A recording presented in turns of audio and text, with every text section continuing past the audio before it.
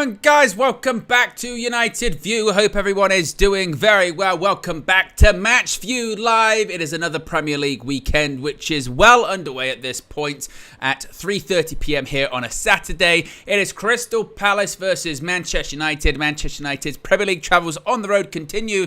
Last week, it was St. Mary's to face Southampton. This time, it's Selhurst Park to face the Eagles. Yes, Crystal Palace, and hopefully a little bit of revenge coming out of last season's 4-0 thrashing right towards the end of the season. Hopefully today Manchester United, Erik ten Hag and the rest of the squad are going to right some wrongs indeed. But hope everyone's doing good. I can see people filing in the chat. We are just under now 2 hours away from kickoff. You know how it is when it comes to United. You know how it is when it comes to Match View Live. You know what we do here. We go live 2 hours before kickoff. We go through some of the early team news. We go through some of the early rumors on social media. We go through some of the stories that have taken place over the last 24 hours as well. We go through anything and everything that is happening on this Premier League weekend. So hope you're all doing good. We're going to be talking a little bit about Erik ten Hag's press conference from yesterday, the embargoed part of Erik ten Hag's presser. A lot of returns possibly today as well. Some interesting team news when it comes to the academy game today, which possibly is an indication of two names that are going to be involved and are going to be back in action. Maybe not starting, possibly on the bench, but we'll talk about that a bit later on. Yesterday as well, we did get some news when it comes to players returning from injury with the squad as well. And then, as I mentioned, whilst we are live, before the team news comes out, which is around sort of 45 minutes time, there'll be leaks, there'll be talks, there'll be rumours, there'll be this, there'll be that. So we can discuss all of it indeed. I can see people already in the chat. MA says, hello friends. Javid says, good afternoon, Owen and UV fam. Steve, it's the typical every single week. Dude, the game doesn't kick off for 2 hours. Oh, damn, I thought it was kicking off in 5 minutes. Well, end the stream, end the channel, forget about it all again. Make sure you get your predictions in the chat as well. Austin Baker says, yo, O-Dog, and chat, drop a like on your way in. Indeed, if you haven't already, click the like button and subscribe as well whilst you're at it. Road to 178,000 subscribers on that long road to 200,000 as well. Javid says, predicted a draw, but wishing for a narrow 2-1 win. Tabrez is in there. Cowboy says, squad news. We do have quite a bit of squad news actually as well before we get to Erik ten Hag's presser. Nitin says, hello, 3-0 win for us today. Nathaniel says, we will draw today. I'm feeling a win for Manchester United today. I'm feeling quite optimistic. I know, where does this come from? Where is this coming from, Owen? I just feel it's the right time to play Crystal Palace, in all honesty. As we covered in the preview, if you haven't already, check it out. It's a good time to play Crystal Palace. I mean, it's 4 games in. This will be the 5th game. They've yet to win a game. They've yet to win a home game as well. Last home game last week, they played Leicester. Really scraped a 2-2 draw in the last minute with a Mateta penalty. And it doesn't feel like it's the same Crystal Palace towards the end of last season. Manchester United, I don't think it's the same United that played at Crystal Palace towards the end of last season. But we're still on that kind of pivot point, aren't we? If we lose today, we're back in crisis. If we win today, it's, well, you should be winning today. Move on to the bigger game. So Manchester United, Erik ten Hag, the entire squad are still in that phase, aren't they, of what we were saying during the international break, which is those early games in this batch of games are the ones we're going, you should be winning these. You should be beating Southampton away from home. You should be beating Barnsley at home in the Carabao Cup. This was maybe a bit more of a test considering the circumstances of last season and considering our recent record against Crystal Palace at Selhurst Park. But given the circumstances at the moment, it does feel like, right, go get a victory today. And then we've got some big games coming up. Of course, we've got Spurs on the horizon. We've got Aston Villa on the horizon. We've got the beginning of the Europa League on the horizon as well. And the important word at the moment for Manchester United is momentum. Something we haven't had in quite some time. So continue the little bit of momentum that we've got after the last couple of games, I think is the way to go. Tabrez with the first Super Chat of the day. You did see when Tabrez submitted his Super Chat. Around in this area here, you get the gifts pop up. They could be of KG the Comedian. They could be of Fleck. They could be of yours truly. I think I'm the members one. If there's a new member, you get like a high five from me and going like this from I forget whenever it was. But yes, if you do, and I think the sounds are on the super chats as well. So the higher you go, more happens. more happens when it comes to the sound too. But Tabarez says, I've not gone Anfield today and Liverpool are winning. Well, since you mentioned that, Tabarez, sort of the latest scores right now in the Premier League. Liverpool are 2-0 up against Bournemouth. Luis Diaz with a very quick double. Newcastle, surprisingly, 2-0 down against Fulham at Craven Cottage. Spurs were 1-0 down in the opening 23 seconds. They've managed to turn it back to 2-1. Southampton are currently 1-0 up against Ipswich at the moment too. And also in the early kickoff today, we did see Chelsea defeat West Ham by 3-0.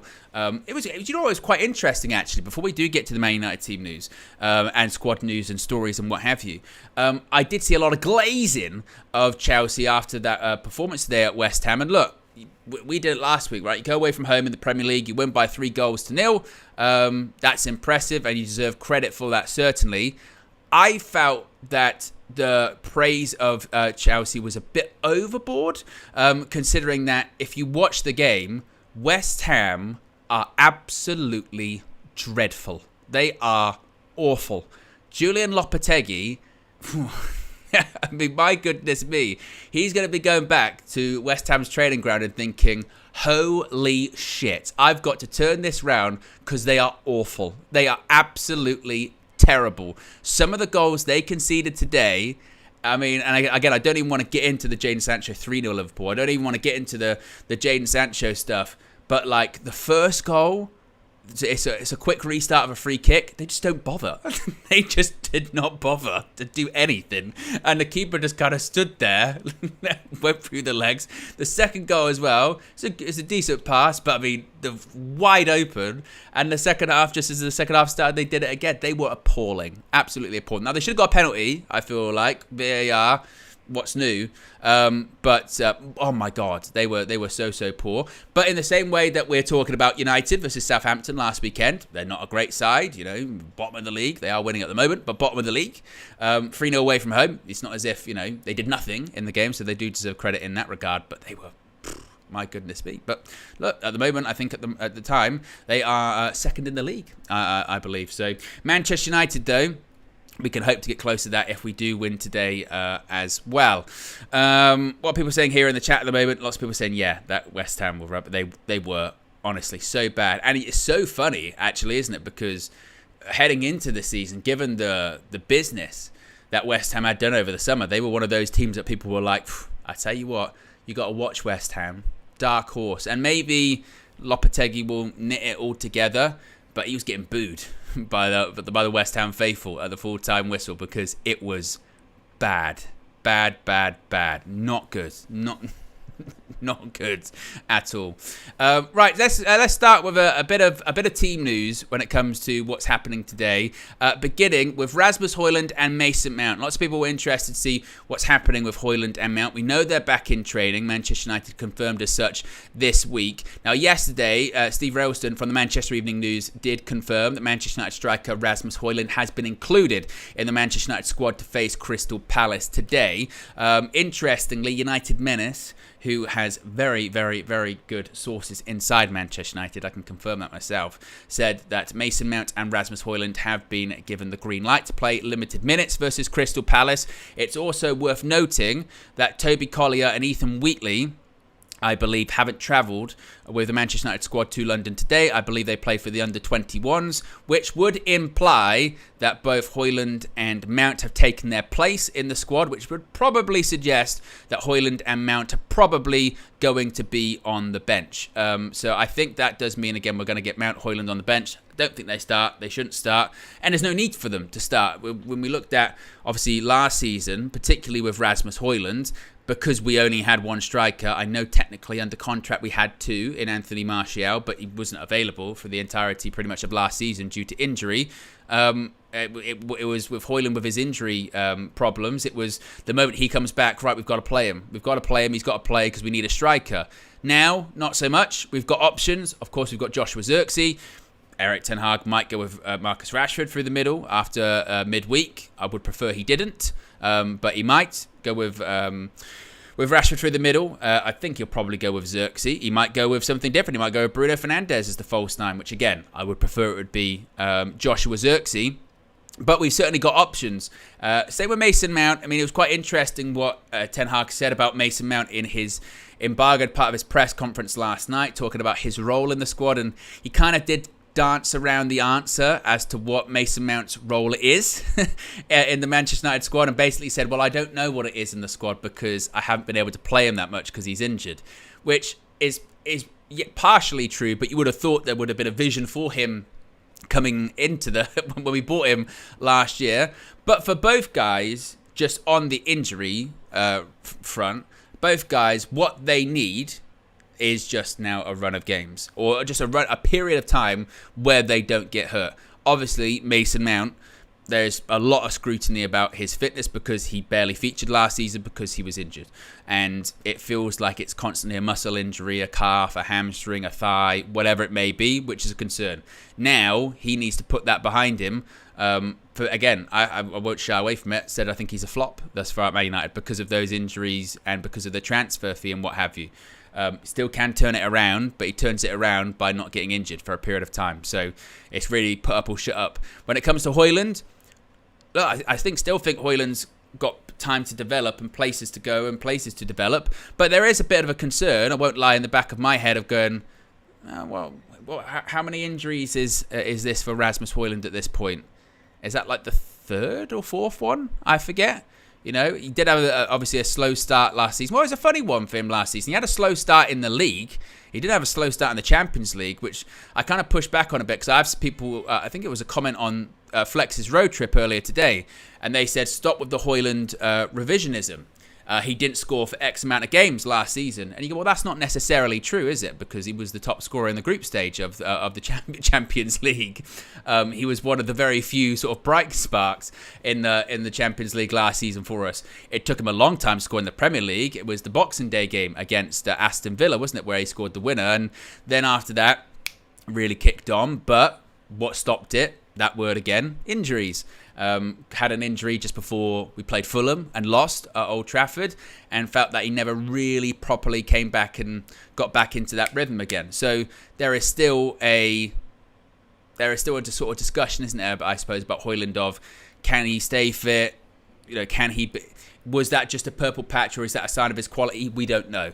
But the important thing is that they're both back. It's options. It is a squad game. One thing I will say about Chelsea, to give them credit, and maybe there was method in the madness overall, is that what you did see today with them, that if they do have all of their players fit, like Manchester United have a lot of their players fit at the moment, having the ability to just keep bringing on players, quality players, that you can change the game or you can really kill off the game, is really important now. And again, that's why I push back on the argument that we do a lot, I think, as fans of, if this player comes in, that player isn't going to be happy, or if this player's, you know, where does he going to fit in the team because we've got all of these players in these positions.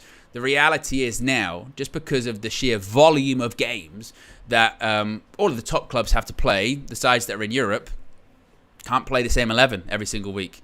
Now, will Erik ten Hag rotate? That's another question. He did in the week, in fairness. I push back on this narrative of he played a really strong side against Barnsley. I don't think he did play a really strong side against Barnsley. He rotated quite a lot. You saw by the strength of the bench that we didn't have. Was it Mazraoui, Martinez, De Ligt, Kobe? Who else didn't start the game? Ahmad. Xerxes. They all didn't start. So that was a heavily rotated side. But the fact that people are saying, well, I was still a strong side that played against Barnsley, that would suggest, would it not, that we do have strength in depth and it needs to be used in those competitions. So yes, we absolutely need we need that strength. We need that strength in depth. But if you're going to look at, was it our strongest starting 11? It was not. It was not. It had starting 11 players, some in it, but it wasn't United's strongest 11, no doubt about it. So I kind of again, when that sort of thing of, oh, well, that was there was a sentiment from some, wasn't there, that was too strong of a side to play Barnsley, and you go, well, again, isn't it? I guess that's almost a bit of a backhanded compliment, really, because it was a rotated side, a quite heavily rotated side, and the sort of suggestion from some was, well, it was still too strong. We won the game 7-0, and a lot of players were rested or had limited minutes in that game. So, you know, I think that's good, is it not? And if you're going to look at the team that probably will play today, in terms of changes from midweek, you're looking at 1, 2, 3, 4, 5, 6, 7, possibly 8 changes from the team that started midweek. Now, granted, some of those players did feature in substitute appearances, but at the same time, it was a rotated side, and that's what it needs to be. Again, you can't go through all these competitions and play the same side. You need a squad. You absolutely need a squad, and particularly with how things are going in modern football. Red Baron with a super chat says, West Ham always do this. They settle down with a functional manager, then they want to play more attractive football, only to go crawling back to Moise. I don't know with West Ham. I really don't. I know that obviously didn't work out clearly for David Moyes at Manchester United, but I found it quite remarkable, honestly, that there was this growing frustration with David Moyes at West Ham. I mean, literally delivered European silverware, and I know people go only Conference League, but only Conference League for West Ham. It's a big deal, really big deal. And maybe you could make the argument, and again, it's probably a testament to the job that David Moyes did do at West Ham. A couple of the seasons there, they maybe could have and should have qualified for the top 4 in the league. They were always there and thereabouts, weren't they? They were always there and thereabouts, pushing for top 4, getting like 6th, 7th, what have you. And then it goes back to, the argument, style of play. We want to play attractive football. We want to play modern football. We want to play this. We want to do that. When you ask the West Ham fans today how they liked their football, how they liked what they saw today, because guess what? People like winning. People like winning. And you have to be careful what you wish for. And Red Baron is right there when it comes to that. You know, they do that quite a bit, do West Ham. And it's about that's what football's about. It's about winning. And granted, they did not play well today either, as well. You know, they really didn't. They were poor. They were really poor today, and a really bad watch. I mean, I couldn't really tell you what they're. And then Lopetegui changed it after a few minutes, something like that. So yeah, it was a very poor performance from West Ham today. Very poor performance from West Ham today, and I think that again, Julian Lopetegui is going to have a lot to figure out there, and I don't know again if that's just it's just the signings thing. I'm not sure if it's just that, but yeah, again with Moyes. Yeah, gotta be careful what you wish for. Be careful what you wish for. Daniel Luciano says justice for Moyes. I don't know if I'd go that far, you know, the justice for Moyes, but they did. As King of the Indie says, they were awful today. They genuinely, they looked worse, way worse than they did last season, way worse. And Prod by Palmeiras says multiple top 10 finishes, silverware as well. Their fans were disrespectful to Moyes. I wouldn't say again, and I wouldn't say like totally.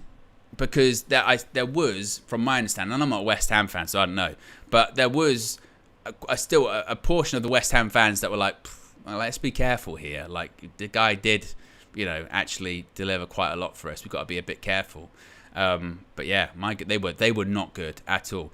And I don't want to go too far on the whole, again, Wan-Bissaka thing, or even like the Sancho thing, because I don't really like to focus too much on players now that they're gone or what have you. I thought he struggled today. Jadon Sancho at Chelsea. There is this kind of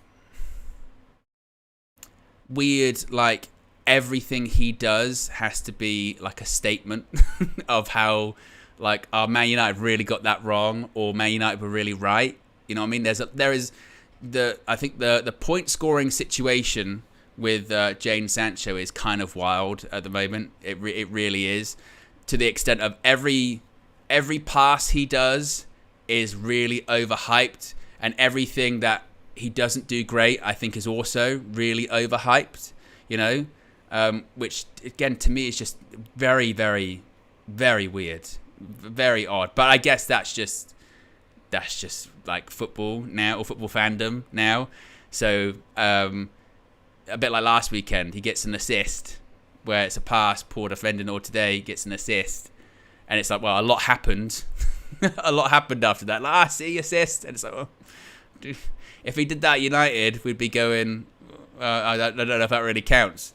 But then if he does something bad, it's like, see, he's washed, he's rubbish. And you go, well, no, it's just a football match. That's just what happens. You're not going to be perfect every single time.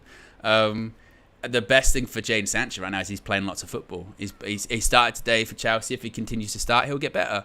So, yeah, it's just a bit, it's just odd.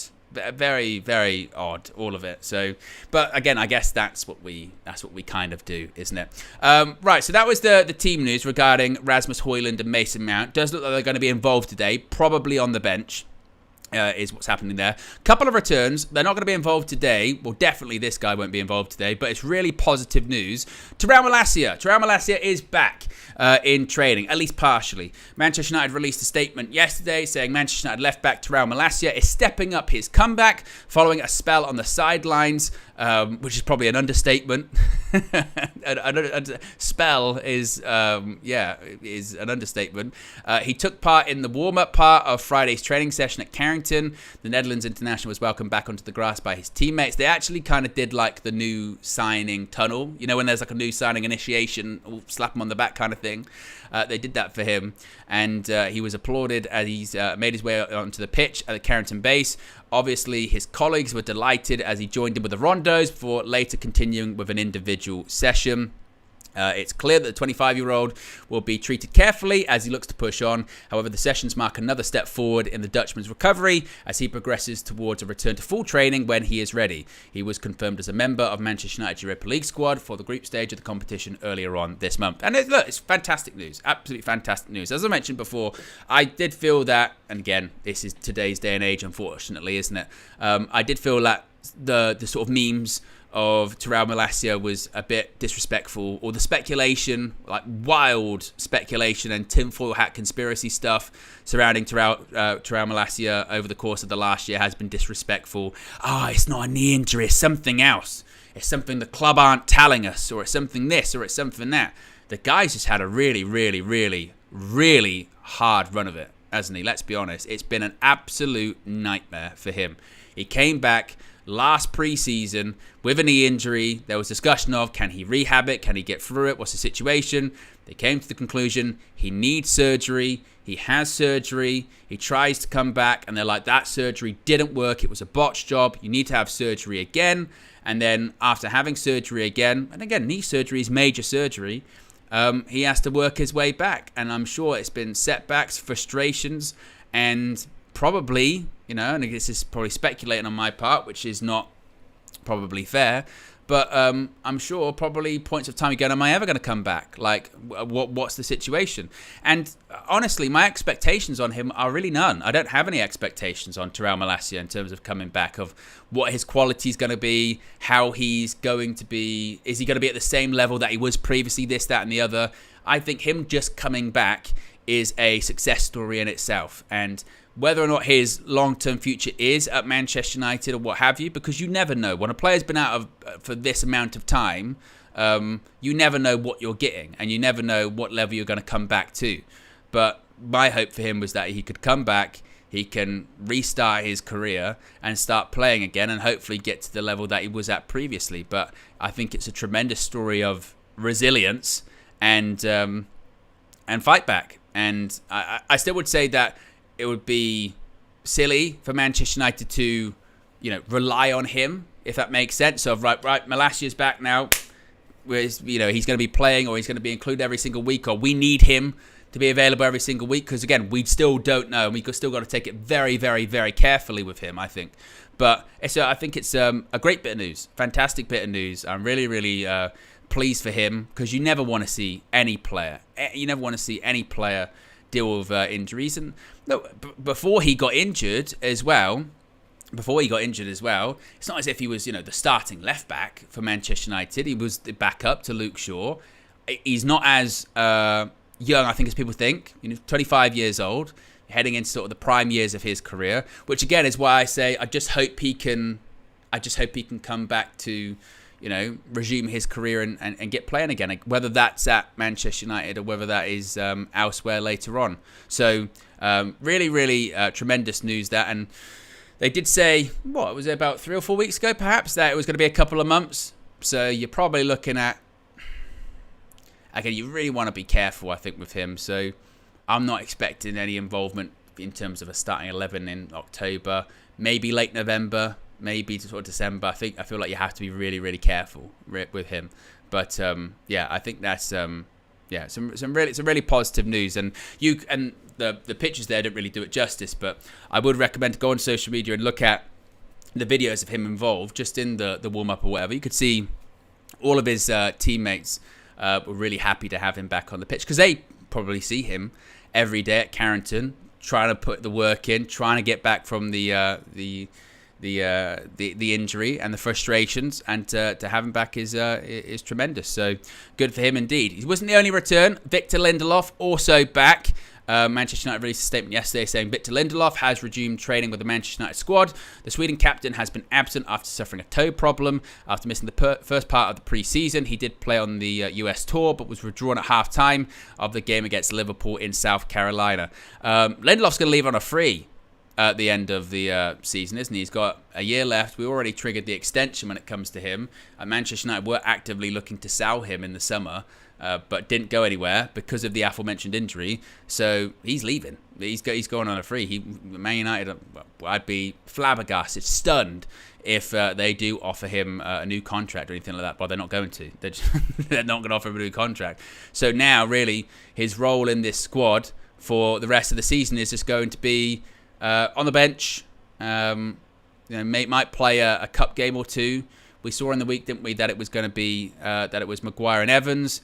If we had every single centre-back fit, including Lenny Yoro, who of course has still got a couple of months to go, or maybe a month or so, 6 weeks to go, maybe something like that, then he's probably, 5th choice centre-back perhaps?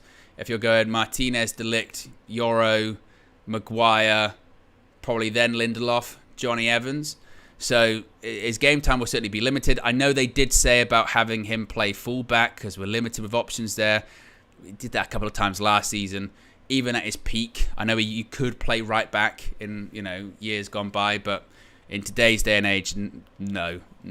But he, good. Like I said earlier on, good to have depth in the squad, I suppose, and good to have options in the squad, I suppose. But it will be certainly his last season for Manchester United. I don't really have any doubts about that one. Just some confirmation on what we were talking about previously as well. Samuel Luckhurst from the Manchester Evening News has just posted a video of the Manchester United squad arriving at Selhurst Park there in South London, and has confirmed that indeed Rasmus Højlund and Mason Mount are with the group. As we said previously, I think the expectation is they will both be on the bench for Manchester United today. But they are with the Manchester United squad. They will be involved, it looks like, with the match day squad, probably on the bench, as we mentioned previously. Of course, the team news will be coming out in around 15 minutes' time. As now it doesn't come out an hour before kickoff, comes out an hour and 15 minutes before kickoff. So we shall be getting team news in around about 15 minutes time, as I mentioned. How many likes are we currently at on the moment? We've got over 850 people watching, which is fantastic for the pre-match. If you haven't already, click the like button. We're just at 250 likes. You can see the timeline right there. A reminder, this is an away game, which means we'll be handing over to UVHQ 30 minutes before kickoff, so that's 5 p.m. British Summer Time. We'll be handing over to Flex and Mr. Marcel inside UVHQ at around 5 p.m. So we should probably set a target, shouldn't we? We should probably set a target for how many likes we're going to hand over to them with. So we've got about an hour to do that. We've got an hour to hit a certain like target before we hand over to UVHQ. What should we say? 750? Is that maybe too much? Am I setting my standards too high? Standards on the floor, 2024. I mean, we're on our way to 300 now. Maybe we get to 500 by 4:30. Maybe we get to 750 by 5 o'clock. Can we do that? Well, if you haven't already, hit that like button. Let's see if we can do it. Let's see if we can hit our targets, that UVHQ can hit their targets, and Manchester United can hit the target today, score some goals, and get 3 points for Manchester United. Maybe that's indeed what we should do. So if you haven't already, click that like button and be sure to subscribe as well whilst you're at it. Right, let's get into the press conference, the embargoed part of Erik ten Hag's presser. The second part was released, as always, last night, 10:30 p.m. Largely dominated by chatter about Marcus Rashford. Obviously, Rashford's been scoring goals in the last couple of games. Polarising figure. Last season in particular was not a good season at all, was it, for Marcus Rashford? There were off-the-field issues as well as on-the-field issues. But he has scored in the last couple of games, which you would hope, given the level of opposition. But we know how much of a confidence player Rashford is. So the first question that was put to the Manchester United manager in the embargoed part of his press conference was, Marcus Rashford last season, only 8 goals, which obviously, regardless of what you think about Rashford's ability, 8 goals for a Manchester United wide player is not good enough. He missed out on the Euros, and the question was put to Erik ten Hag, how impressed have you been with his mental strength, his dedication to get back to a level that's more in keeping with him? And Erik ten Hag says, I think every player who is playing in the Premier League, but definitely in this club, you need some resilience. And not any football career is only the way up. Sometimes it can also go the way down, and you have to deal with it. Marcus Rashford is experienced enough that he knows this as the best of them. So he knows when there are setbacks, how to fight back, how to set his career, how to set his performance, so he can confront all of it. I think he is on the way back. He started the season very good, and now he has to continue the process. Now, he does talk maybe a bit more in depth about some of the sort of off-the-field stuff. Well, that is very interesting. That is very, very interesting. Again, I don't know if that is confirmed. We shall see if we can get any more confirmation on that. But there is an early rumour right now, and it's funny that we're talking about Marcus Rashford. There is an early rumour right now that Marcus Rashford is not in the Manchester United starting 11. Again, take it with a pinch of salt. That is what the rumour is online at the moment, that Marcus Rashford is not in the starting 11. I would be very, very, very surprised if indeed that was the case. Now, we don't know if there's been maybe, last-minute illness or last-minute injury or something like that. Given the fact that he has just scored, 3 goals in 2 games and got a couple of assists, and given how much Erik ten Hag likes to start Marcus Rashford, I would be very, very surprised by that. It must be said, and we did deal with this, didn't we, last season, particularly towards the end of last season. If you watched any of the match view streams towards the end of last season, there was a lot of kind of misinformation that was put out about starting 11s. I remember one when it was like Amrabat's definitely starting, then he didn't. There was one where Casemiro was definitely starting, then he wasn't. So take it with a pinch of salt, but there is a rumour at the moment that Marcus Rashford is not starting for Manchester United today. Of course, again, official team news will be coming out in around sort of 12 minutes time. So hold that thought. Once it does come out, of course, we'll go through it all and we'll see indeed what the starting 11 is that Erik ten Hag has selected. Now, one person you would think, if Marcus Rashford doesn't start today, you would feel that would be nailed on, that Amad Diallo would start. He did start against Southampton. Didn't start in the week, but did start against Southampton. Has played very well. Scored against Brighton too. And Erik ten Hag was asked how important Amad has become this year. Ten Hag said he's doing very well. I would say, I think from January on, he has made big progress. Now, for every game, he is a consideration. Also for him, I hope he keeps going in this process, and he has some attributes that really can help the team. I think with Amad, this is interesting now, because this is now coming from a couple of different sources.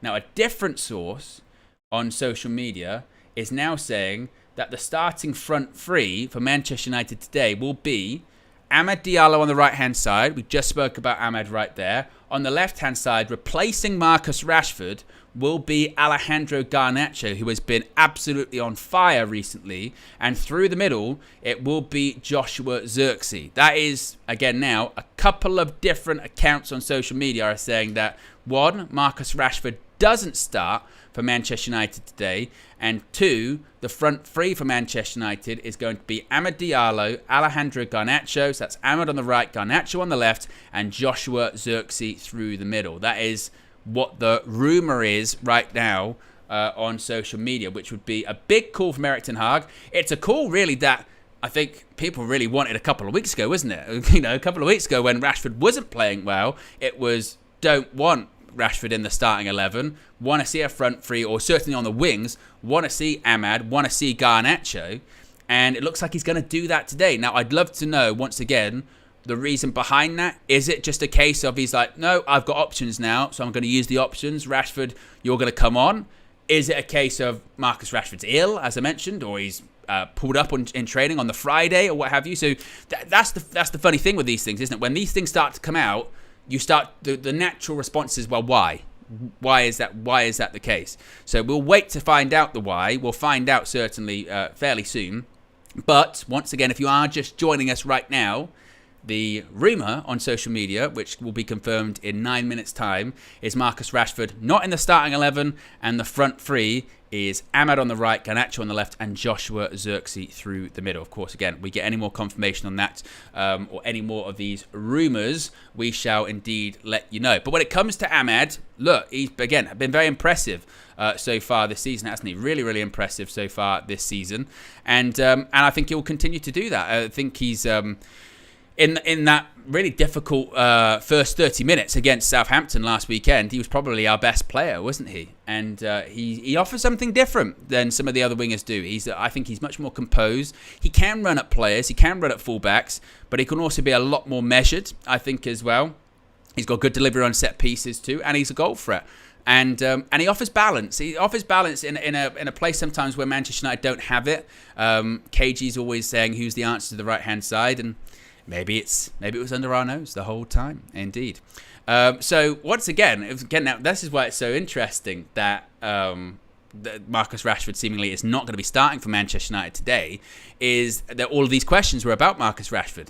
Now, Ten Hag was asked how he and his coaches have been working with Marcus Rashford to get him back to some recent form. Ten Hag said probably he needed some help, but at the end of the day, he has to do it by himself. He has to set his life right, his training attitude right, his match attitude right.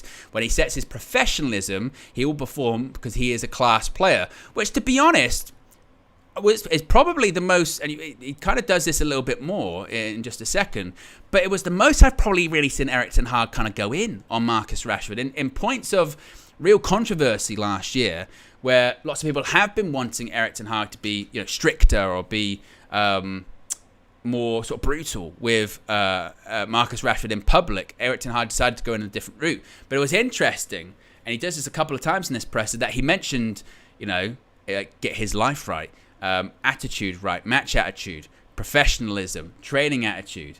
And I thought that was really interesting that he brought that up, because in this case, he didn't need to. Now, he did later on, because it was kind of circled back to, but it was interesting that, again, he brought that up. Now, the question was then put to him about, his attitude. Of course, there were incidents off the field last season, Belfast, what have you. And Ten Hag was asked, do you think his attitude has changed? And Ten Hag says, he always knew, and every player knows, when your lifestyle is not right, you can't perform. You don't get the right levels when you don't have a good and disciplined life away from Carrington. Which, again, I was surprised to hear him say. Not because it's not true. Obviously, that's true. Obviously, that's something that we were saying at the time, wasn't it? Of going, it's no wonder your performance on the pitch is not great if these incidents are happening off the pitch. Now, obviously, look, we don't know what goes on behind closed doors, and we don't know. I think there have been some reports of things that maybe were going on in his life at the time, which may have been difficult to deal with. But maybe Ten Hag thought that now's not the time to necessarily go in on that. There'll be a time later on when he is in form, and I can maybe speak a little bit more openly, and I can maybe speak a little bit more clearly on this kind of stuff. But I thought it was really interesting to hear him say something that we've all been saying, or we certainly were saying a lot last season, And maybe it's just easier to say now that things are going better for Marcus Rashford. Next up, Mason Mount, who again, it looks to be on the bench today, was asked how much can Mason Mount bring to the team if indeed he is fit. And Ten Hag said, already we've seen glimpses in the start of the season what he is capable of. And it was not a long time out. It was a quick turnaround back. But what he needs is a longer period where he can train fully with the team and play with the team. Because then he can come up into speed and then everyone will see his qualities. But yeah, I am totally convinced. I have seen again in the start of the season what he can bring to a team. I'm sure once he is longer in a longer running, he will really improve. And I mean, the follow-up question about this was, okay then, so what's his role in the side?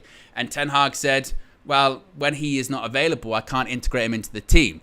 That's the problem. First of all, he has to be available, and then we can integrate him. Which again, I kind of chuckled at when he said that, because he sort of says, well, if he has a longer run of fitness, I'm sure everyone will see his quality. But at the same time, he goes, but I can't really tell you what his position is or his role is because he's never been available, which is that in itself is a bit of a problem. So that's why now, look, Mason Mount, it is truly, I believe anyway, put up or shut up. He cannot, I don't think, sustain another muscular injury. I mean, look, if it's a contact injury, something happens, that's just a bit of bad fortune, isn't it? But in terms of a muscular injury, a calf, a hamstring, a thigh injury, or what have you, he just can't sustain that now. Because if he does, I think that's it for him. I think already, again, the jury is well and truly, I think, deliberating on him. So far, I think he's a flop. But he did start the season fairly well, didn't complete 90 minutes, and then broke down with a muscular injury. But now is the time where he's got to have a run of fitness. Because if he doesn't, I don't know what to tell you when it comes to Mason Mount.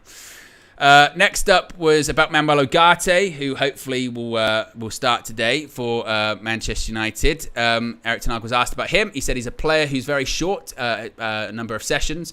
Now he has a start in him in Southampton. He came on as a sub. Yeah, he's still in the process that he's come into the club. He has come into a team and know what he has to come into the team and know what the is the game model, what are the principles, what are the rules, and know his teammates. So especially know with his profile what he can contribute for his team. So yeah, we're in that process. That will take some time, but it will come. It will come in a natural way, and you can already see when he is fulfilling the process, he'll be a really good player for us. I think Manuel Ugarte, quickly, can't get, I guess, too carried away with what we've seen in the first couple of games because there's not a big sample size, is there? We saw against Southampton. I thought he looked quite neat and tidy for the 20 minutes he was on the pitch for. 60 minutes against Barnsley, again, the entirety. Couple of fouls which you probably would have got a book in. I think he needs to be a bit careful just to not get a reputation with referees in the Premier League. But it will take some time. It will take some time to adjust to the league. It will take some time to adapt. Obviously, it's Manchester United. Can't take forever to adapt to the Premier League, and you've got to adapt as quickly as you possibly can. But so far, I haven't seen anything that's like, I'm really, really concerned, or a big flop, or what have you. I think he'll do well. Once again, it's a bit like the Casemiro situation, isn't it? You've got or Cobby. You've got to have the system help you in that regard. You can only do so much. You know, if you're in a system that isn't supporting you or helping you, even the best players are going to look exposed, aren't they? So that's a bit of a concern of mine. But honestly, as I mentioned, my biggest concern is at the moment, watching that game against Barnsley, was just that maybe just be a bit careful on some of the fouls, because again, they'll start, the referees, particularly over here in the Premier League, they'll start singling you out, and you won't get maybe 3 or 4 without getting a booking. You'll get a booking straight away. But that you can certainly see why he had the statistics of most tackles in the Portuguese league, most tackles in the French league, second most tackles in Europe last season, because he gets stuck in and tries his best to win the ball back. So I think again, it's very difficult to judge him at the moment. I wouldn't want to, but I think so far he's looked pretty good. And finally, before we do get to team news, which will be coming out in about 60 seconds, the question was put to Erik ten Hag about injuries. How can you avoid what happened last season? And Ten Hag said, look, you can't avoid injuries. There are so many circumstances that you can't have any influence on, and that can always happen. But there are also circumstances where you can take control. We did some reviewing over the summer, and yeah, we're still working on improvements all the time to take control as much as possible. I think that with the injury stuff, look, so far, I want to be very careful with the jinx and stuff. So far, we got a lot of options today. We haven't got too many people out through injury at the moment. We've got what? Still out, Lenny Yoro, Luke Shaw, and obviously Malacia. That's about it. So we still got some injuries, but hopefully Manchester United manage it a bit better as the season goes on. Indeed. Right, team news is just coming out. What we'll do is hear what Flex had to say about the game in his road trip. And when we come back, we'll go through the Manchester United starting 11. Listen, it's time for revenge and it's time for no more excuses. The injuries are done. We've got a full complement to pick from pretty much. Yeah, to Eric's own admission, it's not like last year where we had to just throw an 11 together. We've now got a squad of 18 at least to choose from. It's only what? Yoro, Shaw and Malacia that are the injuries. So, look, of course it's 3 players. But other than that, Rasmus is back in the squad, should be, and so should Mason Mount. So plenty to choose from.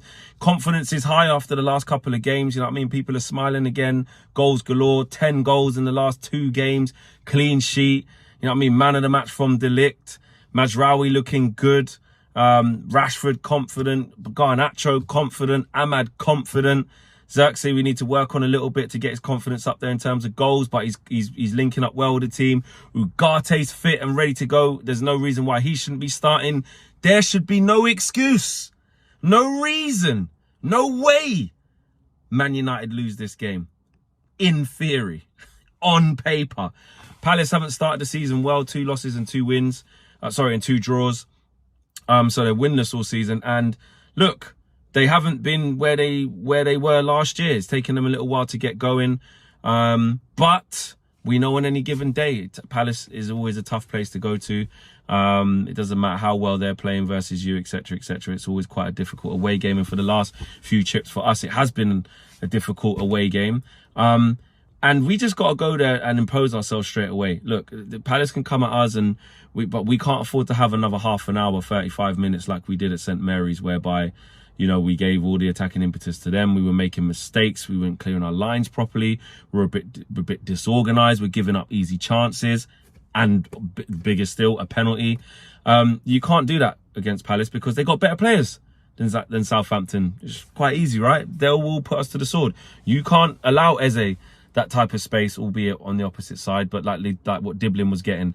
When Eze wants to wander into the pockets, you know, just behind Mateta in that left channel, then in them half spaces, he's devastating. If you allow him to turn and run at you and take players on, he's devastating. If you allow him half a yard on the edge of the box to slide someone in or to wrap his foot round it, you know what's going to happen. He's a fantastic player. Adam Wharton, listen, he's got quality. Yeah, he's good on the ball. Got to be on him, making sure it's not easy for him. That's what Ugate's got to be in there for. But at the same time, we're going there confident. Marcus Rashford needs to pick up where he's left off from. Right wing back, I think, is Munoz for them. Munoz. The right wing back, Rashford needs to be going at him. Do you know what I mean? Whoever plays right centre back for them, I'm not sure whether it is Guéhi or, because I think Lacroix is the other side, so it might be Guéhi. You know, it was Jamie Vardy who was put through with a through ball. And he ran Guéhi, Dean Henderson come out, he went round him and they scored. Like, you can get chances against this Palace team. And we need to exploit that. We need to exploit that from the start. We need to be on it. And if it doesn't go our way from the start and Palace are huffing and puffing a little bit and trying to get close to us and put us under a little bit of pressure, we can't be bucking him. We can't be giving up chances from it. Just defend properly, clear your lines, settle down the crowd, and then mount your performance from there. This is a different test to obviously Barnsley and Southampton. But this is the time where we need to start turning around this corner now. We did what we're supposed to do to Southampton and Barnsley and mash them up. That's normal settings. But can you go away to Palace now? This is where we're going to start, you know, hopefully a run of results of stringing together, you know, a 4-5 game winning streak. That's the aim. You know what I mean? We want to be winning every single game up until the next international break, with some big ones in there. You know, Villa ahead of that. You're looking at Spurs and all these types of things, but it starts here. This is the one where this run of games with Palace, Spurs, and then Aston Villa away. This is where you look at it and go, right, you need to be on it. You need to be winning this game. You need to be showing that we are turning the corner. And like I said, there's not really anywhere to hide. If the team goes back to, you know, losing this game, albeit that we shouldn't like panic and that mean Ten Hag should be sat but the criticism will be fair, and the criticism will be that Man United played 2 dead teams in Southampton and Barnsley, won comfortably. As soon as they came up against a decent outfit in Palace away, they got cooked, or whatever the circumstances, they lost. So we can't have that narrative. We have to dispel these narratives, these notions, and these are things that stick with us because we haven't been good enough, and we want to see that we've turned it around. But from a positive side of view, the reason why I'm feeling positive is because of the things I said right at the top of the video. It's like, you're looking at the back four, you're looking at De Ligt and Martinez getting more comfortable with each other, getting more minutes in the tank. De Ligt looks comfortable, he looks confident, he looks like he's ready to start being commanding. Mazraoui's been talking in his interview, saying, you know, as he keeps getting more and more comfortable, he's going to step it up a notch, and we're going to see even more from him. Dalot at left back, first half against Southampton, shocking, I understand that, but he picked it up after that and was really good, got an assist. And then against Barnsley, what did he play? He played right back in that game. So, you know, more minutes in the tank for him. He was fine. And Ugarte is the big one. Ugarte coming in, and you would expect he starts. I'll be surprised if he doesn't. You can never be totally shocked with an Erik ten Hag team. But, you know, him coming off, I think, after the best part of 60 minutes against Barnsley would suggest that he should be able to start. Might not be able to complete the 90, but he should definitely be starting this game. And he's the one that, you know, when Wharton wants to put some passes together, or I think they got Decore in there, when they want to link up and feed the likes of Eze and get on the ball, I expect Ugarte to be the one making sure that doesn't happen, nullifying those balls into Eze when Eze wants to go on a drive, on a dribble, you know, and getting the half spaces. I want to see Ugarte right there in front of our back four, you know what I mean, sweeping up. He's gonna make a lot of fouls because that's just how he plays. But that combative nature, and that sort of pivot away from Casemiro now is where we start to see it. We tracked this guy throughout the whole of the summer. He really wanted to come here. We really wanted to get him. We waited on the price. He's in, he's locked in. We've seen a little glimpse of him at Southampton and a bigger glimpse against Barnsley, albeit against League One opposition. Now is the time where we get him in there straight from the off, and he just goes in strong, ready to go. Marcus Rashford, I'm backing him to score. I'm backing him to score again. We know what Rashford's like with the confidence side of things. We know how he scores in spells, and when he's feeling himself, he's feeling himself. It looks like the beginning. You can't say, you know, against Southampton and Barnsley, that means he's back. But it looks like the beginning of Rashi maybe going on a run. It's the early soundings of that. And I think that's what we're going to see from him. If not scoring, then assisting, or just generically having a good game. He looks like... Wow, Flex. I mean, a lot of the assumptions that he had in that road trip were maybe not completely accurate. Ugarte thought was starting, not started. Marcus Rashford thought was starting, not started. It's funny, actually. What we should do for those road trips is we should basically say, Flex, who do you think is going to start? Right, the opposite's going to happen for that one. Opposite's going to happen for that one, indeed. That is the Manchester United team news on the screen right there. We've got close to 1,200 people watching. We're currently at 431 likes. We're going to be handing over to UVHQ in around about 40 minutes time. So if you haven't already clicked the like button, we're aiming for 750 likes. We're just 70 likes away from 500 right now. So if you haven't already, click that like button and be sure to subscribe as well whilst you're at it. Right, let's get into this Manchester United team news. As we always say here on the Match View, there are 3 meltdowns. First one is when team news comes out. Second one is halftime. Third one is full time. Let's get in to the first meltdown of the match view today. In goal, we have Andre Onana. Actually, before we should get into any of that, it's the first time Manchester United are playing in the third kit this season. The third kit, which is it's a nice kit. I'm a fan of it. The goalkeeping kit, I must say, is absolutely terrific. I mean, proper nice kit. The goalkeeper third kit is terrific. I might have to find a way, because that is beautiful.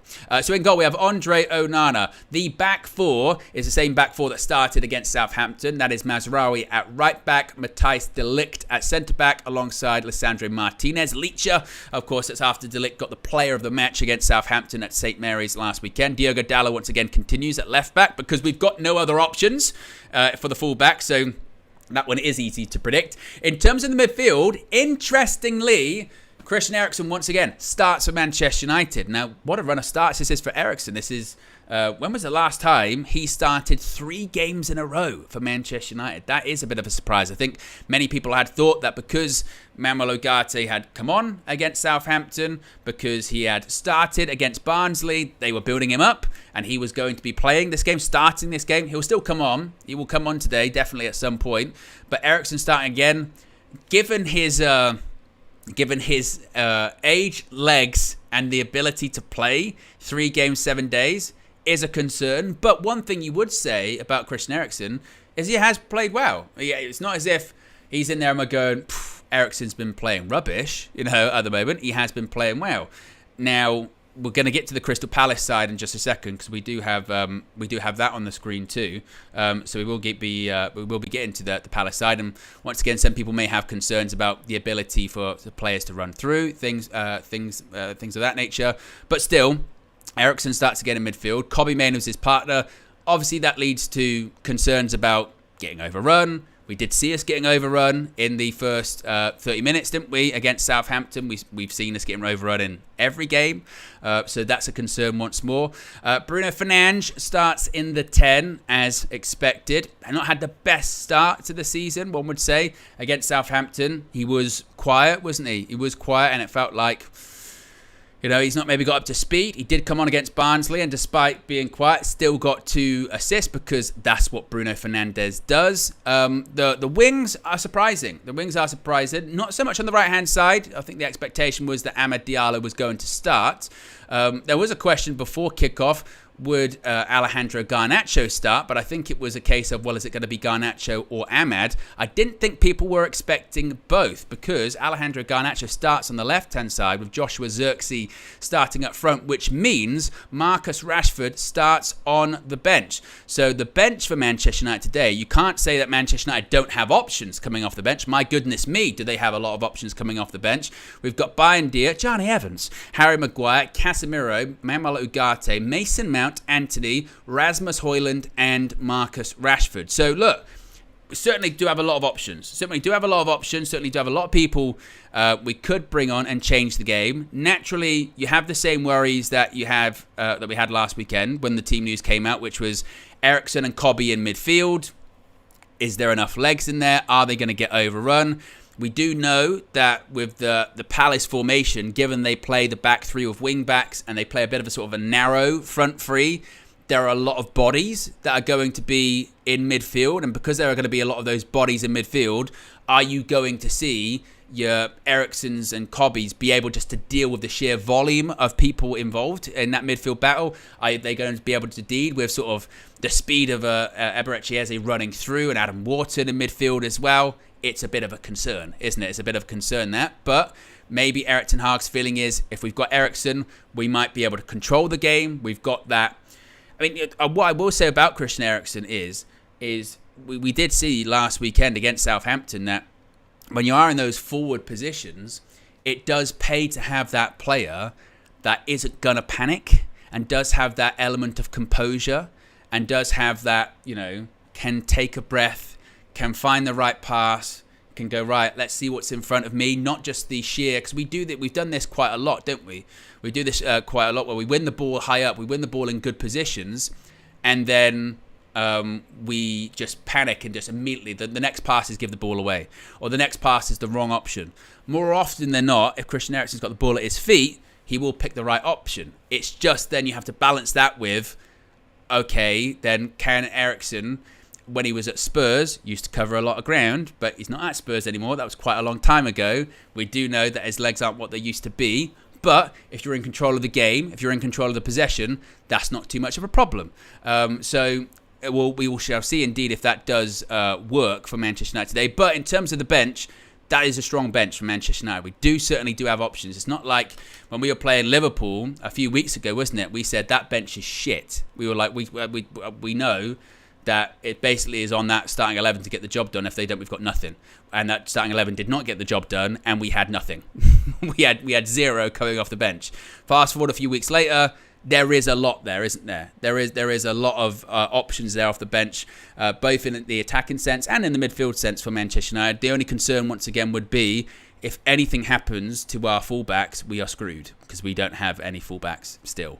We are running such a risk when it comes to that fullback, and to be honest, my biggest takeaway would be with that team today is I still think that team's good enough. Well, actually, no, scrap that. That squad, that matchday squad that's been selected there by Erik ten Hag is more than good enough to get the victory today. And also, it would be right. The deficiencies in that team. Again, use the ball. keep the ball.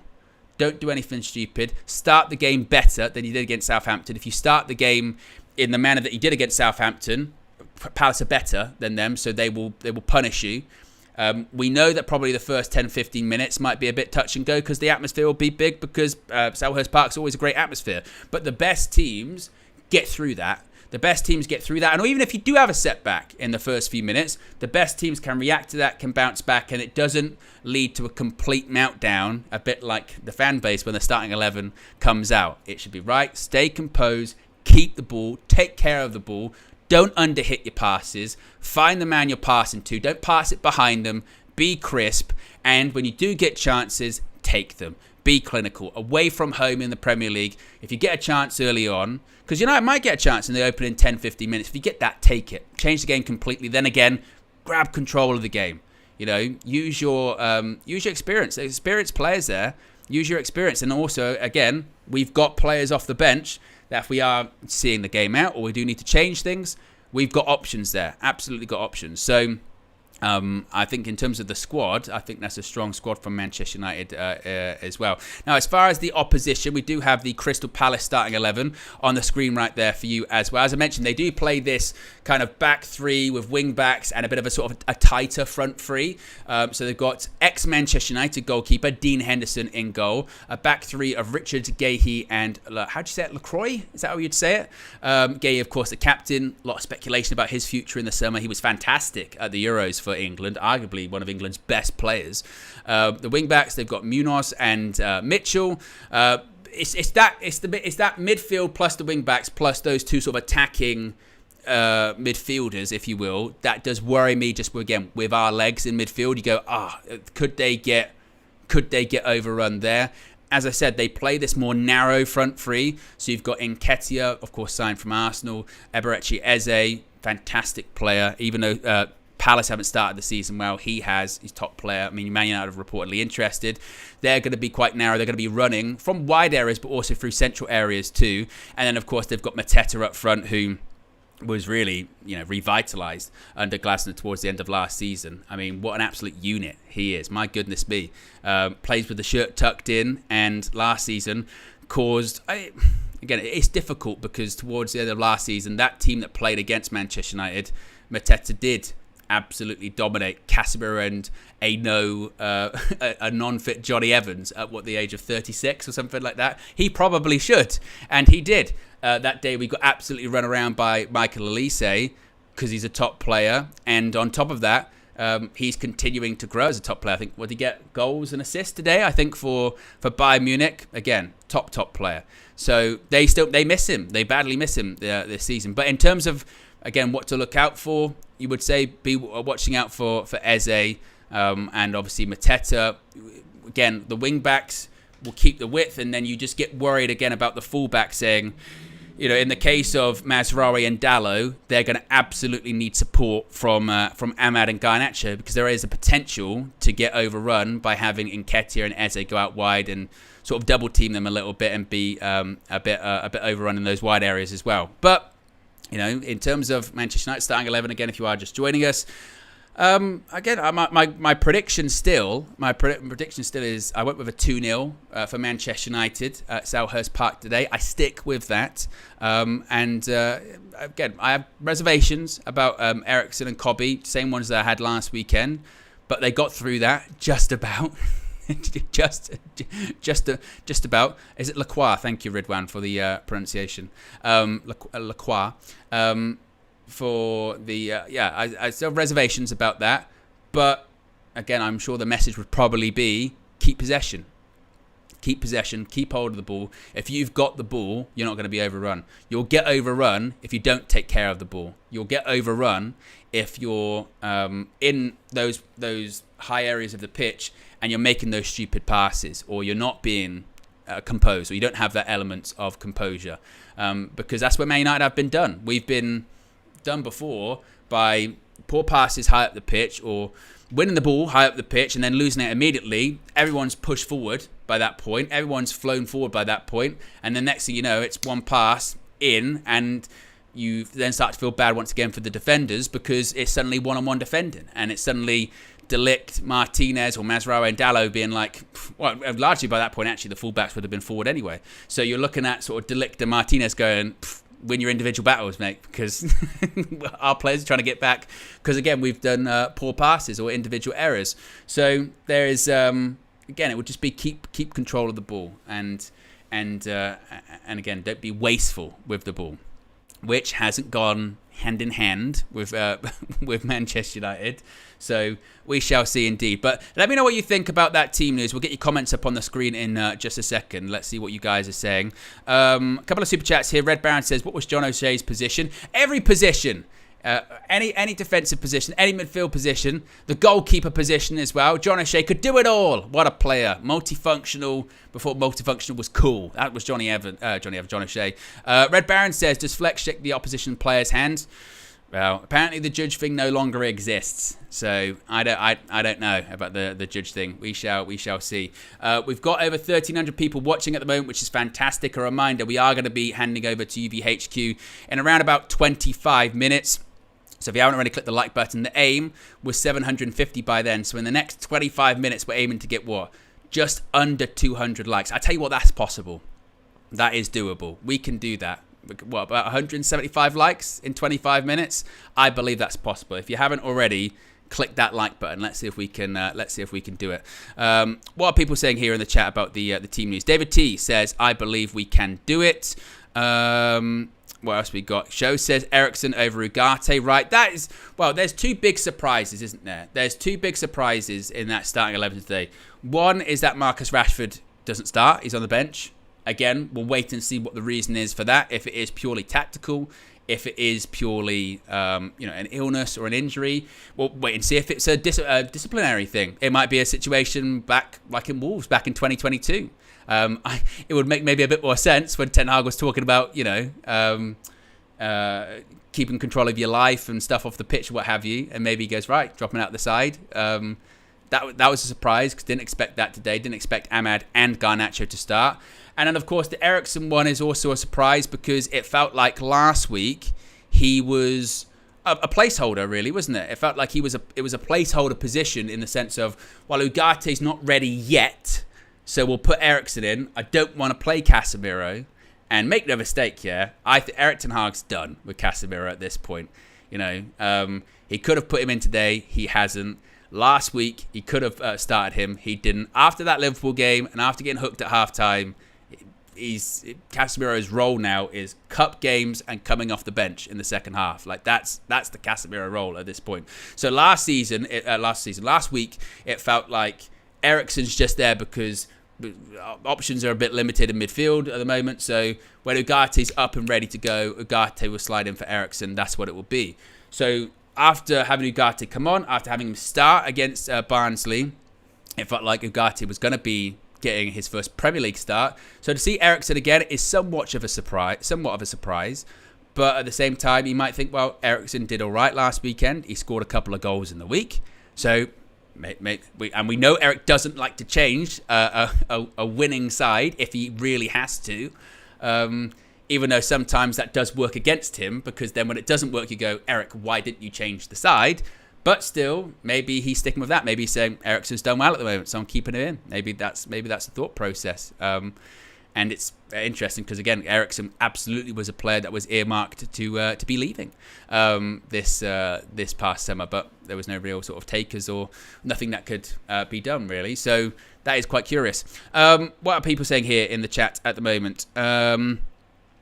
Someone says your manager is self-sabotaging or something. Love Rain says no defensive midfielder is criminal. If we lose, Ten Hag has to take responsibility. But that's no different. That's not really anything out of the norm, is it? If Manchester United have to lose, then Erik ten Hag does have to take responsibility. That's the same with every week. That's the same if he picked the team that you wanted him to pick. He would have to take responsibility.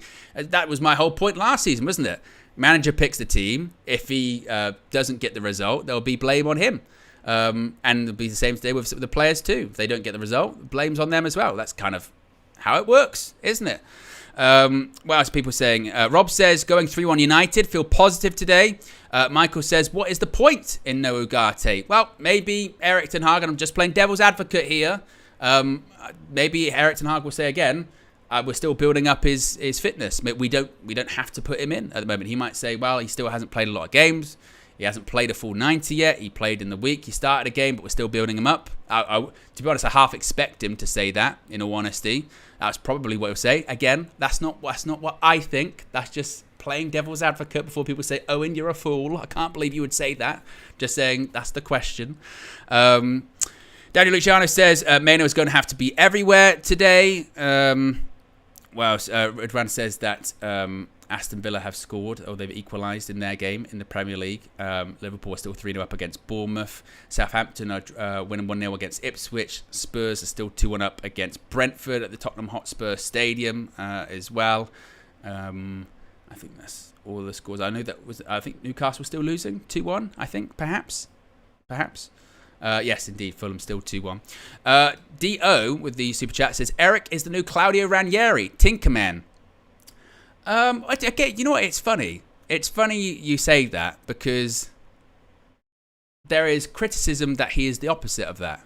And there's criticism that he doesn't rotate. There is criticism that he does pick the same starting 11 over and over again. Ironically enough, when Leicester won the Premier League that season, it was the most settled starting 11 you could possibly get. The subs every single week were very predictable, weren't they? But is Erik ten Hag the new Tinkerman?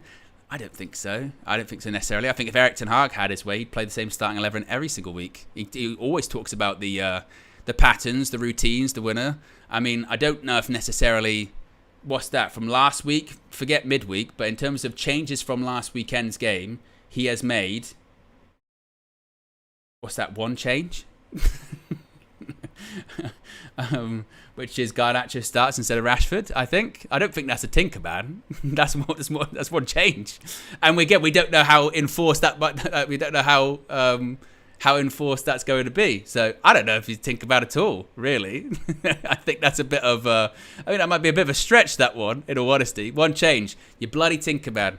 And he rotates too much, apparently. That's quite curious, isn't it?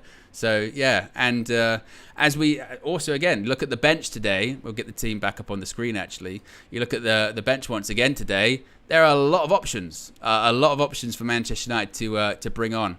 So, yeah, indeed.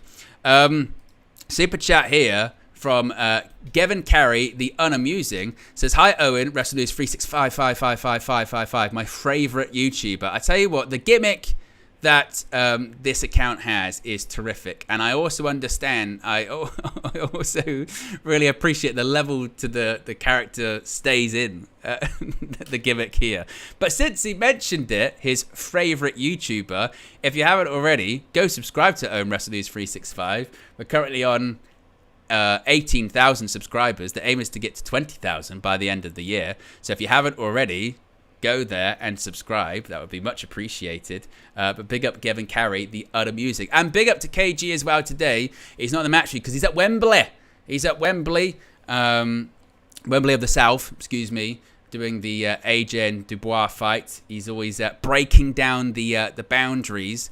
And yeah, he's all over it. And Undefeated Podcast, True Geordie, Joey Knight's all involved in that, so big up to them. And yeah, let me know in the chat who you think's gonna win that one. Probably AJ, but something to watch later on. Hopefully, something to watch after Manchester United win and get more 3 points. Speaking of which, actually, where would Manchester United go as things stand in the Premier League? As things stand, let's have a look where Manchester United would go should they get the job done today. The table, as things stand, has Liverpool at the top. Obviously, City and Arsenal played a game less. That's the Super Sunday tomorrow. But should Manchester United win, they would go to 9 points, which would put them up to 7th at the moment. But again, you have got teams like Brighton, Forest, who haven't played just yet. We'd be a point behind the likes of Villa, who are currently drawing. We'd be a point behind Newcastle, who are currently losing to Fulham. We'd be a point behind Arsenal, who again play tomorrow. We'd be a point behind Chelsea, who after their victory earlier on today went up to second. So again, this is the period of time, isn't it? This is, and I know it's one of those ones you'd be like, yeah, but 7th, that's not great. But you would also then say what? point off the people that are in 3rd, 4th, and 5th, and 6th. It's still early, isn't it? It's still early. And we also did say when you get into like November and December, that is where Erik ten Hag needs to be in and around. He needs to be in and around that top 4 race. Hopefully, they'd actually be in, the 3rd and 4th positions to be sort of leading the race at that point. But he has to absolutely stay in that race, because if you lose today, it will pass you by very, very quickly. Very, very quickly. So Manchester United, again, it's one of these fixtures today that we've got big fixtures on the horizon, and we've also got people that are above us on the horizon. We've got Villa in a few weeks' time, and they're the games that you want to win to be leapfrogging them, or possibly, again, even be behind, don't you? So, or be above, excuse me. So, yes, must win today. Every game's a must win for Manchester United, no doubt about that. What else are people saying here in the chat at the moment? Major Key, stop lowering standards, Owen. I know, it's my fault. I picked the team. Jaden says, bigger fixtures to fry. And Dwayne says, title charge, possibly. In terms of the likes, I tell you what, we can do this. We can do this. About an hour ago, this was, maybe this is a bit of a bigger, maybe this is a bit tough, but we're getting close. We're getting very close. We've got closing in to 1,400 people watching. We're currently at 691 likes. If I do my maths correctly, that's 60 likes away. 60. Now, that already 50. Just 50. 50 likes away from 750, which was the goal to be handing over to UVHQ, and we're not even handing over to them for 15 more minutes. So maybe we'll overachieve. That's what we do on the pre-match part of Match View Live. We overachieve here. Yeah, when I don't even know what version of studios this is at this point. I don't know if it's Panenka Studios. I don't know if it's the Asylum. I don't know if it's a hybrid of the two. The Asylum at Panenka Studios. Maybe we can do something like that. When we're in the Asylum at Panenka Studios, we deliver. We deliver, and we've already done it. We've already done it, just like that, just like Thanos. Yeah, where's my Thanos voice? Just like that. Perfectly balanced. That's all it needed to be. Just like that. That's the UV community. That's what the UV community can do. The power's right there, folks, in the palm of your hands, or at your fingertips, really, because you probably click the like. But still, big up the UV community. That's the levels we're bringing today. Hopefully, Manchester United can match that level. Hopefully, United can match that kind of level. Indeed. Kelvin says the Asylum powered by Panenka Studios. Tywin tried to shit on my parade. Says that's nowhere close to be a liking to the Thanos voice. Well, I was just trying to celebrate the moment. I was trying to celebrate the moment, Tywin. I bet you're fun at parties, aren't you? Here's my impression of Thanos. That sounds nothing like Thanos. You should be ashamed of yourself. Well, my impressionist wasn't really what I was. Okay, maybe we sort of retired the Thanos voice a little bit, perhaps. But now we're over the 750 likes. Who knows how high we can go? Just like Manchester United at the table, how high indeed we can go. In terms of people coming off the bench as well, and get your predictions in the chat. We'll get your predictions up on the screen. My prediction today is a 2-0. A 2-0 for Manchester United. I did have Marcus Rashford scoring. Now, he still could score. He still could get the goal. He still could score today. It might be a...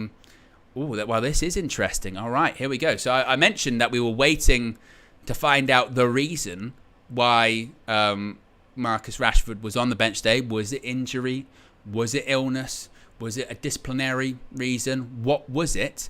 Samuel Lutkust is reporting in the last couple of minutes that Erik ten Hag said in a pre-match chat that Marcus Rashford is on the bench due to rotation. He acknowledged how good Alejandro Garnacho has been off the bench, but says he also deserves to start games. So, according to that, there is no issue, physically with Marcus Rashford. There's not a disciplinary issue or what have you. It is just rotation. Alejandro Garnacho has been so good that he deserves to start. Now, I think that's positive in the sense of Marcus Rashford isn't injured and there isn't like is he even going to be involved today at all? That's positive. I think that I spoke about previously how Erik ten Hag manages Marcus Rashford. And I think as a case study, it is so interesting how he manages him. His point of view is that if Marcus Rashford isn't playing well, that's he's right, I'm going to keep playing him. I'm going to keep playing him because the only way to get Marcus Rashford into form, basically, is play him against shitty teams, that he should be, as KG would say, stat pad the hell out of it, and then he can build up his form like that. And then when he is in good form, he goes right, then I can take him out of the team now because I won't actually shatter his confidence. I might light a bit of a fire underneath him now. And when he does come off the bench, he comes onto the pitch with this feeling of course I can score. Of course I can score. I've been scoring in recent games. Of course I can come on and go win the game. That's what I've been doing recently. So yeah, that's what I'll go and do. And frankly, that's what options are there for. That's what the squad is there for. I mentioned before that I don't really get the argument sometimes that we do of this player not playing and that player's not playing. What does that mean? You need a squad of players. You need options. And today, it's not as if Garnacho's coming into the side and we're like, yeah, but what's he been doing recently? Alejandro Garnacho's been on fire. I mentioned it in my fan view after the game on Tuesday. Obviously, Barnsley, I know people go, it's only Barnsley or what have you, but in the games that even haven't been Barnsley, he's done really well. Take out the Liverpool game, everyone was rubbish in the Liverpool game. And really, it's on Alejandro Garnacho now to be like, right, show us then, you can do it from the start. Show us that it's not just you can only come on and impact the game, or you can only impact the game when people are tired, or what have you. No, show us you can do it from the start in the Premier League. And when he came on against City in the Community Shield, scored. When he came on against Fulham at Old Trafford, should have scored, missed an absolute sitter. When he came on against Brighton, had a goal ruled out. Probably, you could argue maybe the finish should have been a bit better, but getting in the positions. Again, didn't do well against Liverpool. Who did? Came on against Southampton, scored. Started against Barnsley, scored. I mean, he's contributing every game, near enough. And you got to send the message. You got to send the message, don't you, to those players coming off the bench. Look, if you take your chance, it's not everyone's set in stone. It's not as if this is the guaranteed starters for each game. If you take your chance and you deliver, you can knock anyone out the side, and that's good to have. It's good to have options. My goodness, look at us. Look at us here. We've got two left-sided players in Marcus Rashford and Alejandro Garnacho that are both scoring. that are both getting assists. It's not necessarily the worst thing in the world for us to have, is it? Aston Villa 2-1.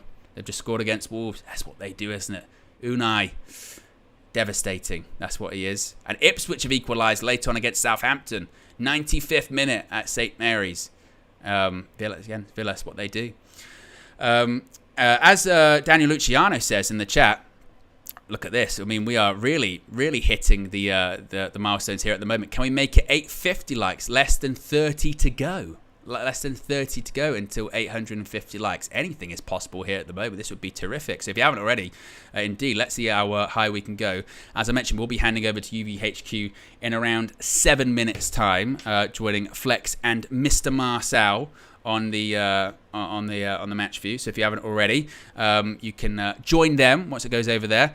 Red Baron says they called the villains for the reasons. I tell you what. And K-Flow says better be Watkins. I don't know who scored. It was Ezri Konza who scored for Villa. I'm a big fan though of Ollie Watkins. I tell you what, in terms of options, what a pair of striking options they've got. I mean, Ollie Watkins, who I remember saying 2 years ago, I'd take Ollie Watkins at Man United, and you get the natural pushback. It's just British bias, English agenda. He's not even that good at Manchester United. What are you talking about? One of the best strikers in the league, mate. Goals, assists, does it all. And did it for England. Should have been really starting over Harry Kane. And look, Harry Kane scores loads of goals for Bayern Munich, but what a striker he is. And then Duran, wow. He was so unlucky with the goal that got ruled out in the Champions League. They had a camera angle. I don't know if you guys have seen this, but there was a camera angle of the goal that he scored again in the week, and it was filthy finish. Oh, it was unbelievable. Unbelievable finish. It was mad. Steve says, stop being sarcastic about other people's views. It's irritating. Sorry, Steve. I will read it with no tone, and I'll be called boring, and it'll be this guy Owen. He's just boring. He's got nothing in his voice. He does nothing. The reason I sound sarcastic with the Watkins thing is because it's ridiculous. That is, other people's viewpoint, yeah, but it's been proven not to be true with the Watkins one. I'd get it if Watkins has been a flop, but he's done nothing. I mean, what that viewpoint when it's like, oh, he's not even that good. Second top goal scorer in the Premier League under Erling Haaland. I think that one might have been proved a smidge wrong at the moment. His goal scoring led to the Champions League. Oh, honestly, it's just madness, isn't it? Madness. Just honestly, yeah. There's always a couple, isn't there? There's always a couple. And Gavin Carey, the unamusing, says, "Be sarcastic in your Thanos voice, Owen Sexy." Well, I gotta write these things down. No sarcasm. That one. No Thanos voice. 2. Gotta put that one down. Tick. No fun, actually. Let's just write that down. No fun. Let's go full Footloose. Dancing. Outlawed. Get rid of that. Heaven forbid.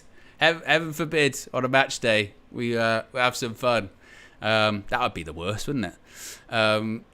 We did hit over 850 likes, which is fantastic at the moment. Smiling, proper Paris, that's true. Get rid of that. Tick. No.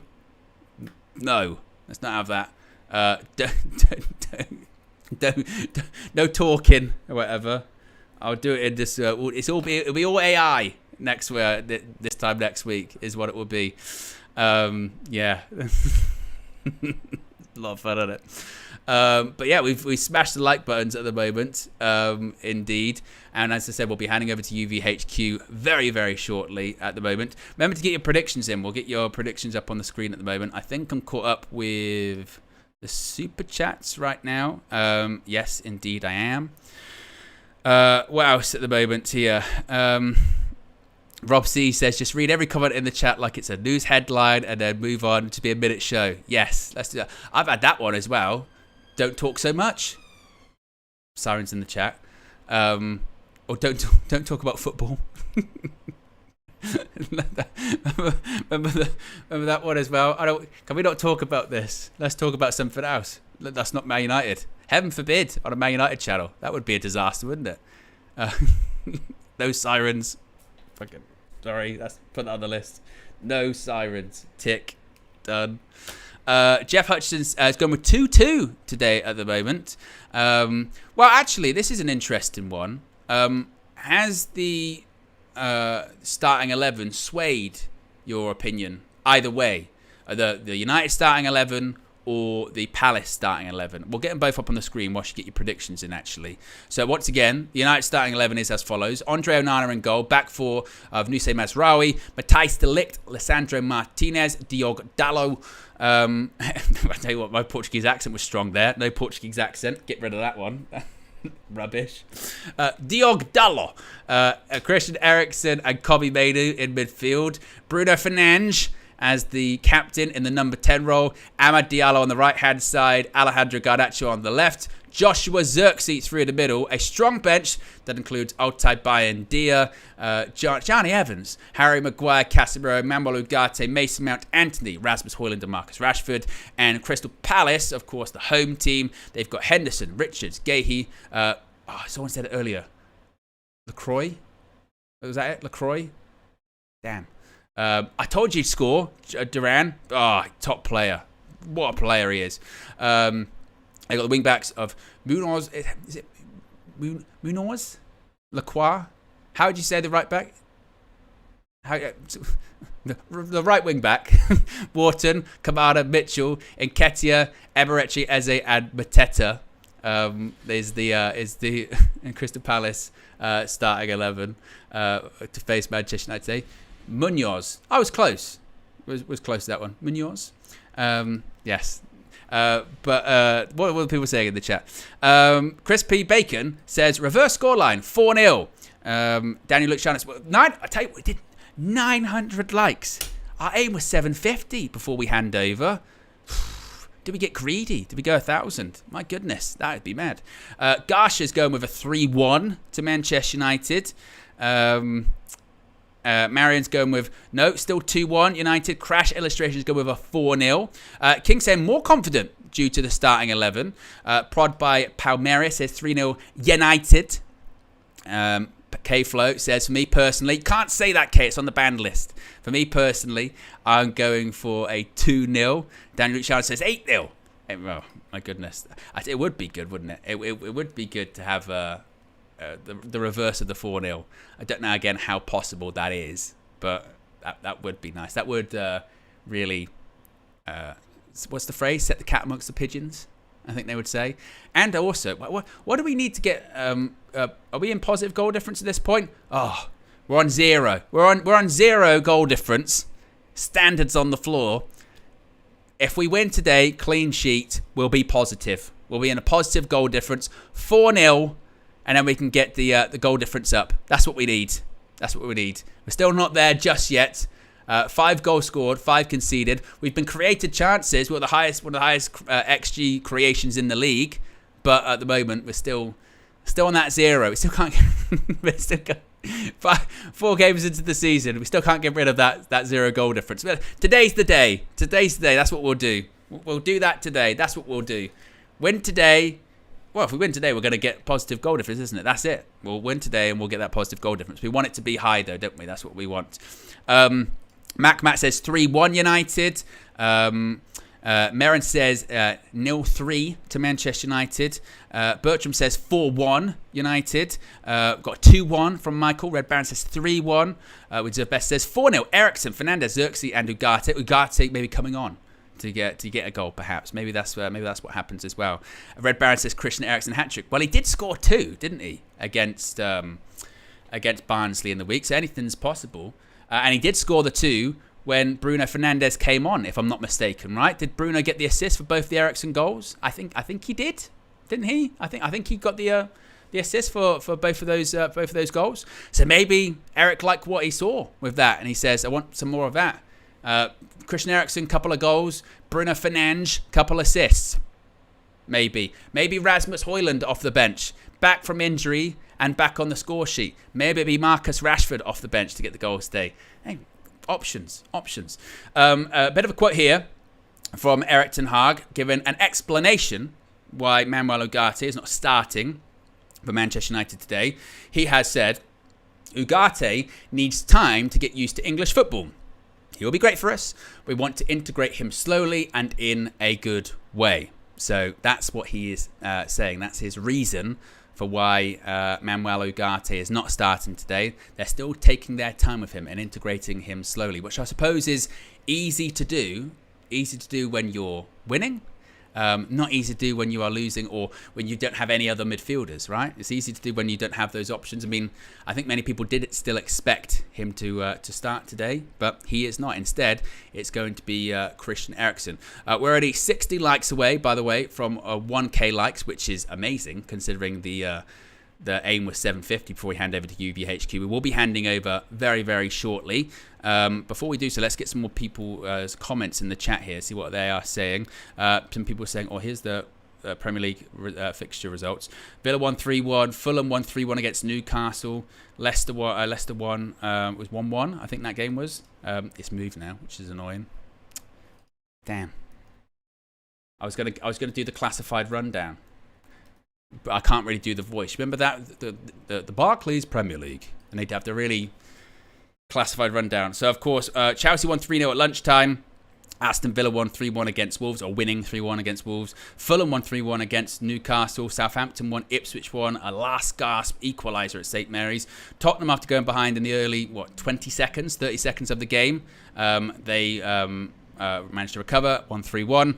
Leicester was 1-1 against Everton in the end. Liverpool won 3-0 against Bournemouth. And up next, it's Manchester United travelling to Selhurst Park. Just please, I don't know about you guys. I really enjoyed my weekend last week. I did. I really enjoyed there was this sort of sense of relief, wasn't there? There was this sense of relief of just, thank God. thank God. Got the win. Can enjoy the rest of the weekend. It's not exactly the same this time because, of course, that was starting the weekend. We're kind of slap bang in the middle a little bit at the moment, aren't we? Being the evening kickoff. But there are big games tomorrow. Yeah, Manchester City versus Arsenal. There's a big boxing fight tonight. AJ versus Dubois. And I don't know about you. I want to enjoy that. I want to enjoy this game. I want to see Manchester United scoring goals. I want to see confidence in the team, which I don't see again why there shouldn't be. We're still fragile, no doubt about that. You know, I think I still would have concerns if we suffer a bit of an early blow, or if we still suffer a bit of an early setback. Let's say Palace do go 1-0 up. I'd be like, oof, how are they going to react to that? But I am confident today because, again, I do think this is the right time to play Crystal Palace. They haven't started the season well, haven't won a game, haven't won at home. We've also got options. I mean, it's the complete antithesis to last season when we played them at Selhurst Park. We had 0 options when we played them last time, right? It was Johnny Evans, Casemiro at centre-back. That's all we've got. This time around, it's not only do we have the starting 11, we got a bench filled with international players. I mean, every player on that bench is an international player, you know. So that is it's a strong squad today for Manchester United. So even if there are issues with that starting 11, even if it's not totally right, there is more than enough talent there to go and rectify it, go win the game, and again, continue momentum. We've got big games on the horizon, big games on the horizon against the teams that we're going to be competing with this season, like obviously Spurs and Villa in that vicinity. And we need to go into those games either level on points or above them, and then win those games too. That's what we need to do. So that's what we've got to be confident. Be confident with that. Absolutely. Hornet Excalibur says not the right lineup. Redwan says Rashford off the bench for Garnacho, Højlund off the bench for Xerxes, Ugarte off the bench for Kobe, Mount off the bench for Bruno, Casemiro off the bench for Eriksen. 5 subs depth. My subs again. That's probably my biggest takeaway from the game. Actually, from the squad rather, from that team, is that options off the bench, which Manchester United again just haven't had, indeed. Stephen Ralston from the Manchester Evening News is saying Diogo Dalot is warming up at left back and playing crosses in from that side, which indicates he'll start there. He's looked uncomfortable playing there this season. He conceded a penalty against Southampton, and I would have started him on the right. I don't know about that. I mean, he did look uncomfortable in the first few minutes, conceded the penalty. But given the what we've seen thus far this season, it's not really a shock, is it? You expect Dalot to start at left back, and considering that Mazraoui's always played at right back thus far this season, I don't see why Erik ten Hag would be like, right, I'm just going to switch it now. Mazraoui, you're now playing at left back. You know, Dalot, you're going to be playing at right back. Fullbacks are still the area. Fullbacks are still the area that's a concern. Like I said earlier, I talk about the depth we've got in the squad. I talk about the options that we've got. Heaven forbid something happens to Nusay Mazraoui or Diogo Dalot, because then we got nothing. Today, literally got nothing. That's when we get back into the territory of Leacher, can you go at left back and Harry Maguire comes on or something like that. Suddenly, that's when you start to get a bit worried, a bit concerned. So we need those fullbacks back pretty quickly, don't we? We're also less than 30 likes away. Less than 30 likes away from 1K likes. So if you haven't already, click that like button. Let's see if we can get it up to 1K likes as we hand over to UVHQ. A couple other quotes here. Erik ten Hag, when talking about Marcus Rashford being rotated, says not difficult decision because we have to rotate. So many games to cover, and we have to give Alejandro games. As we have seen, he has a lot of end products, goals and assists as a sub. He started only one time this season. So he said there's no issues, and it wasn't a difficult decision at all because he started because Garnacho is basically playing so well, is what he's saying. So we shall see indeed with that. Well, we did it, by the way. We did it. Boom. 1K likes. Big up to everyone that's joined in on the pre-match. We were aiming for 750. We were aiming for 750 and we hit 1K. Terrific. Appreciate all of you guys. Be sure to subscribe if you haven't already. My prediction for this one, my prediction is 2-0 Manchester United. That's what we're going to do. And to guide you through the whole match, I'm going to hand you over right now to Flex and Mr. Marcel inside UVHQ.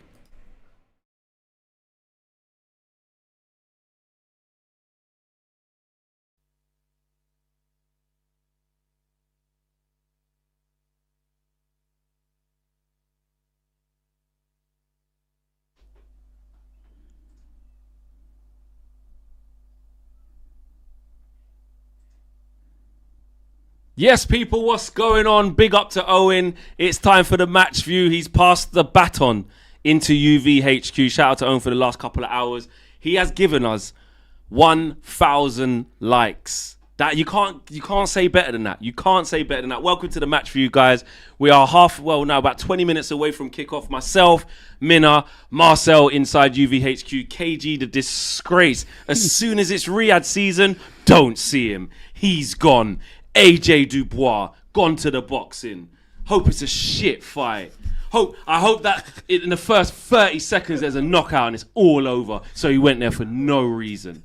And we got 3 points and loads of goals and a clean sheet. But I'm not hating. Big up to KG. He's with the guys doing the boxing. But Minna, what are you saying? Good? It's nice to be back in the studio. It's been a minute. It's been a hot minute. It's been a first one this season, isn't it? Yeah, first one this season. Listen, bring only good vibes and good energy. 3 points. And 3 Put it in the and bag. goals. Marcel, what are you saying? Yeah, well gone, man. I'm good. Big up everyone. Big up the chat. Big up everyone. 4-1 today, man. I'm feeling excited, Right, man. Straight to the prediction. Yeah, man. You always got the mad predictions that very rarely come through, though. Yeah, I know. High score. I'm surprised you didn't predict a 7-0 the other day. No, I think KG done that. Well, he did. KG did. I think KG he said did six. do Yeah, that. I think he said 6. KG done that. Big up KG, man. Yeah. I'm looking forward to goals today because of those kind of results, against Barnsley, against Southampton. There's been goals. Man United have been scoring, man. So more good attacking play today. I hear you. Let's get into the team news because this is something that has been over big discussion already with the team selection because there's a couple of little changes in there that we maybe didn't expect to see. And when we saw it, we're like, oh, hold on, this is interesting. And I've seen online that a lot of people are talking about it. A lot of people are like, oh, why has Eric done this? Why has Eric done that? We've got some quotes from Eric as well. So we want to bring you the team. But also, it's very important, right? I think now, when you see a team that maybe raises a few eyebrows, that we kind of go, let's dive deeper into it and sometimes make not too much of a deal about it. But really, whether we win or not is what tells us whether it is. So let's bring up the team on the screen. In goal, of course, we've got Onana, no surprises there. Diogo Dalot, Sandro Martinez, De Ligt and Mazraoui. Of course, there's no problems there. In midfield is an interesting one because you've got Christian Eriksen, Kobe and Bruno Fernandes in the 10. The Eriksen inclusion is the one that's kind of interesting. We saw Ugarte, good 60 minutes, against Barnsley, little 15 minutes against Southampton. We're thinking, lovely. Go Selhurst Park, he's ready to go. But no, he's rewarded Eriksen with some good performances and said, go on then, start again. And the front three of Joshua Zirkzee through the middle, Ahmad on the right, and in comes Garnacho for Rashford on the left. So that led to some of the quotes that have been coming out. Interesting team, very interesting team. And Erik ten Hag on, Rashford being on the bench said, it wasn't not a difficult decision because we have to rotate. So many games to cover. We have to give Alejandro games. As we have seen, he has such a lot of end products, goals, assists. As a sub, he started only one time this season. So first question, Marcel, is actually, yes, it looks like Rashi's getting more confident. Are we doing too much of a fan base and forgetting the bit what Eric's saying? They're saying, listen, I'm just keeping them all fresh. They're all hungry. Garnacho deserves a start. I was saying last season, Ten Hag hasn't made one man management decision incorrectly, and this is another one. It's not an incorrect decision. At the beginning of the season, we were all saying after those first 3 games, Rashford doesn't look like he loves the game. We need to give him a month out of the team. He decides to, stand on business, Ten Hag, and playing for the next 2 games, and lo and behold, Rashford performs. And now we're all quickly turning it around. I wouldn't say that. I would trust what Ten Hag's doing here. We need to rotate, like we're saying. It's a squad game at the end of the day. I think of late, everyone's been kind of saying, you know, when a new player comes in, that means, you know, the other player's not favoured or not wanted. It's a squad game. You know, how many games we have? We're playing, 3 games a week these days? You know, 2 games a week. It has to be rotation there. So there's going to be times when Rashford's out of the team. It's inconvenient, some would say, because he's in goal-scoring form right now. But listen, Garnacho's been brilliant. It's just and his next stage really is being good from starting, you know, being part of the starting 11. Can you affect the game in the right way? So I think it's a good time to make that switch as well. Against Palace, not a big, you know, side where it's like big expectation. Well, there is because of the circumstance that we're in, but, you know, the quality of the opponent, he should be able to do something. So. Well, this is interesting. I mean, I'll come to you in a second on this Rashford thing, so I want to get your take on it. But Double R sends in a super chat. Big up to you, Double R. Double R says, please explain, I need help. He starts Rashford back to back, yeah, with 0 contributions. Then he scores in back-to-back games and he benches him. I don't understand. Minna, do you understand? Is it that deep? You know what? Yeah, it's not that deep. I think if you try and make sense of Ten Hag's decision making, sometimes it's just you're gonna be literally running through your brain. It's a difficult decision for Ten Hag to make because we're talking about Rashford being in like goal scoring form. He's getting goals in consecutive games, but Garnacho has played 170 or so minutes and he's been getting goals and getting assists. So I'm not mad because I feel like I don't want to do any sort of like favoritism. Yeah. So if Garnacho's starting, okay, cool. I know he's getting goals this season. I know he's getting assists. If Rashford starts, okay, cool. I know he's getting goals as well. So I understand from a confidence perspective because you need, I think, a player like Marcus Rashford to be hitting the back of the net every game because why? Because United benefit. But equally, guys, it's a team game. And if I think about, you know, the change in style potentially with a front three that includes Garnacho in comparison to a front three that contains Rashford. I actually think a front three with Garnacho and Eriksen in the midfield is better than if Eriksen was starting in midfield and Rashford was playing on the left-hand side. I do think from a possession style, and I actually think with this lineup, with the midfield, I think Ten Hag's going for a possession game like Manchester United not only try to have possession but try utilize it a lot more. I feel like had Crystal Palace had Corey playing in the middle, I think Ten Hag would have put Casemiro or maybe Ugarte in. But because they don't, and they've got, you know, Wharton,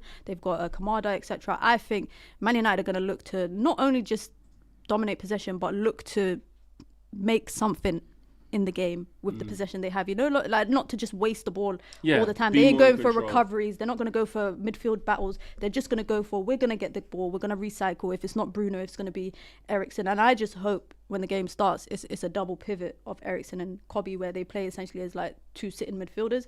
Because if it's Kobe that's playing as a lone 6 and we see Eriksen kind of a bit more advanced, scary hours. I mean, it's all right if you keep the ball in that area and if you you're keep on the ball, it, but if you don't, then you're in trouble. hours. We'll get back to Man United in 2 seconds and look at that Eriksen situation in midfield, and I'll have my say on the Rashford thing as well, see what you guys are saying.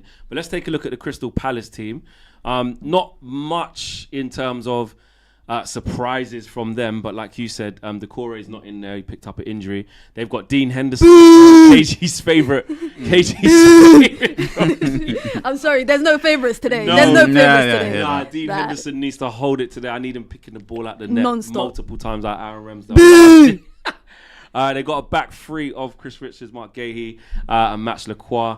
Tariq Mitchell is going to be at left wing back with Daniel Munoz as right wing back. Got Kamada and Adam Wharton in central midfield. We know about Adam Wharton for sure. Yeah. And Eze and Nketiah behind Jean-Philippe Mateta.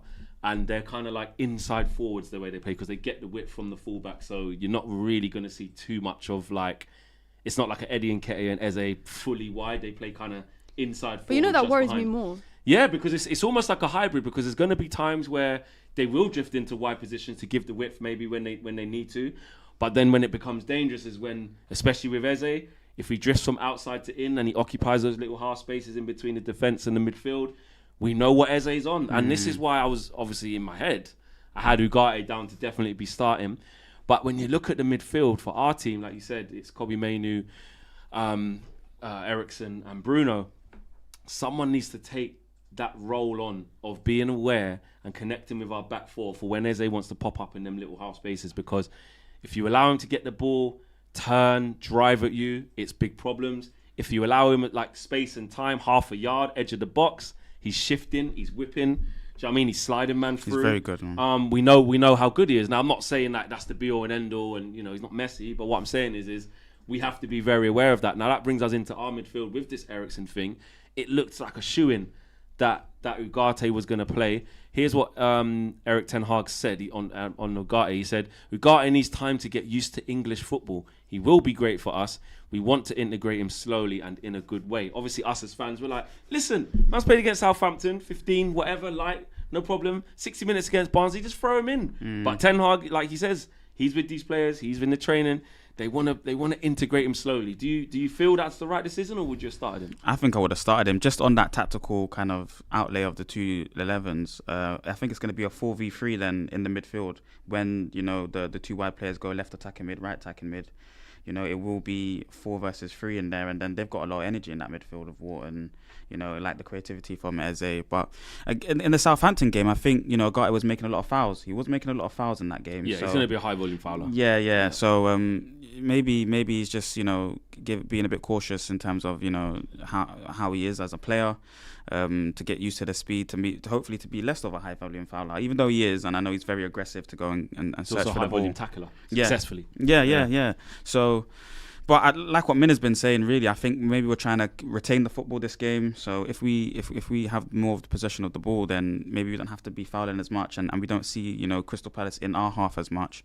But we kind of play a transition style, so I think there's going to be a lot of transitions in the game. So we'll see how that pans out. Maybe the fullbacks need to follow Eze and Nketiah a lot more, and just do man for man there, so that we kind of mitigate them roaming around in the pockets or in the half spaces. But we'll see. I think it's a good decision if it works. If it's a poor decision, he's going to get criticised for it massively, and rightly so. I think that's the one. Before we get back to that, couple of super chats coming in. One from Nathan, one from Daniel Luciano. Nathan says, what a load of waffle from Marcel. They've already started. It's already started. No incorrect man management decision. Are you high? No, I'm not high at all. No. It's just like, no, I'm not. It's just me. Yeah. It's been. He hasn't made one man management decision, incorrectly this whole tenure, in my opinion. So. Huh? Yeah, not one. His whole tenure. Yeah. Manchester United, he hasn't, and that's just how I see it. To be honest with you. What, you think he's got every single decision right? Yeah, with the Varane situation, the Maguire situation, making Bruno captain, Sancho situation, Rashford, it was a bit different, obviously, in terms of Rashford, all those games when he Ahmad couldn't get a look in. Yeah, no. Well, he mentioned obviously about Ahmad being injured and then bringing him back into the fold and giving a bit of time, and that he was unlucky. He did mention him being unlucky in a presser for not utilising him earlier than what he did. But when he did utilise him, look how Ahmad performed towards the back end of the season. So integrated him in the right time, and then now he's starting. So, and I was a firm believer of Ahmad as well, by the way, from years, before previous managers. Yeah. So it's like I trusted when he brought him into the fold, and he's been doing well there. I don't know if he fully believed in Maguire, but he kept him out of the team, then came back. Maguire had a good spell as well, and was mature about how and professional, unlike other players in our team. So man management's also down to, I know it's more of a team thing, but it falls into man management, setting us up wrong. So we just get run through, like with the midfield, saying, Cobby, you play here, or Eriksen, you play there, or Bruno, it's okay to go that high. They're wrong. They're bad decisions. I don't think there's any manager in football ever that has made every right decision. Yeah, that's and I don't think Ten Hag is going to be the first. No. Let's just put it like that. Daniel Luciano says, nervous Eriksen is going to be constantly run past. Manu will be overworked, again in brackets. Hope it works and we control the game. Fine with Rashi not starting. I think that's the key. You said it there, innit, about what does it look like with this midfield though? If it's possession based and we're not having high turnovers and we're not making big mistakes, you've got some players in there in Cobby and Eriksen who will want to keep the ball properly for sure, and let Bruno go and do what he needs to do and affect the game. But if we're not set up right and the bozo gene kicks in and we're misplacing passes and we've got a lot of running to do back towards that own goal because of it, that midfield is concerning. You know what? We're talking about midfield a lot, but I don't think anyone's talking about the physical battle between De Ligt and Mateta. Like, I think De Ligt will enjoy. I said this when he joined the Premier League. I said he's going to enjoy the physicality of the league. The first couple games we've seen him, he looks like a very physical guy in his duels, in his battles. I actually think we talk about the midfield, and I think the battle between whoever comes out on top between De Ligt and Mateta, that team is going to win the game. So if De Ligt comes out on top and he can keep Mateta quiet and he can win his battles, he can win his duels, he can get the physically, he can get the better of Mateta, then I think United will come out on top. And if Mateta somehow finds a way to get the better of De Ligt and says, welcome to the Premier League, because really this is really De Ligt's first experience of a number 9, like a good number 9. And I actually think there's better number 9s to come in Isaac, in Haaland, Solanke, Ollie Watkins. So this is like your initiation into the Premier League, you know, your first real number 9. I think with Diogo Jota, when it was the Liverpool game, he's a different type of striker. Yeah. So he was more so dropping off the back line quite a bit. So this is going to be very, very interesting. And just quickly on that midfield battle, because obviously they're going to have Eze and what's his name? Your defense is in trouble. That guy, Nketiah. They're going to have Nketiah behind in quite a bit narrow, right? Yeah. Positioning of our backline is going to be so important. Yeah. Fullbacks cannot just wander off and kind of get lost and just go on a little gallivanting trip. They need to hold their line. Licha cannot just step up without, you know, being cautious, because, you know, he did it quite a bit when Casemiro was playing before. He cannot do that. Today, that back four needs to be like in sync at all times, because otherwise it will end up being a 5v3. It could be a 5v3, you know, if their fullbacks get involved. I think there's battles across the entire pitch. That's going to be a good matchup. Rashi's all smiles there on the bench. And I do think there is a bit like a lot of people in the chat have said, not fussed that Rashford's not starting. And we are like that a little bit as a fan base, aren't we? Where, especially when we've been seeing it go so wrong for a while with Rashi, then we see it look like it's beginning to go right. I mean, like he has to start, he must start. When actually, in the whole scheme of things, Eric's right. Like, Garnacho's chomping at the bit. Oh, you laughing at the... So one goal in the last 4 visits to Selhurst Park for Man United. Oh, it's mad. I've got some stats for you. I'm going to read them out in a second. And we do have to get away from that, don't we? As like, this player must start. It's whoever. Just keep them all hungry, keep them all fresh. And really, even if we did lose today, no judge, touch wood and that, but it's not going to be because he started Garnacho instead of... If we lose, it will be mistakes or midfield or a worldie from it, whatever. You can't just say it's because you didn't do that. Now, the midfield one's a bit more different, because if we get problems in midfield, then we know everyone's gonna say, well, Ugarte's there and you didn't play him. You know, Casemiro's there. You went for the less combative Christian Eriksen. It didn't work. Here's a couple stats for you. Bruno Fernandes, Man United captain, has had more shots without scoring than any other player in the Premier League so far this season. 13 shots. Minna is laughing. Oliver Glasner's Crystal Palace beat Man United 4-0 in the Premier League last season. Only 8 managers have ever won their first 2 against Man United in the competition. That's Most good. Recently, Roberto De Zerbi with Brighton. And Man United have the 3rd highest expected goals total in the Premier League this season, 7.9. Don't chat to me about expected But have goals. scored just 5 goals. Only Southampton have underperformed their XG, 4.6 more than United. So on one hand, Marcel, it's yes, we're creating loads of chances, but only Southampton have underperformed in the XG for what you're supposed to score in more than us. So that's not good. Yeah, true. But we're making chances, and we have to be able to do it. Crystal Palace remain winless in the Premier League so far, 2 draws and 2 losses, having won 6 of their final Premier League games last year. And Man United have won just 2 of their last 16 Premier League away games against London sides, drawing 4 and losing 10, with both of those victories coming against Fulham in 22 and 23 respectively. The Red Devils have lost as many as Premier League games in the capital since Sir Alex Ferguson's retirement, as they had in 118 matches with the Scotsman in charge. Oh my goodness. That's a crazy one. But no negativity. You know what I mean? I'm going to set you guys some parameters as well, some house rules. We are currently on 1,100 likes, well, nearly 1,200 likes, let's say. It's a minimum 2K style. Yeah, you gave Owen 1K. Gave him 1,000, passed the baton. We want to be able to pass the baton back to Owen with a little bit of a gap, with at least 1K more. And I'm sure we will. Once we score some goals, fingers crossed, once we start playing well, the likes are going to flood in. So, yes. Major Key says, glazing a bald head is nasty work, Marcel. Oh, wow. I just said my statement on what I think he's done over his tenure. That's what I said. Yeah. A lot of people online were saying, you know, I tweeted, oh, that's a surprising team. Didn't think that would happen to Rashi. Didn't think Eriksen. And a lot of comments, because someone just said, Papa J said, F off with your negativity in this chat for F's sake. He's angry. Yeah. And online, I did see that people are like, we're going to lose. This manager, sack him on the spot. There was a lot of negativity with these two decisions from Ten Hag, which, like you said, it shouldn't create this big thing. But results are the thing that silences it, though, isn't it? Yeah. But he's just delivered 10 goals for you over the last 2 football matches.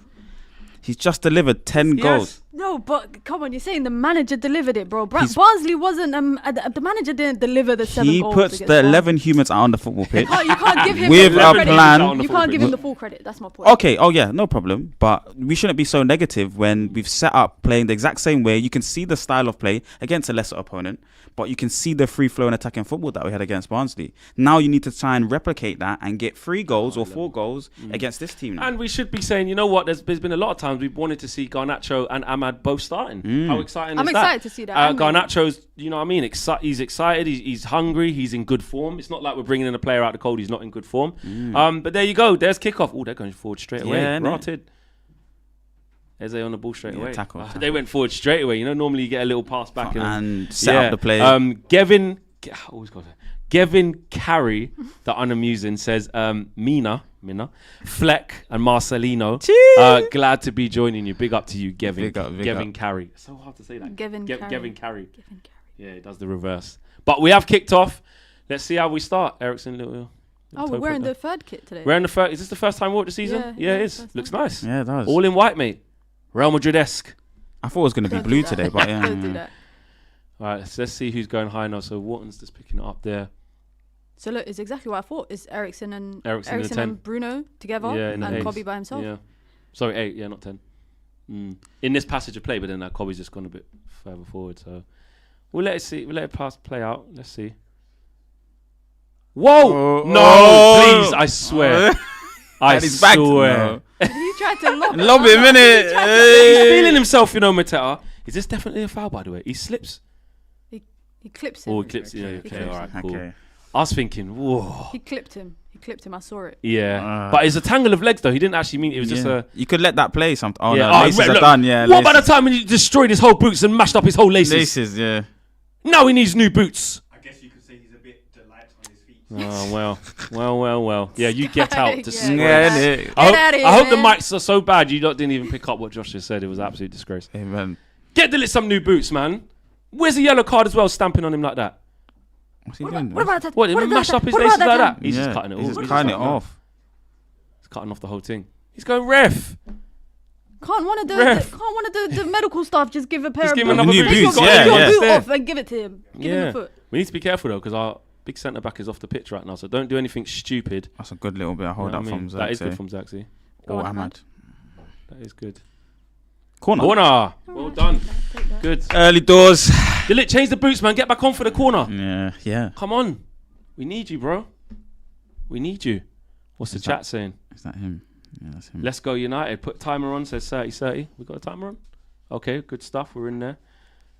Prediction 2-2. Says why Iota. I say 2-1. Right, United. 2-1, yeah. I went with 3-1. But come on, Dillit. Another big boy header. Come on. Beat the first man, Ericsson, as well, man. We need that. Early pressure.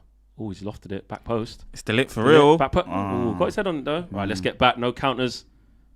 A good start, so imperative. Like, we don't want to be going one. Oh, don't want to be going one down. They tried it, though. Yeah.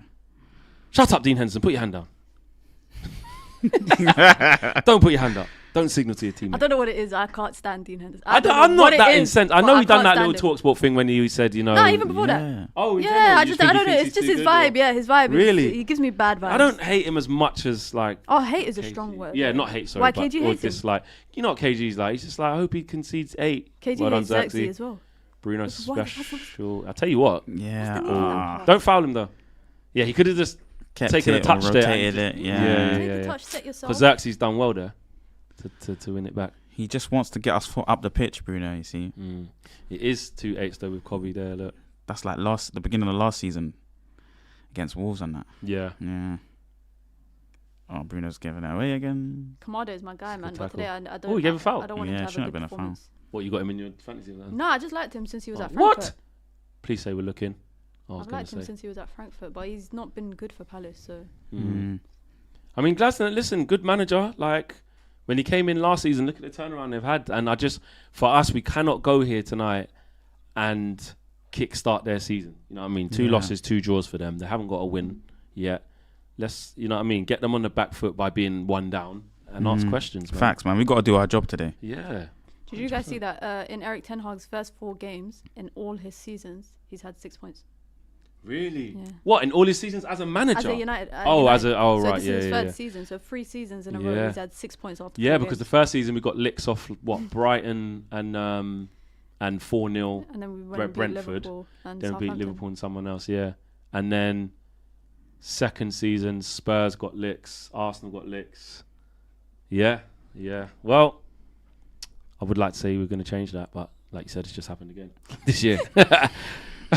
But just get more points from here, please, I beg. We've got Delo as the single 6 right now. He's coming in from Inverting. fullback, inverting. Building up with the 3. Yeah, and then Cobby's there now, joined him. Yeah, that is interesting with that box midfield. Very interesting. Again, that's the style of play. That's what he wants in build up, isn't it? Yeah. Ooh, I'm mad. a heavy That's a touch heavy there. touch. I just want to see us start with a bit of tempo, man. No, Eze ain't going to give away the ball much, that's for sure. We definitely know Better that. choices than Bruno. Yeah. Yeah, that's for sure.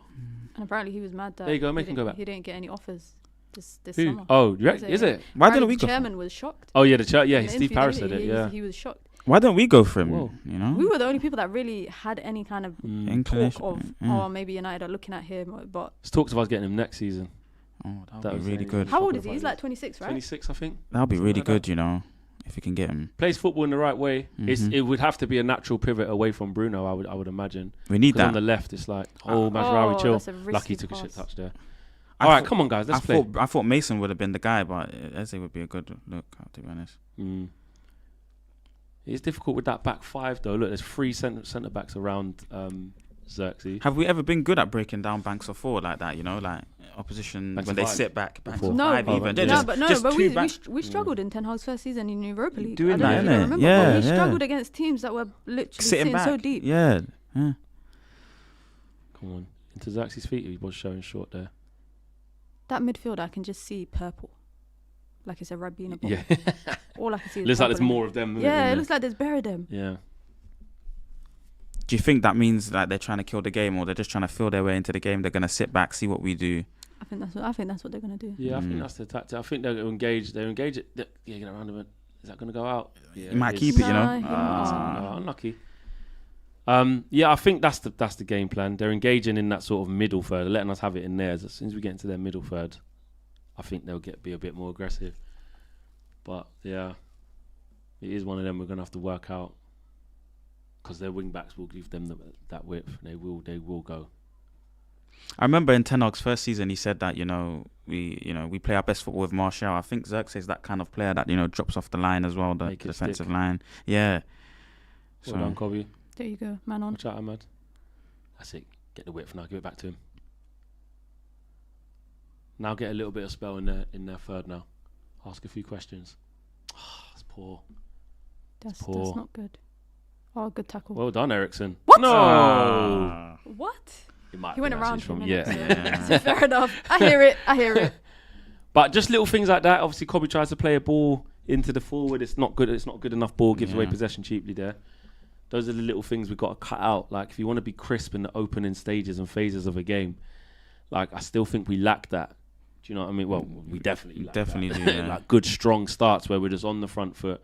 Because we saw it against Southampton last week. It was messy. Really poor. Yeah. Don't you remember last season where it was like first 20 minutes we were good and then Played. after that we'd just be crap? Whereas now it's the opposite. Yeah. It's like first 20 minutes we're feeling our way into the game and then we kind of grow into it. But I need United to be in it from Front foot. from Yeah. kickoff. We never do that, do we? Like, come flying out the traps, corners, other teams hacking it away, keepers making a save, blah, blah, blah. It doesn't normally happen. If we do start okay, it's usually just like this when we're not doing much with it. It's like we're almost trying to feel our way into the game rather than, start really quickly. That's poor again, Martinez, man. Little things. We're literally giving the ball away in the opening phases, so we can't you're not showing the other team like shit. We're in for a Well, game, deadly, you know what yeah. I mean, and then usually a good move happens. Gay with the big switch. He loves that one. Don't get done, Dallo. Damn. Well done. It's done well there. Give it. Keep going. He's He's in, in, play Zaxi. through. Yeah. There He's you in. go. He's There you in. go. He's in. Finish. Left foot, Finish. left foot. Oh, that's a good save. That's a good save. Is he offside? Nah, he's just on, I think. Is he offside? That's a fucking good save. Garnacho so active. Left Yeah, foot as he well. is. That's Oh, he's that's Xerxes. Yeah. That's a ball. Is he offside? He's Nah, on, look. he's he on, ran he's across. on, He yeah, ran he's on, diagonal. he's on, he's smart. on. He's Good ball, smart. Xerxes. That's all Garnacho can do. Go across goal. That's a good save. It's a good save. If that was his right foot is going Yeah, it's a in, but goal. it's his left foot is dragging wide, so he tried to. Well done, Xerxes. They'll set up the chance. All you can do, kid, put it across goal, left foot, get it on target, force the keeper into a save. I'm booing Well him done. every time he touches the ball. I know. It's annoying, isn't it? Because it was a good save. It was a good save. But if that's on his right foot where he could drill It'll go that's in, yeah, 100%. you- Oh, we've gone short here. Ooh, okay. Oh, the Bruno special. This guy. The Bruno It is special some shit like that, though, Oh, man. Like, big switch. on his left as But you know, well. them chances are Is the that ones. Bruno just then again? Yeah. Overdone It works, it. it Oh, works, yeah. it works. But even just trying that one, left foot, big switch is like, Yeah, why? yo. But he will have a moment of magic. He will put someone through. He will, do you know what I mean, set up a chance. But big up Xerxes, though. Good hold up. Well, got the ball off Bruno in a little bit of a messy. With Xerxes, yeah, I even though if he's not finding the back of the net, he's creating chances Facts. and gonna get an assist. So I don't mind him like. Bruno again. Again, man. Oh. Megs. That's It's a foul. Yeah, Megs on Mazraoui. Yeah. Damn. Yeah. I ain't gonna lie, Bruno. Just got an eye there a little bit on you. Just Yeah. a couple of little giveaways there that were quite silly. Because if you do that in spaces like that, see again, you give it to Eze on the quick transition, quick Megs. Yeah, look, and he's already trying to create something already again. Yep. Defend properly, boys. Defend properly. There hasn't been any problem so far. First 10 minutes. Rough. Yeah, he Get zipped that, it into Nacho. him. Oh, no, you can't. Could, maybe. Oh, Yes, he well can. done. Oh. Yes, fine. It's 3v2, guys. Look at Ahmad. Oh, They still got it. Ericsson. Oh, you bastard, you lucky. What? Oh. We still Oh, got let's it, go, though. Ahmad, though. That was lucky. Cutting Let's go, Ahmad. Kill him. Oh, he overhit it a little bit. Oh, we're just being a bit, Yeah, we're not just a there. bit off it there, man. There's Yeah. opportunities there, man. Garnacho kept running into him in each other's way. Did he step on the ball? Yeah. Someone Yeah, like stepped on the there was ball. a nice little turnover. Wharton messed it up. Both of them kind of stepped on the ball. They were too close to each other. Oh my days, that was so annoying. Then Ericsson got it. Then Ahmad got it. Overhit it. How annoying was that? At your big age, you're still biting your nails. Let's say my mic's a little bit low. We'll sort that. We'll sort that, guys. There you go. There you go.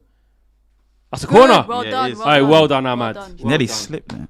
He's alright. He's fine. Oh, This is the thing, though. This is the XG stuff that we talk about. Exactly. These kind of Yeah. moments that we're creating. 100. It's nothing. It means nothing if you're not putting it in the back of the net. I don't XG hype. I don't want to hear it. yeah, it's true. I love XG hype. No. I don't like XG hype, bro. If you're not putting the ball in the back of the net, I don't care about the stats I of think how it many. can tell. It can tell you that you're doing that you're- things correctly. To But it get also into tells you what you're position, doing wrong. But it tells you what you're doing wrong. It's Exactly. like saying to me, if you keep working hard, you'll be a millionaire, but I'm broke right now. So I don't care about if I keep working hard. Nah, He's trust the flat. process. Delete! Oh shit! That's a free header. Trust He's the gotta find process. corner. Oh, delete. Yeah, he does have to score that. Trust the process, man. Trust the Come process. on, guys. This is a good start. Like, he keeps getting This free. lofted corner. This has been worked on, no? Look at that. That's a free header. He's headed it down. That's yeah. That is a free I think that's all he header. can really do. That's all Yeah. he can really do. It's unlucky. Good save. Look at This guy's trying to do leadership. Oh, he's hit off his right foot as well. He Yeah. dived the other way. Come on, man. He's Palace attacking ain't this. good here, guys. This is a good Come on, chance to this smell is- blood here. This is the goal. Find the licked again. This is the Capitalise goal. while we're on top. Okay, never mind. Okay, That's it. Bruno. Whip that back in. Yeah, Bruno, you're mad, man. Weren't the worst. Yeah. Oh, left Oh! foot. Spin. Yeah. Oh, Martinez. He wants handball. I don't think he's gonna get Nah, that yeah, close. innit? Yeah. That's 3 shots on target, guys. See? In the first XG, 30 Yeah, but this XG. is what Min is saying. This is what the XG is doing. I mean, these aren't chances where you say you have to have scored. That's kind of at him. Yeah, but I love them. I love this. Delit. Garnacho should be 2-0. It should actually be 2-0. Yeah, Delit. Yeah. I mean, Delit's one, he's headed it down. He's hit off his foot. That's Open free header. No one on you. You have to Yeah. put that away. Better cross this time, Ericsson, please. Ooh. Oh, it's at the back post. Ahmad special? Wrap it.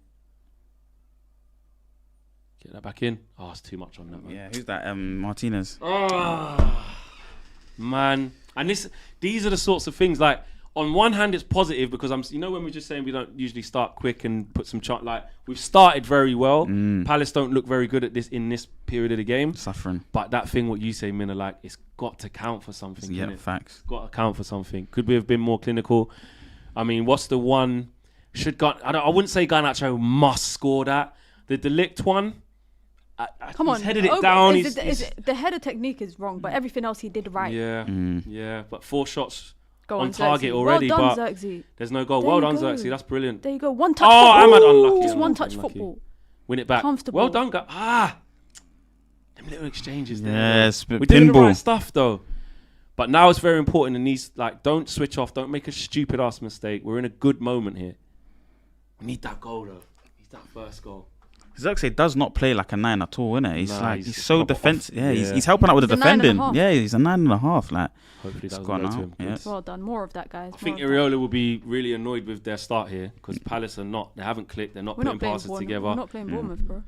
Yeah, sorry, Glasgow. I always get them to I was confused. I was like, are we confused playing sometimes. Bournemouth? Yeah, or- sorry, Glasgow. Yeah, Oliver Glasgow won't be happy with this start. I just really want us to have something to take away from this bad start from Palace and good start from us, because this happens a lot where we don't get what we deserve. Yeah. And one thing could kind of undo all the work is if they get a chance or they kind of gain any momentum into the game. It could undo all the work that United have been doing for the last 15 or so Right. minutes. Well done. Yeah, exactly. It could. Just one mistake, one person not concentrating. Don't let him win that. Don't let him get out with the ball. My guy did a spinaroo I on know. the floor, bro. Get that What the hell? Mazraoui. Go on, Mazraoui's good Mazza. at that, isn't it? He does like the ball. He's holding on to it too much.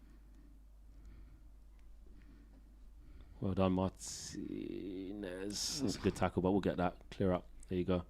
Let's play from here. Okay. Yeah, there's a few exchanges we haven't won, but like I think the next phase of play straight after we've made sure we've won that one. Yeah. And obviously Palace have given the ball away as well. But it's a decent start. And there's still a midfield battle going on. It's pinball a little bit. Yeah. But I think as first 16 minutes, we do look confident, definitely, you know. We can't say that it's anything, oh, where's Rashford, what's going on, or Eriksen's. Everything looks fine. The game plan is working as it stands. There's a lot of space here, Dallo. You better attack that, bro. Let's go. Into Kobe. Look how deep they are. Yeah, innit? Proper. Everyone's in their third. Mm. Every Palace player, which allows United to play a bit more, obviously. Yeah, on we'll get a the lot line. of the ball. We'll play on the high line. And then they go and engage here, see? When you get into that bit there. So it's important that we just look after the ball in them areas, man. Move it quick. Yes, well done. Bruno dropping a little bit deeper now. Almost like a bit of a free roll. Who do you think would win in an aerial duel? Maguire or Dillit against each other? Who's coming out on top? Yeah, most probably Maguire. What do you say? Even though I like Delict a lot and he's really aggressive. Maguire's really good in the air. Yeah. Maguire, like, we can't say Yeah. no, he's very, very dominant. Yeah, Eriksen, love that. Yeah, Great that's really pass. good. Give it. Okay, fair enough. Good run though. Oof. That's really see good. the vision. Unlucky. Yeah. Unlucky. The thing is, Unlucky. Henderson's going to be He's looking on for it. a performance Yeah, of his he's life. on it. He's on it. He was quick off his line there as well. Good switch to play from Eriksen. Eriksen started quite well as well. Good corners, good deliveries, could set up a couple chances. Win that high up. Oh, it's please. gonna be a foul. He's just too good at protecting Yeah, it. he did. He's just You know, in the yeah. yeah. But also, that's fine, Mazraoui. Yeah, Make the foul going up there. to him quickly. Stop him turning. Let him know. Let him know. No problem. Yeah. 100% let him know. Is that Matt Turner? It is Matt Yeah, Turner. he's there. He's at Palace. I didn't even I think know he's he their went there. second keeper. Yeah. Man like Matt Turner, you know. Get liking the video, peeps. We've got 1,300 likes. We want 2K. We can do it. I know we haven't even got 2K watching right now, but as the stream goes on, we will. Shots faced. Look at this. First in the last two seasons. Look at that. 17. Oh, but he's gone down. It's gone down now. That's It's what I'm gone saying. down. Progress. Getting better. Progress. Great ball. Yeah, Go on, can you go on, get that? Nacho. Oh, That's no. a lot of running he's asked from him. No, Well done. Come No, on. don't Yeah, you try it. Hey. No. Thank Yeah, you. well done, ref. Thank you. Don't fall for that. What's his name? David I can't remember his name. It might come up now. But yeah, don't try that. You might try to kick it out and then just drop over and say ref foul. Move. You need to bury the chances, says K Flow. Red Baron says, I wish we were clinical. And do love the away kit, says Motto Green. It's so nice. Yeah, it is nice. Adidas went 3 out of 3. Yeah, we got 3 hits this year. Yeah. Or even if you say the black goalkeeper kit. Yeah, Yes. yeah, that's It's cold. exactly like Arsenal's one. And then so- that training jacket as well. And the whole training kit is nice. Yeah. It's cold, yeah. You got to win that. Well done, Mazraoui. Nicked it off Eze there. There you go. Bobby, Xerxes, lovely. Good.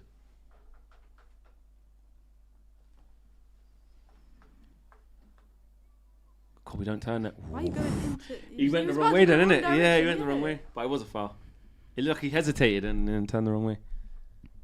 Flex and KG, most hated keepers on the same team.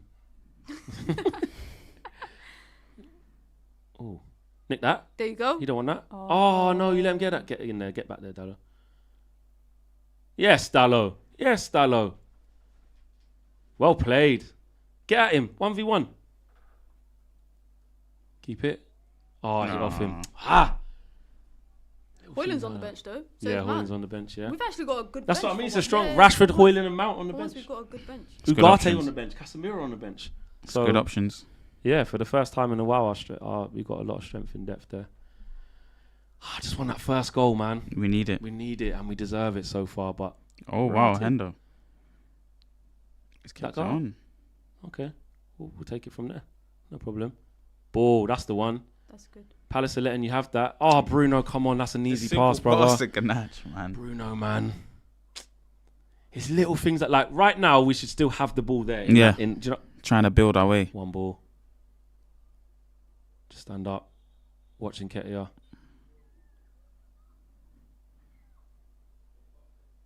Well done. Well done, Delit. Well done.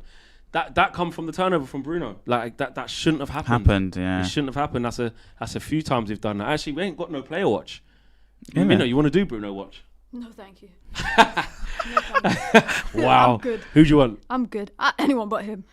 Pick. Honestly, anyone but him. Okay, you can do. I'll take Xerxes. I'll take Xerxes Garnacho. watch. I'll take Xerxes and Xerxes. Garnacho. I'll take Xerxes and Garnacho. Anyone.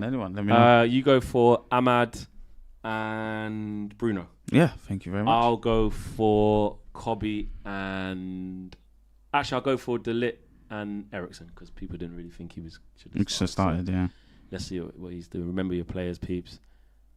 Oh, Nans with the... Try to play it to Ahmad. Come on, man. Just sort of, yeah, it's a bit weird, you know. We was expecting a lot more from him in terms of passing and that kind of thing, but it's not really connecting at the moment. It's not. Couple of times in transition though. Bruno been a bit wasteful. Yeah. No Marcel on Bruno watch. That's like a best friend watching how I play. Give me the light. Player watch says Red Baron. Yeah, that is. Oh, that's a player poor watch. touch from Bruno, Win but he's that. got it back. There you go. What, he took another one? Yeah, See. it was really bad. It was a really bad one into the, into the player. I say it was really bad. It was a really bad touch. Oh God. Come on, boys. Come on. We're comfortable here. Let's up the ante a little bit, man. What is it that we have to do to break down these two banks of I four don't guys? think- What I think is we it? have done. We've created 4 shots on target. Well, I know some of them was corner and that, but we've done all right. Yeah. Do you know what I mean? 4 shots on target in the first 15 minutes is fine. Got a Well good done, touch. Kobe. Play. Good turn. Let that go. Oh, Ahmad was on there, innit? But Garnacho, give him a one-on-one. Take the one-on-one. Bum. Good ball. Set him. Give it there to Ahmad. Okay. Yeah, I don't. We're not doing a lot wrong. I think we're doing all right. Woo! Ooh. That's what I want to see. I want to see the Them wingers take their quickly, one-on-ones. yeah. No, I just want to Yeah. see Garnacho run at his guy, Ahmad run at his guy. Yeah, I think they double up on Ganacho a little bit. they are. They're doubling Yeah. up on both wingers. But it's because Yeah. they've got wing backs. So They've the got left, five, the left innit? and right centre back will Come. respectively will go and help them wing back. So then it becomes a 2v1 a lot of the time, which is where the difficulty is. That's why we kind of do maybe want to transition or catch them out so we can get a straight 1v1 or just clean through, which is what happened in that transition where Garnacho was through. Yeah. He gave away the ball. Let him win that. There you go. Let him win it. No one there. Come on, boys. Come on. We are doing well. We just need a goal now, says Lucas. Come on, lads. Get me that goal. Bruno is so bad, says Anchit. Come on, Bruno, says Garsha. How about we use the midfield and build up? Crazy, I know, says Shane. And who is Wharton? Looks shit. Ahmad did him big time then, says CCL. and need to take our chances, says Red Baron. Yeah, we do. Let us know how you're feeling, guys. Are you feeling positive about the start? Dean Henderson's come a long way. You feeling positive about the start so far? How you feeling? Are we feeling good? We're feeling a bit, I don't know. We're doing what we're meant to be doing so far. Yeah. We just haven't got the all-important goal. I want to know what more we could be doing to break down this kind of defensive Crystal Palace at the moment. Maybe passing the tempo of the passing, maybe in the final third could be a bit quicker. Because Palace are sitting off us in these areas, so we've got a lot of time here, so maybe we have to inject our own pace into Yeah.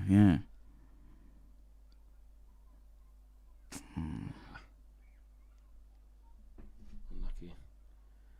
Right, let's go. Come on, Dada. Because he's going to get, I think, quite a lot of space and time as well. Passes in the final third. There you go. So this is Palace properly sitting off, and we've been given a lot of the ball.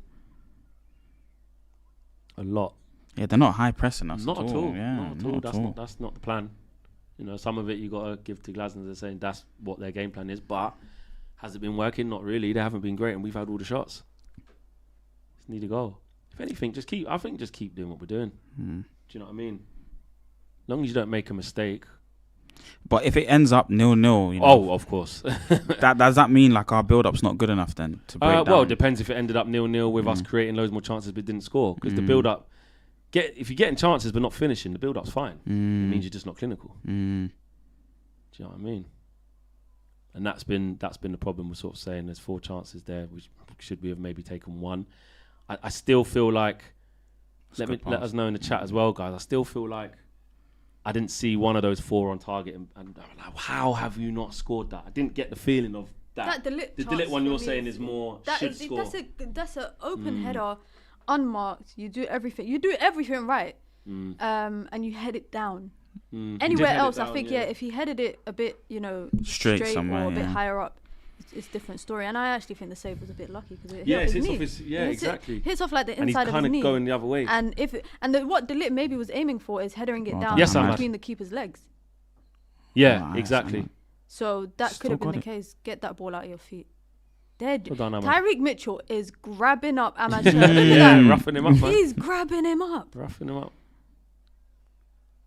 Don't know if he was saying that then as well. Yeah, something like that.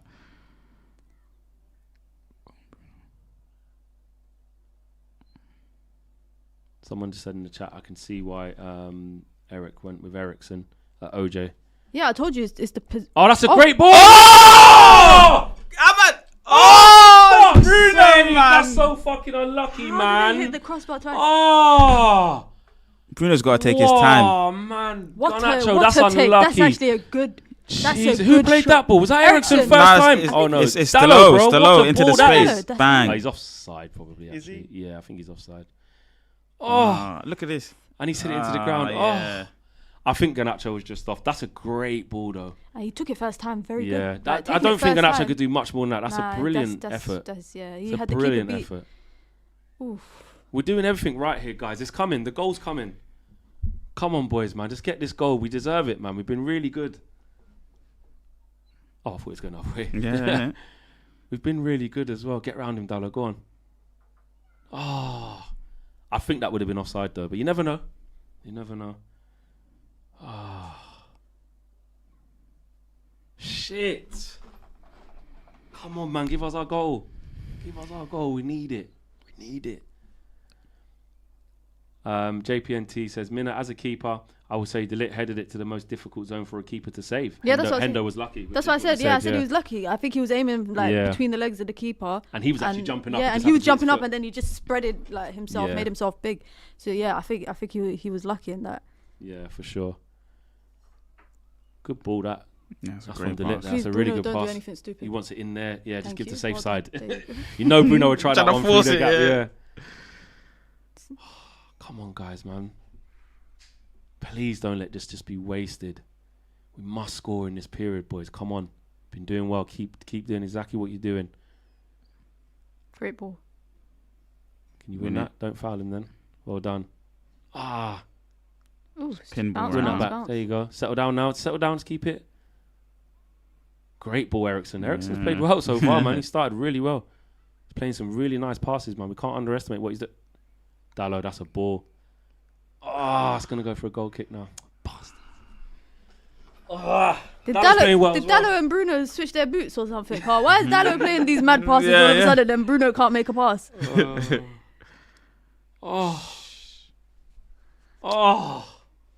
Should Bruno score that? Yes. As well? Yeah. I don't know about Bruno, you know, because he he's- volleys it into the ground, but Yeah. also it's the way that the ball is coming to him is a bit makes him have awkward. to- Look, they keep come on, boy. Look at Xerxes. Give it to his feet. Hold it. Oh, No, he's killed Bruno a bit. Oh, he's done really well. Oh, this is football. Oh, I'm mad to hold on to If it. something get came it from back that- again. Oh, he's give the foul for fuck's sake. If something came from Boys. that, I would have been like, Wow. alright, bet. Yeah. But that's what I like about Xerxes. He's able to get the ball out of his feet very quickly. Yeah. Like, it's only if you expect him to shoot, like if he's taking a touch to set himself to shoot, that's of the only time. time he's a bit. But when he's linking up, he gets the ball out of his feet so quickly. I actually think Bruno could learn a thing or two He's from saying him. go long to Mateta and make it stick. I think he was saying. Move. He's That's saying what he was like that. He was like, yeah, go to Mateta. So I think he's saying go long to Mateta. This is actually, I think, I don't want to jinx. Actually, I don't believe in jinx. Yeah, say what you need to I say, think man. this is United's best away performance in a while so far. Well, for half an hour. Yeah, but like, for half an hour, For half an this hour. is the best we've looked away from home, Yeah. or even like in general. Yeah. Yeah. It's just, we It's ain't just got the you goal, need to man. find I'm the back just of the like, net. The annoying thing is like I don't want to be negative in it, but we've seen periods like this where we don't get what Brighton. I remember Spurs last year early on in the season. Oh, First yeah. 20 minutes was really good. Mason Mount. Arsenal really good first Yeah. sort of, you know what I mean? Get the goal from Rashid, then concede straight away. Look at that. Look, it's total dominance, guys. Like we can say it's been half an hour of pure dominance. They haven't laid a glove on us yet, but also you're looking at it like the longer you leave it like that, Crystal Palace will play a bit better than this. It happened against Brighton away this season, you know. We Exactly. was doing all right, and then Made they one mistake with Maguire when he didn't. You know what I mean? Yeah. So that, and that's like a PTSD thing as a United fan, where under Eric, where it's like we've seen a few moments and we're like, yeah, we're doing all right. Still only 0-0 though, mate. Get there first, Ahmad. Corner. Okay, you come across good there. Did he keep it in? Well done. Okay, throw on. Good ball. That who played that? Did it? Or was it Maguire? I didn't see. I think it might have been as well. Kay says we need to capitalise on these mistakes that Palace are making. We need to be up by 2 before starting our shenanigans. I agree. We need to score now. Palace will start to press eventually, says Blue Jays Fitted. Look at Bruno complaining to Ahmad, says Trini Red Devil. I didn't see that. Yeah. Just because Palace are really, really poor. Yeah, but give us our dues as well, man. We've done everything right apart from score. And Palace have been really bad, for sure. This is there, man. We've got to be... Have Whoa. they been really bad or? Oh, what? have- Robert, why did he... Win that back. Well done, Ahmad. Bounce over his head. Oh, That's God. No.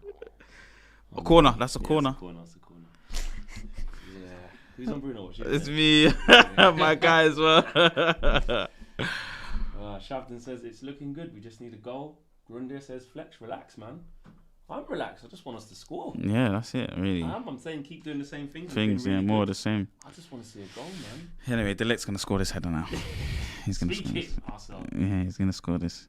London says we look very comfortable. Xerxes. That's not really a strong point, is it? That, Heading the or did he ball. chest it? It looked He like he headed it, I chested think. it on his shoulder or something. Or Free his header shoulder. back post. Yeah, It hits him. he It doesn't. I don't think the ball hits him. He doesn't. No, he's right there. Oh, he It's a does. good connection, man. I can't see because He's on his way. He's just on his way down as he's headed it. He's probably mistimed his jump. Yeah, I don't think he's really good at heading like that, guys. And he should be. He's like 6'3" or 6'2" or something crazy. He's like like that. 6'5", is he not? Oh my Or like days, he 6'4", should. 6'5". He should be He's a just big unit, Yeah. man. Look, Palace are all over the gaff. Come on, Forcing boys, turnovers. man. Put these to the sword, man. Match This is these Ten up, Hag. man. This is Ten Hag, by the way, guys. Turnovers. Yeah. Well, they just kicked that out. That wasn't That's turnover. How we're set up, bro. This is Bro. turnovers. Why are you bringing Ten Bro, Hag they I'm just kicked letting it you know. out, Just bro. letting you know. Oh, that man, wasn't man like we Trevor didn't force the Chalobah. turnover. That was an unforced error. They just kicked it out. Nah, that's Can't how. count that one, Marcel. He He said just kicked it off for a throw. he said that's Ten Hag. That's Ten Hag. The way it's set up What? is because of How the is that manager. Ten Hag? Because the way we're set up, the way we Is it how we approach set them, up or is it how they're playing? how we're set up. Marcel's saying They play because of how we're set up. No, I don't think that's always necessary. It's a dance. Well, don't lose it there. Go backwards. Go back. Just go back. A little bit of a half press There you here go. from Palace. Seems like now they're starting to wake it. Like, ooh. That's really good. Keep that. That's really good play. It's really, really good play. Look at Go big Nacho. switch. Wow. Good touch. Good first touch. Oh, the ball wasn't driven enough, man. He put too much height on that. Got to put that recovery run in, Garnacho. Put it in. Oh, man. Yeah, Marcel, that was Ten Hag that made the ball go out, says Riri. Yeah, Well done, because- Martinez. Yes, because the way we're set up. Yes, Turn, I'll triple drive. down. He's going to shoot. He's going to shoot. Oh, well done. Bang. Now shoot. Oh, it's a good block. Good move. Come on, boys. It's right there for us. The goal is there. Come on, Bruno. We have to score. Someone said Crystal Palace second half as well. You know they're not going to carry on playing this bad. But at the same time, this is a test for us as well, though, because we haven't managed to score yet. Don't abandon your principles. Keep doing the same thing. Keep the patterns the same. As Ten Hag says, the rules and the principles. Yeah. Stick to the plan. Yeah, Stick good. to the plan. So that's, he's just chopping off the front. Oh, it is a good ball. Oh, Well good. done. Oh, Get good round pass. him. That's handball, isn't it? Oh, I was gonna say that's high foot, but Oh, and might be a yellow. Oh, no. Stupid yellow that. I'm sorry, but that's really the first challenge of the first game. one, but because it's cynical and because it's stopping a counter attack. Yeah. Nah, that's not a yellow for me. Look, there's two United players there. That's they're a both little- trying to get them down. That's little. That's a little. A It little is. hand. That's, You're right, that's Mina, not- but that's it's- not a yellow. Oh, is it for actually, that was Garnacho? both hands. He pushed Between him. two of them, one of them's He got to pushed get him yellow. with both Oh, hands. it's for Garnacho. I don't mind it being for Garnacho. I don't mind it being for Yeah, it's Garnacho. better be for Garnacho. Yeah, than Dalot. I think that's soft. I can't lie. You're right. I But agree. I think it's because it's stopping a counter attack. I think you're always going to get given a yellow for that. I'm not negative. I just think we deserve a goal, says Red Baron. Gavin Carey. Something good equals Ten Hag. Something bad equals players. No. K-Flow says never a yellow. Yeah, he could have allowed us because literally the first foul we've committed, he's going to give the handball for that. Wasn't that booted up like... Yeah, he's flicked it into the Palace space. Get into the game. It's I 'cause of the know. Do you know what will annoy ref. me? It's because of the ref. Do you know what will annoy me? Oh, If they get into the game They and could they get score calls from it. the ref. No. Yeah, that is a handball. If they get into the game and they actually create from their moment, because they're gonna in a game, it's like you Exactly. have to have your period of suffering. So when it happens for us, do they actually score from their moment? That's gonna annoy me. I don't believe that you have to have your period of suffering. Red You Baron don't saying, think what's so? going on with your mic flex? Is it all good? Should be sounding good, yeah. I think it might be you, Red Baron. Don't know if you can just refresh your thing or something. Keeps going low and high, he said, but okay. All right. Maybe I need to get away. Oh, it's a corner now, isn't it? That's it off Xerxes, isn't it? First corner. Right. Anana scares me sometimes. I know. I'm Lock in, guys. They've had nothing for 36 minutes. Do not do anything stupid. Do you know what I mean? Defend properly. Do not undo the hard work. The lit on Mateta, please. Licha, He's get just away mark- from he's him. just marking the Or space. Xerxes, get on Mateta. I don't want Licha anywhere near him. It's just a big That's all. Look at them Block four him, guys. block Them him, all yeah. four. Those four can all get on the end of block it. in. Oh, he's gone Really short. short. Wharton whips it in. Oh. Counter attack. Ooh. Did it hit? I hope it did hit his Man face, down. and not- Oh, that's a That's bit a very- loose, Oh, is that Bruno? Bruno. Yeah. It's not really been. Oh, and Ahmad. Okay, foul bruise. Oh, mate. I thought I hit him in the face. Mm. I thought I hit him in the face. Bruno needs to play a better pass there. 100%. Yeah. Like, Right now, we should are be we in there. seeing what? Are Yeah, we yeah. seeing what he's doing? Yeah. Under-hitting passes, poor touches, poor, really poor. poor clipped passes in the final I third. did hit that. Oh, I did. That overhit that and put it into the space for him. Yeah, He shouldn't be getting that wrong, Bruno. He's had a poor 37 minutes. very bad. He's had a poor 37 minutes, I'm not going to lie. And that's not the agenda or trying to hyper-analyse him. It's what we've seen. Yeah. Do you know what I mean? But are we still playing? Are we saying that we're still playing the 2-8s? Is he one of the 2-8s in this shape? Yeah, I would say He is, so. Look, yeah. He's just ahead. Yeah. He looks like he's going deepest to go collect the ball. I think maybe like what you're At saying. least it's not a 3-1-6 in build-up anymore. Yeah, because the low comes in. Yeah. I'll prefer him in the 8 and in the 8. To be honest with you guys, well, we're not really playing that. We're playing a 6 and 2-8. So Lovely, Xerxes. well done, Kobe. Yeah. Oh, playing. Oh, look Watch at that. he's Okay, that's fine. Be patient. See, Ahmad's got 2 to beat though because Yeah. the left centre back's got back in. He's got to do a lot of that. Come on. Why didn't he pull the trigger first? Then that touch to kind of. He's just doing weird things today. He's just doing weird things You today. need to chat to your boy, man. Yeah, I Message him know. on WhatsApp now. Have a word. I'm gonna have to. Come on, boys, man.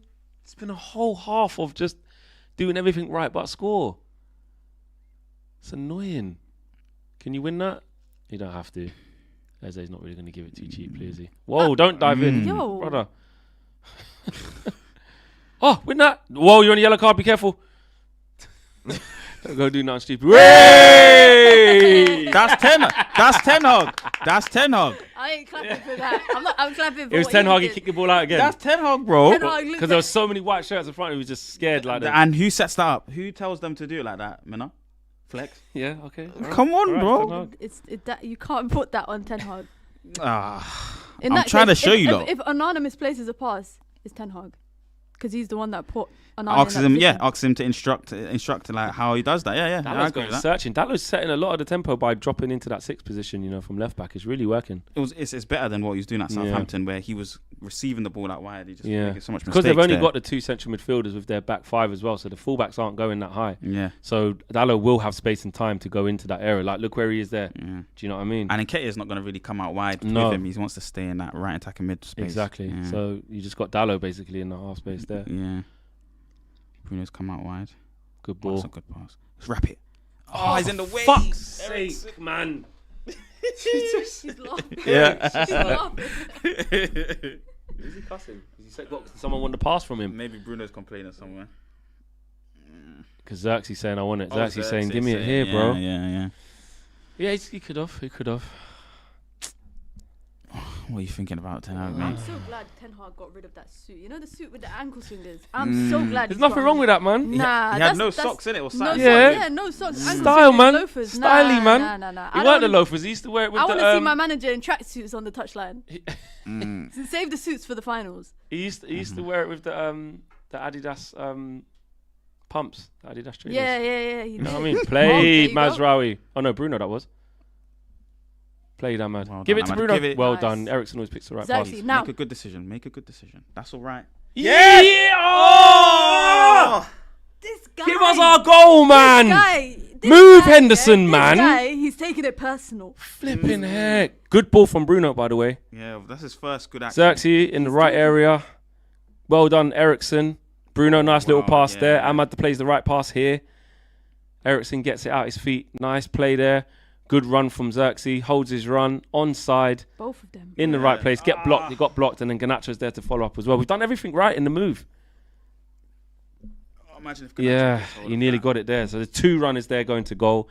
That's where you want Xerxes. That's where you want Ganacho. That's where you want in the ball front from of his Bruno. man. We're doing everything right, guys. Oh, Nakia. Doing everything right. You're going to volley that. Well done. Oh, Xerxes, there's got to be better quality there, I thought he was brother. going to do the mark I of Van thought he Basten. was going to do the Just I thought he side was gonna foot it volley across. I thought he Yeah, was Van gonna volley Basten. You see Van Basten, AC Milan. Into the Oh, top. man. Left side. Godson is the latest member of the UV Members Club. Big up to you, Godson. And take your profit, says Bruno got a stop with the chip cross. Whip it. That's what he's Well, done that's here. what he's done there. That was a good ball there. So actually Maybe come off Ganache Richards. can get that. It is really close. Yeah. And Gavin Carey says the shots on target have fallen to our defenders mostly. Our attackers are lackluster so far. At least the bench might be deep enough to impact the game. Yeah, I just can't help but think we're just letting Dean Henderson off here a little bit, man. Mm-hmm. You know what I mean? I I'm just need a waiting- second win there, I'm just waiting for that Crystal Palace spell. What happened? Ref! Come on, there's 3 of you lot there. There's 3 of you Oh, lot. Eric, There's 3 of don't you wanna do lot. like that. Have you let it bounce? Yeah. Oh, we what's should've going come out with the on? ball there. Yeah. Should have come out with the ball there. Oh! Nah, he's not going to get there. He done that knee slide that he done against Brighton. Yeah. Oh, man, this is frustrating. This half has flown by as well. Calm down. Come on. No, it's just frustrating when we haven't scored. Oh, okay. that's I was going yeah. to say. Not frustrating with the performance. The performance has been absolutely fine.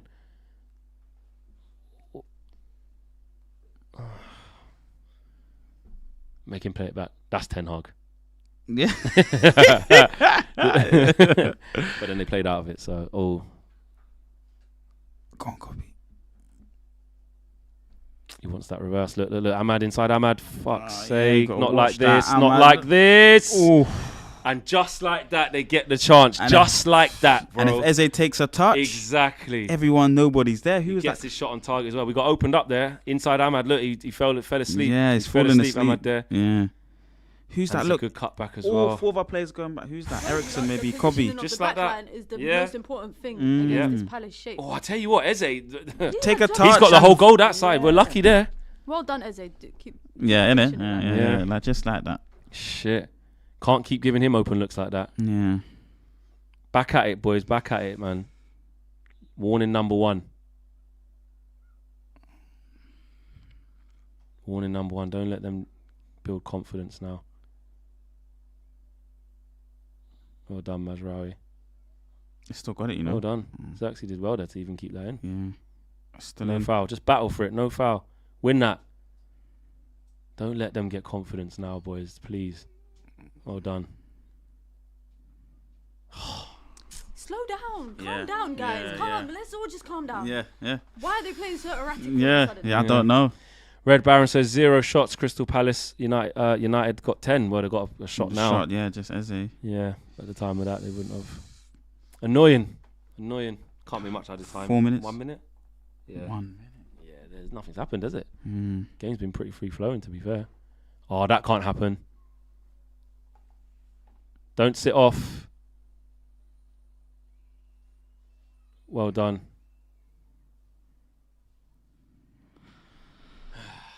Right. You know what? Just get in at half-time. Just get in. We've dominated the game. We haven't scored. We've been more than good enough to score. Mazraoui, I need you there. Well done. Come on, Ahmad, bro. I need you stronger there. He always wants to lend it to someone, innit? Just neat. Mm. Stop the cross. Do not do this before half time, you lot. Do not do this. Do not do this. Just get to half time now. Don't that's stupid. Right. Half time, Manchester United 0, Crystal Palace 0. Dean Henderson, as the camera pans in on him, has been the one in the most action. We've had a lot of shots, a lot going for us. XG 7.8. No, you don't care, but 0.4 to them. 7.8 9 XG. shots. 9 shots for Man United. 1 shot to Palace. 4 shots on target for Man United. That's to Palace's 1. Shots inside the box, Man United 8, and Palace have had 1. Hit the woodwork twice. Total big chances for United 5 versus Palace's 1. Final third entries 40. Do you know what I mean? Compared to Palace's 16. Sorry. So, yes, we've had a higher percentage of everything. Total passes 307 to there, 144, 68% possession, 87% pass accuracy overall. It's been a really good half, apart from the goal, Marcel. Apart from getting a goal. I mean, if we can do exactly that again next half, hopefully you're coming out with a 2-0 or 3-0 result. Hopefully, at least a 2-0 and you get out of the stadium with 3 points. But I don't know. I think what can you really do maybe to change the team? I think Garnacho's played well. I think Ahmad's played well. It's maybe just Bruno, weirdly enough. I think Ericsson in the 10 against Barnsley, I think looked really good. So maybe you get somebody else in that midfield to be able to break down the Crystal Palace's 2 banks of 4, or not 2 banks of 4, but the 2 defensive lines. Just the final goal, that's it. It's just the last action, the finishing aspect of the team's just not there at the moment. But we've scored a lot of goals recently, so you can see that's why we're able to play free-flowing football. It's just literally the finishing. Mina, what are you saying? Frustrated? No, I'm not frustrated at all. I actually think this is probably one of the best United away performances I've seen in a long time under Erik ten Hag. I think the setup is right. I think going back to what we were talking about at the beginning before the game started about Ericsson starting, it makes sense. United were looking at Crystal Palace today, and just over the last couple games since the season has started, they seem to be a team that don't really have a lot of control in the game. So having a player like Ericsson now, it makes sense as to why Ten Hag went for that.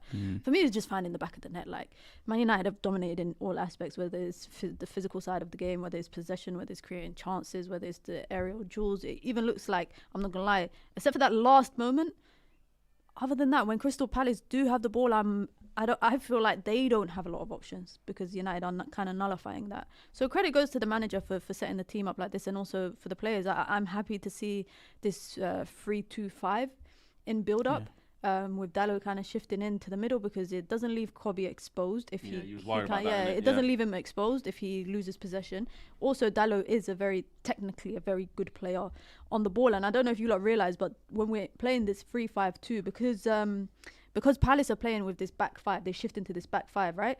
Man United have the three forwards kind of occupying all the defenders, and you got Bruno and Eriksen in them little 8 spaces between the 8 and the 10, and that actually allows them to kind of force Palace to come out a little bit, create space for Xerxes, create space for Garnacho, etc. And that gives United 2 options in build-up. It's either you go to your wingers and you isolate them on 1v1 against the wingers, or you go for the kind of pass and move, and Man United are alternating behind between the two. For me, is easily the best performance I've seen away from home, especially in a stadium that is like our kryptonite, bro. We struggled there under Eric Ten Hag. Yeah, but obviously, the biggest thing is that the match is still 0-0, but all the positives you just spoke about, I 100% agree. Let's dive into some of the stats. It's really interesting because the possession won the most is by Diogo Dalot. He's won possession back 7 times. Second most possession one is actually by Bruno, and Bruno's had the most touches. He's the Man United player with the most touches. But if we dive into what Bruno has been doing with the ball, who's lost the ball the most times? Bruno Fernandes, 17 times. Amad Diallo's lost the ball 13 times, and Mazwari has lost the ball 11 times. The most duels won, aerial duels won is De Ligt, and the most duels won in general is De Ligt as well. Mazraoui's had the most total duels, even though he's only won 3 of those. So it's interesting to see, how we're looking in terms of how we're actually using the ball. Diogo Dalot's got 100% passing accuracy in the final third. He's been really good as in the well. final third. He's been really good. He's He's been our best player, most probably. Yeah, I think I would say he's probably been our best player in that first half. He was really good. I think Eriksen was really good. He's got a 93% pass accuracy. Andre Onana's got 94, but obviously he's just playing easy passes. And Bruno Fernandes has got the lowest in the team with 77% pass accuracy. What kind of 10 do we want? Is it a Bruno 10 in this kind of against this kind of 2 banks of 4 or 2 defensive lines really deep in their half, or do you want a Eriksen 10 who's going to retain the ball? Because Bruno's losing the ball, trying to force it all the time, and then he's taking poor touches, and then Eriksen's playing the really good passes, like you're saying. What kind of person do you want in that 10? Eriksen, or someone that's going to do the high volume chances? Well, this is the conundrum, innit? This is what a lot of people I think are maybe a bit irked by Bruno, because there's high volumes of turnovers when he's on the ball, but he will probably create more goal scoring opportunities. But someone like Eriksen playing in those advanced areas in this type of game, look, he keeps the ball much better. The team, there's Phil Jones, he's in the studio. Wicked. Oh, wow. Keeps the ball much better, and is able to, keep recycling the ball and create chances. Xerxes there sets Garnacho through. That's a really good chance. Garnacho does everything right, shoots across goal. It's just a good save. Eriksen again pass forward into that area that creates that, and a really good run from Garnacho. He's on it. His movement's good. He's done everything right. Go towards goal, get a touch out your feet, shoot across goal. He hasn't done anything wrong there, Garnacho. He's actually had a good half. Xerxes, I think, has done well in times, bringing people into play, knitting things together. He doesn't shoot much. No, he doesn't shoot a lot. And he plays a bit like Harry Kane in terms of dropping off the line, but Harry Kane always finds himself in a situation to shoot, I wouldn't, you know what, I'm not mad about him not shooting a lot, because I think if you're picking between finding the better pass or taking just a wallop at goal, I'll take the better pass. Eriksen sees that first, and it's a great ball from Dalot. Look, it's a brilliant ball. I think he's just off, though. I think he's onside. You think? I don't know. It looks like he's onside. It would have been a wicked goal. Bruno, I think, should score Garnacho that, could add 2 goals by now. Again, he's done everything right. Open out your body, whip it. Bruno is better than that. He's capable of controlling that. It is a difficult chance. De Ligt, so he does head it down. Look, he's going for the nutmeg. Maybe if he goes near post and heads it down. Nutmeg. Or maybe far post. Far post is going to get covered. But Far post, it could get, the Richards could block it, and someone just has to stick their head out and they get away. Yeah. Super chat from Daniel Luciano says, I see control, chances, cohesion, great signs. We've definitely seen control. The players look like they're on the same page, so the cohesion's definitely there. Can't argue about chances. We have 9, 4 on target. So yeah, I do agree with you, Daniel Luciano. It's just whether, because again, look, they're just replaying this Eze chance here. We did all that hard work, and really, that's a cheap chance to give away. That's an open look at the basket, as they say in basketball. Like you've left him open there, and actually, Eze on a different day strikes that into a far corner. Yeah. Those are the ones you can't. If you before the game saying what can't you afford to give Eze, you'd say an open look like that, right in front of the goal. Like, do you know what I mean? He's on it. But we've done well to nullify Palace. You know, haven't seen Mateta involved at all. Haven't seen Nketiah involved at all. I feel like Eze has been marshalled and controlled because we've the form of attack is keeping the ball as well, isn't it? You know what I mean? So yeah, I just. What does he change? What does he change? I wouldn't change anything. Just keep going. I would the same. No, in the half. Going into the second half, I wouldn't change the lineup. I think you'll destabilize. Well, what would the you team. change? Yeah, Well, I think maybe the more tired that Palace get kind of chasing the game around, then you bring on fresh legs. You maybe bring a Mount, you maybe bring a Rashford, you maybe bring on Ugarte, you bring on Højlund. Bare options. Like United have options for once. Like right now, if it's not working, we could, and I'm not suggesting it, but we could take Bruno off. Put on Højlund and put Højlund up top and have Xerxes playing in that 10. Yeah. Do that. Yeah, Xerxes looks like a 10 anyway, slightly. It's good problems to have, I think, right now. But in terms of going into the second half, I think the most important thing is to start the half good. Yeah. Because it's end of the first half. I feel like Palace were kind of easing into it a couple of minutes towards the end. So kind of take that momentum off them, slap it off them. Yeah. Don't let them come out. But kind of, hit the ground running and just continue what they're doing. United will find the back of the net eventually. I actually think that. And Dean Henderson, like, come on, bro. Like, look me in the eye, bro. Out of all the times you choose to have the best performance in your flipping career, you want to pick today. Like, come on. He's making us. He's got. Who is it that got rid of him? Ollie. Yes. No, it's Ten Was it Ten Hag's first? Remember, because when he season? because as soon as he got there, he goes, "I didn't want the manager to see me because he'd see how good I am and want to keep me." So I it's have himself, to go play. though, Remember? wasn't it? No, he went on loan. Remember to. He went on loan to. Wasn't it under Ole that Forest? he was Yeah, gone? Forest, and he got injured. Yeah, that was under Ole. No, but then Ole. when Ole got sacked, he got sacked. and in the Ralph season. Yeah. Ole was telling him that he's meant to be in my number one. Number one. I'm gonna play him. Yeah, Ole I see why he was shagged him. pissed off. Yeah, 100%. Yeah, it's Ole that got rid of him. No, but it was saying actually Ten Hag. He left on Ten Hag's watch. Oh yes, of course. In the first season. Then I wanted him to start over De Gea at one point. I was like, I remember when everyone was saying You that. wouldn't He put worked anyone better than him. ahead of I De Gea, wanted him bro. to start over him though, because De Gea was giving us that much headache. Yeah. But I can't lie. Outside of the shot stopping, but outside of the shot stopping, he's looking shaky. Other than kicking it that, out, mate. He's literally about to kick it into Croydon. And let's be real. The saves that he's made, the one across goal from Garnacho is a decent. All the save. rest is. But all the rest is like it's hit him or you should be saving. It's not like he's pulled out a weldy. It's just the type of chances that have happened. They've just been in his favour. Yeah, you know what I mean. I think did Ahmad force a save from him? But I don't know. I think he just went wide or something. And then the Martinez one that was kind of right at him as well. Yes, easily. Quick, close. Garnacho whips it past Dean Henderson, but who would be your first change? That's what I'm saying. So why we haven't really had a I good. think we're all right. No, but if you make a change Rashi in the up second front. half, what are you changing? Are you just doing a like for like switch? Yeah, I think you see how it goes. But you look at it between Ahmad and Garnacho as the game keeps going. I'll take off one of them and bring in Rashi. If it's Ahmad, then just put Garnacho Ericsson on or the right. Bruno, maybe. You look at them too. Yeah, I would. I mean, I would look at Bruno for sure. Yeah. Of course, we know the thing of listen. He's the So he can captain come any straight moment. out second half, any moment could do a piece of magic. But if he keeps playing like that, I'll be looking towards Mount.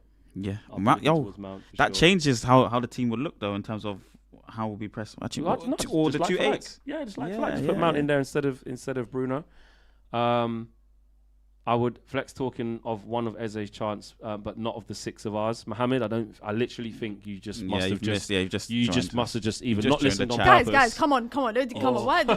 How you letting one comment rattle you? No, because I like stuff like that because you have to say. No, but listen, when did you join the stream? Like, That's what I'm saying. He must have just Just there's join now. impossible. If not, then rewind and you'll see we spoke about all the chances. Yeah, changes. I mean, you could look to get Ugarte in as Eriksen fades, but actually, Eriksen in this type of game is creating and moving the ball properly. Yeah. Ugarte probably isn't going to do that as well as Not as- Eriksen. yeah. It's fine how it is in midfield. How do you think Kobe's playing? He's not been seen. Is it okay for Kobe to play like this, where you're just doing your job, nothing really Simple stuff. generation? Yeah, because normally I always expect a moment of brilliance from Yeah, Kobe that in the doesn't have 90 to be. minutes. It's always something that's special. I think we got really spoiled in a short space of time, by the way, with how good Kobe was in those times and things we were seeing for the first time. This season hasn't been quite that for him. Yep. But also, we don't need it to be. I think it's a good thing that not everything must go through Kobe, and if he doesn't do something amazing, we're not clicking. This is his first full season.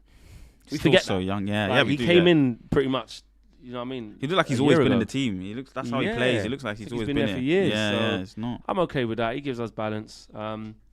Ericsson created Odie from corners. I think he had a few good switches of play and some good moments as well. And he plays the pass before the pass, like we were saying. Exactly. So. I don't think we should underestimate Ericsson's part in how well he's done in the first half. I think he's good. Atoro says no flex. It has not been all right.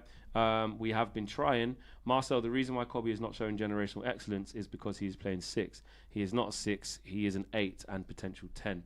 Kobe looks good in midfield, says Riri. And Richard Wood with the super chat, big up to you, Richard, says we've been good, but I fear the sucker punch. Yeah, Palace are bang average, but we're still vulnerable if we concede. We all know this, and that's the feeling of that bit of negativity that creeps in it. It's more skepticism. It's more, past wounds. It's more scarred from other things because, like you said there, you fear the sucker punch. We're on top. We deserve to be winning. We're not winning. And you're like, don't get. What did he say? 2 in the last 16 wins away from home or something like that earlier. One of the stats in terms of our away performances, and we know as well against adversity we're not brilliant. So it's just those two things combined throughout Ten Hag's tenure is a bit. You get a bit worried about how this team is mentally. And going back to Brighton, last few seconds couldn't secure a draw away from home. So. They will get their spell. I genuinely believe, in football, you always have to have a period to suffer in the 90-minute football match. You can't dominate a whole 90 minutes. I don't think any team's able to do that. But when you do have your period of you have to suffer back against the wall, be smart, make the right decisions. Can you just, mitigate it like everything and make sure that you don't concede a goal, and get through it? So when that happens, hopefully we on the flip side, we get our counter-attacking opportunity. And the transitional opportunity. Well, Palace making a change at half-time. Glasner's seen enough because they really weren't good. He's bringing on Jefferson Lerma. He can definitely get about the pitch a lot more in midfield. Who came Who's off? that putting up on their thing? Is that Schlopp as well? Who's that coming on as well? Doing up their tape. Nathaniel Klein better sit back down. If he comes on, we need him to put him into retirement, mate. Serious. He needs to go back to Love and Hip Hop. We're gonna see when he gets up. Who's that? Who Was that is Ismail that? Assar? It might be Ismail Assar, yeah. Assar from. Maybe. Nketiah was there. We didn't really see him. Yeah. Assar's very tricky. Yeah. So, yeah. It is. So that's interesting from Crystal Palace. And let's be honest, guys. Ismail Assar as a right winger or right forward is a lot better than Eddie Nketiah. We were saying, I think under Ole, we were saying, I was looking at him like, He's a good player from his Watford days. Went out to France as well and then done well to come back. Who came off? Who's number 14?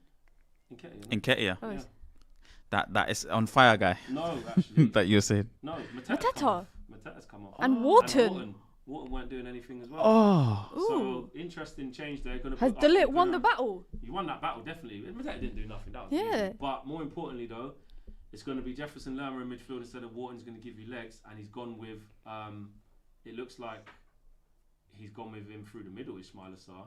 They're starting out. So, listen, that front three's lively. Sarr. Do you think they're going for balls over the top, maybe? Yeah, exactly. Pace. Exactly. So we have to suss that out and still be on it, guys. No more messing about, man. Please start strong. Interesting change because I think Glasner would have been really annoyed at halftime, and we're going to need them to step it. Do you think he just wanted them, ease their way into the game? 45 minutes left. Now we can, instead of doing 90 minutes of pressing and hard work, we'll just save. I don't we think get through the first one. As easing it in, they were poor. Palace were really poor in that first half, and again, that's the danger of not being 1-0 up to show for it because the team can get a wake up call. Palace walking in at half time would have been like, right, we're lucky this is still 1-0, guys. This is still 0-0, and the manager's going to make some subs to change the narrative of the game because it was too easy for us. So now, let's see what we do. That's Eze, just. So gets it in there as a. And now, Is he asking for a pen? He's done the roulette, dribbled through the ball. No one's been able to get Instant near him. impact. Look at Instant this. look, away from Kobe. Wow. See you later. Away from Ericsson. 4 players Away there. from Wow. Dallo. 4 Dallo players actually there. taps it forward. Great little flick from Sarr. We're at 6s there. Went for the ding. Hit his chest. Well done, delivered. Oh, that, he's got It's hit the chest. stanch. Yeah. Well He's done, flied delivered. into the stanch, Yeah, though. Look. yeah. Oh. Ooh. Yeah. Solid. That's Yeah, good he's defending solid, from though. De Ligt there. Oh, yeah, solid. Yeah, yeah. But already, Palace, they've woken up. And this is why I said they can't come out of the blocks hot. Yeah. United need to nullify that. Away. That's poor. Say Oh my pinball. god. Oh my god. Here Oh we my go. god. Just get it that out. away, please. Thank you, ref. Handball. I don't know what that was, but thanks, ref. Handball. Lord God. You know what I think those substitutions are doing? Legs in the midfield to kind of nullify Man United in the midfield, and they're going for pace against Man United's backline. Yeah. They realised that physical thing wasn't going to be a thing because they weren't even getting the ball to Mateta. So now we're just going to run at you guys with the ball, and I actually think that's worse for United. Yeah. Yeah. I think that's worse for Yeah. United having 3 guys running at you full speed. Yeah, they're going to look to be on it more. I mean, Lerma, again, a bit of a shithouse, can run around, you know what I mean, kick people. He's more energetic than Wharton. Wharton hooked at half-time. Generational talent and all that, you know what I mean? I can't believe that. Yeah, he didn't play well. But they weren't getting near us in midfield. It was way too easy, so I don't let's know have a how look now. Kamada stayed on personally, but Mm. let him stay on. We're losing too many deals here now. Oh, well done. Settle down now. There you go. There you go. Good what a ball. Oh, I couldn't take it. The touch. Don't slide in. Just get goal side. That's our ball. Yeah, well done. Oh, man, if you could have taken it on his right foot and come back across. Yeah. Don't spam that. Just keep that, Bruno. Oh, Bruno. May as well cross it now. No one there. Well done. He's not like Thing is, amazing we got dribbler. one- we have He's not Joshua Xerxes surrounded by 6-7 players, Yeah. and no one even like near him. Look, the closest guy to him is probably Garnacho. Look at that. Didn't get through. Win that. Well done. There you Mazraoui, go. One lovely. more. Oh, it's not the pass See, is and not. that's where Bruno would end up having stats of giving away the ball a lot, because when he gets into those areas, He's trying to do something, yeah. No, but that's a chance created. Is it? People say that's a chance a- created. He nah, put a good ball that's in. a People are reach. gonna be like, he put a ball That's a in. reach. Yeah, yeah. That's a reach, innit? Yeah, people are saying that one. That one's a I don't reach. think he was. I But don't even he think was Bruno right to thinks. try that, Yeah. I suppose, because there's two options there. But it has to be pinpoint, deliberately looking for one of those 2 runs that have been made across the box. For sure.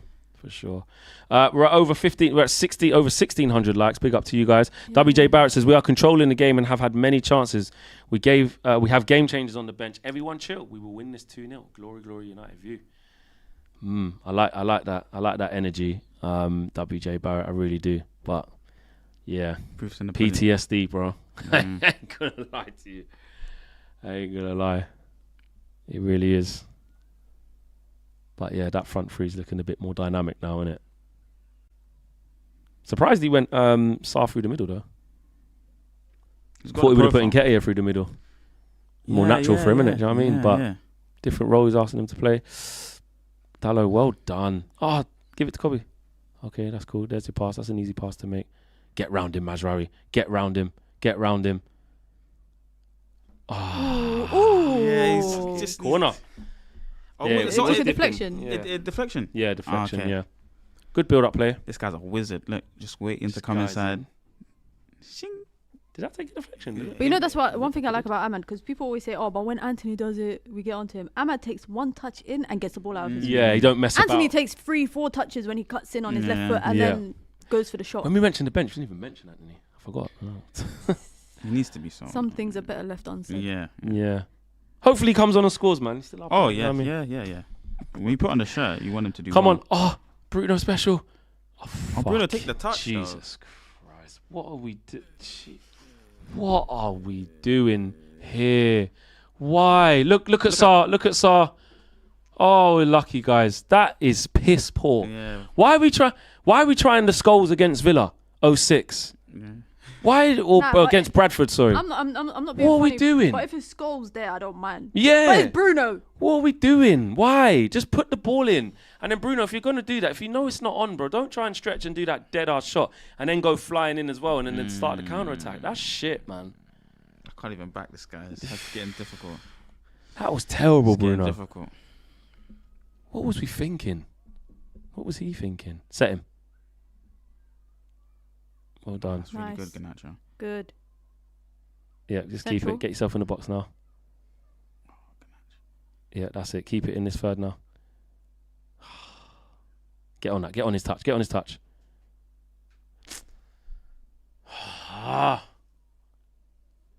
Come on. Win that back. There you go.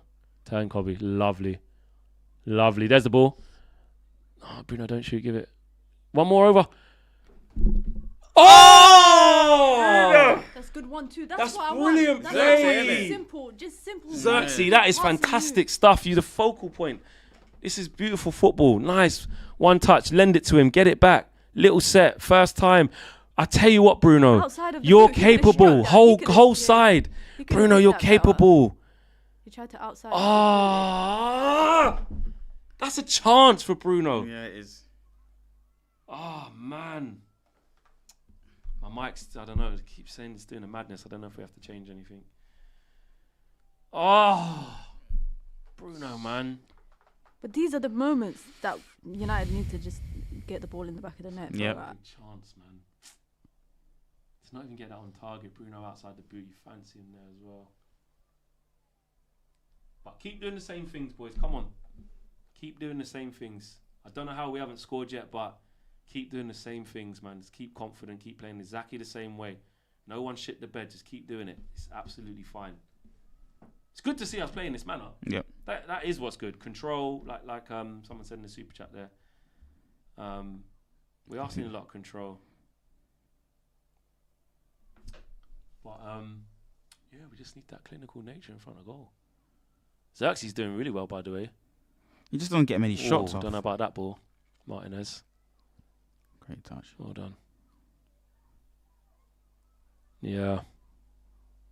I think we get one, we'll be fine. I was gonna say something, but Go on. if United get one, for me, that's not Oh, Ericsson don't do that. enough to kind of prove our performance. No, You know of course what I mean? not. We should have been a couple. That might be a Yeah, yellow. so far.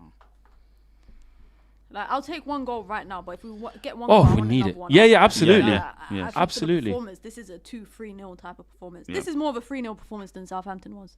Yes. Yeah, 100%. Dave says a bit uncomfortable this.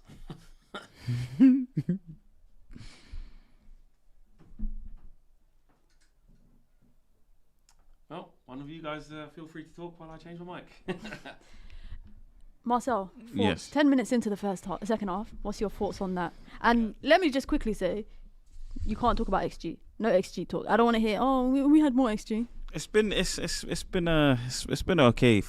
second half. Sorry, I mean, Xerxes obviously is connecting the play still really well, and Ahmad. They're going to go back to the keeper Yeah. again. Xerxes has been playing well. I just want to see him try and take more shots. You know, man. Nah, that's not his. The thing is, I don't think that's his style of play. Yeah, Like the spamming shots. Bruno with the ball. yeah. There you go, Ahmad. Get down the line. I know, but I just feel like he can get into the game more with his shooting. I mean, He's right there. How are Well you done, kicking the Masraoui. ball on him? Bruno. I don't know, man. Bruno for me today is just. You know what? Maybe it's because it's such a good performance. That's why I don't want to single him out. No. I really don't want to but single him because out. it's such a good performance, you're noticing the one player. who's Look, giving he's the doing it ball away, again. Being very close to every time. he's just done it again. He's just done it again. Get it though. It is costing us right now. It's Yeah, hurting us. yeah. He got to get his head in the game. Word to It's High School hurting us. Musical. Lucas says Mount for Bruno. Corio says I give up on Bruno.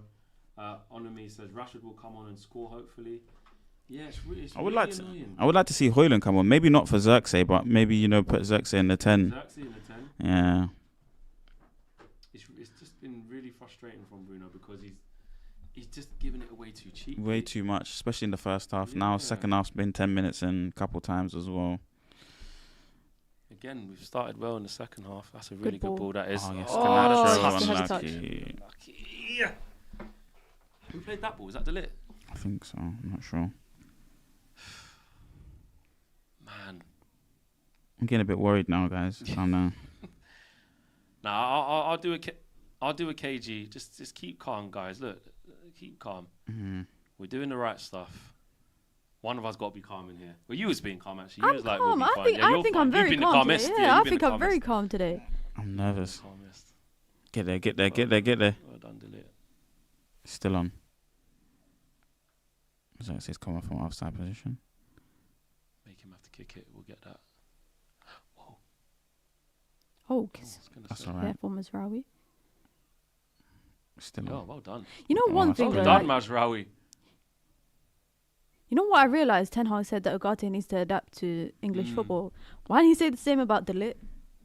Well, he kept Mazraoui. it, but he kept it out a little bit at the beginning, didn't it? Mazraoui, he dashed him in. Yeah, First, because when you that's need a because fullback, you Bilic need ain't got no full- exactly. there's no But one so else, yeah. is that not Because we got options and Eriksen's playing when right, Onana came, probably. you dashed him straight in? Yeah. None of this adjusting to English football. Nah, Do you think it's because he's a DM and DM is different? Yeah, and I, do you know what? I don't even feel. I just think because there's just other options there where we're doing it right. You don't want to rush him. In the fullback position, there was no option. Like, we had to. Goalkeeper, we'd sold De Gea. That's our number one. Got to play. Well Go on, done, Ahmad. Ahmad. Richards don't You know want what it. I mean? He don't want it. Bruno, easy. Good ball. Set him. Back it. Lovely. One more. Oh, I didn't get it. Oh, You know, it's just that last little bit of play, guys. Bruno's done well there. It's that last little bit of play. Bruno. what? Oh, sit off his head. Come Xerxes, on. Go on. Use He's your going to body. give a foul. Well Oh, he done. didn't. Well done. Strength. He used his body. Oh, my days. Good pass. Oh, That's twice, innit? That's twice, Bruno's Bruno. gonna kill it. He's gonna kill me. that's Bruno not a is foul. Yeah, it's Bruno not. is actually gonna be the death of me. I'm not even joking. It's Because this positive. is mad. Rashford's coming on. Okay. Who should it be for, though, guys? Because Garnacho's done Bruno. all right. And For Bruno, put Xerxes in the 10. Put Xerxes in the 10. Let Rashford run in behind. do you think he'll do that? No. If you've got three Unfortunately. runners up top and a Xerxes in the 10, you still got Eriksen on the pitch, and you get that physicality in the 10. Yeah. No brainer. The height as well was Put there. me in the dugout. I'll be surprised if he does that, though. I That'll don't be think he'll do a it. good one, I'll though. be very shocked. I think it might just be a like for likes. Like I don't for think like, he's hooking yeah. Bruno after 58 It's going to be minutes. natural. It's going to be natural. Yeah, I think he will be Garnacho. Never know, though. Could be, but Garnacho's in a good moment. He could just put him on the right. Might hook Ahmad. Ahmad, oh, don't do that. Don't do that. The only person who deserves to come off at this stage of the Is game Bruno. is Bruno. Yeah. Really. Everyone else has been fine. But tactically, On the touch. don't get sucker Don't sit punched. off them. Don't Do get not sucker sit off punched, them. man. Please, I beg you, man. Please. A minute ago, I was just saying keep calm, but I hear you, Marcel. You know what? We're going to need that calming influence from you. I need you to keep speaking that into the atmosphere. Calma. Yeah, man. Please. No way. Well done, No. well done. Don't be so silly. Get up. No, don't say wait. There's nothing to wait. That's not a foul. They're just close together. Tangle the legs. Nah. He doesn't even try and make it. No. The ball's got away from him. Yeah, Bruno is nah. killing me, guys. You know, I'm not know. even joking here. Yeah. I can't I'll be stop. shocked if it's for Bruno. Yeah, I don't But think he's it the will only be. person who deserves to come off the pitch. Mm-hmm. But that makes the most sense. Put Xerxes just off, put Rashford up there and keep the wingers because the wingers are doing fine. Take your profit says Bruno keeps overcomplicating this shit, which he has. Bruno has been worse than Flex's mic, says Daniel Luciano. And Gavin Carey says, we all know Bruno is Erik Ten Hag's favourite, 2 out of 10, but no sub. And Take Your Profit says Bruno might as well wear the Palace jersey. Wow. Set him. Well done, Bruno. Players are there. That's a difficult ball. Well done, though, Xerxes was there. Recycles it. Just does all the simple stuff with it. Yeah.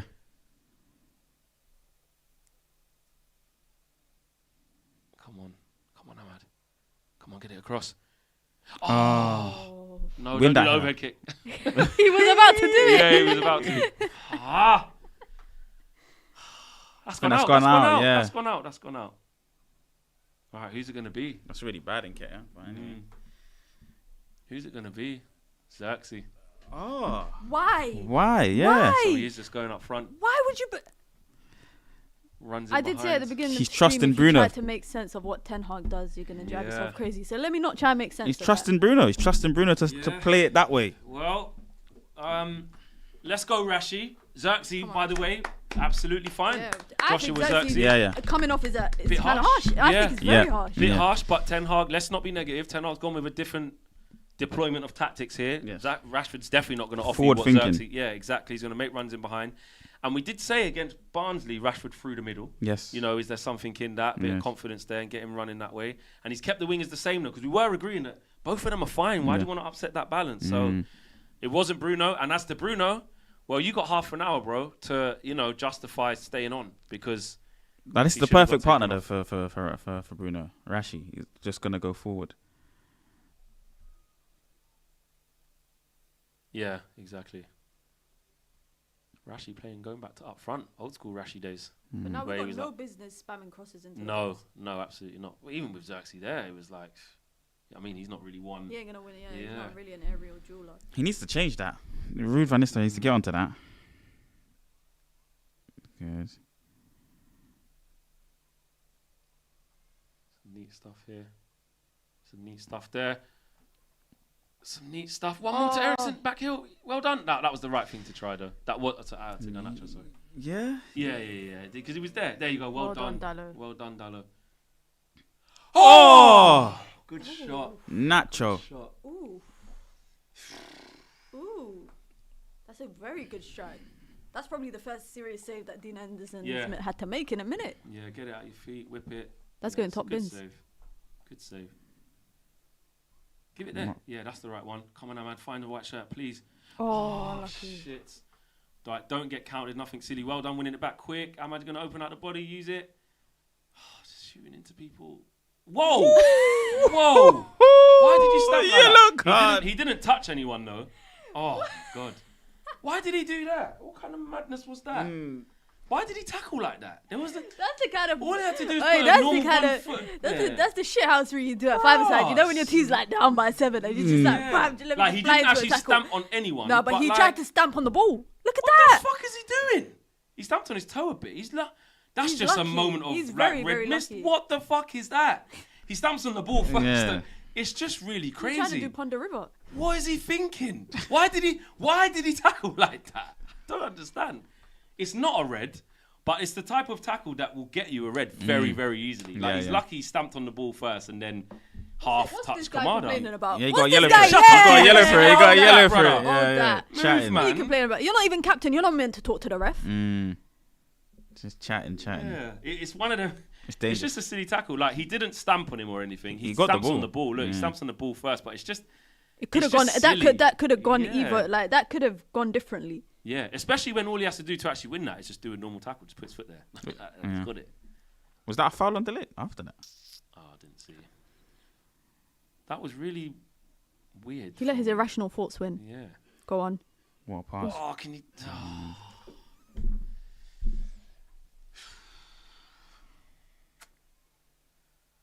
Oh, through the lines. Nketiah. Oh, good save and. Fuck! What the? Yes, that's He good. double save. Yeah. Double save, Yeah. Onana. Jesus, what a double save. I I'll just tell don't- you what, we got absolutely played through there, and Crystal Palace should have had the ball in the back of the net. One ball through the lines there, and Nketiah turns. He has a shot. Look, no one's on him. Good save, Onana. Oh, what a save. What a save. That second one, he's got no right to save that. Look. I just don't like how the first one Look at it bubbles up. straight up, and he's throwing his arm up. Yeah. What a save. Yeah. Look at the people behind the goal, can't believe it. What a fucking save that is. Talk about David Raya's one in midweek when he got that was unbelievable. I tell you what, boys, we are lucky. Oh, don't no, know how- I that's don't- the best save I've seen him make in United. I Shirt. don't even know how to praise him because, you know, this is right at him. No, bro, that's a good save. What do you mean, bro? That's right. This is brilliant, and he's jumped up. That's This a is fucking good. Yeah. amazing Yeah, save. yeah, this is good, but the first one is right at him. You should it's be able not. to It's parry that down out to wide. his left, bro. Nah, I don't think Marcel, it's that much onto his left. That's extremely harsh. That's two really, really good saves. I bro. think the second one's really good.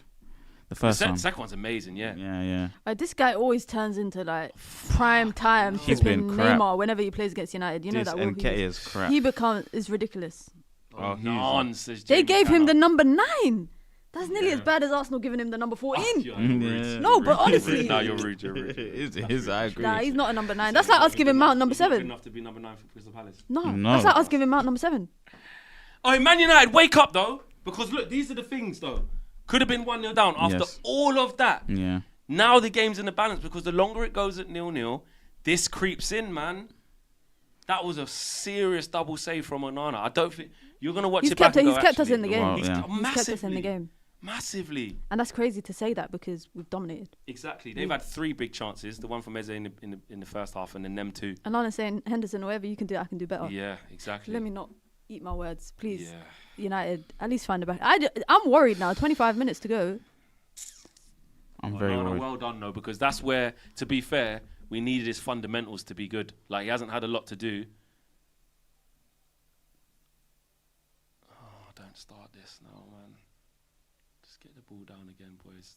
Oh, Kobe. Jesus. Wow, how did he deal with that?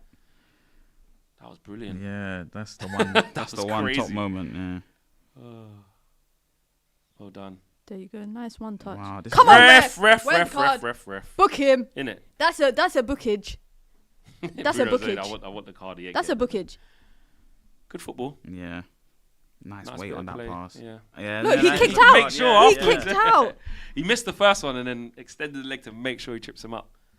Come on, Bruno, man. Please produce I something. know, man. We need a moment. Now it's getting into like we need Moment a moment of to magic. see, Like, yeah. Because even if we did nick it with a moment, like the result, the performance has been good enough to warrant us winning this game, Based whichever on way it, round. yeah. Yeah, like I don't care how it comes, man. Just get the ball in the back of the net, boys. Please, man.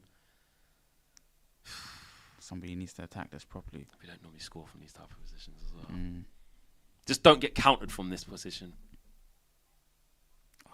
Oh, they want handball. Where's the ball? I can't even see. We want handball. VAR. He's looking kind of certain, but the ball was really close to a lot of players. I'm not sure. I'm not sure. It's a melee. Ball's in. Nah, I don't think he's going to get handball for that. Oh, hit the post as well. You jammy.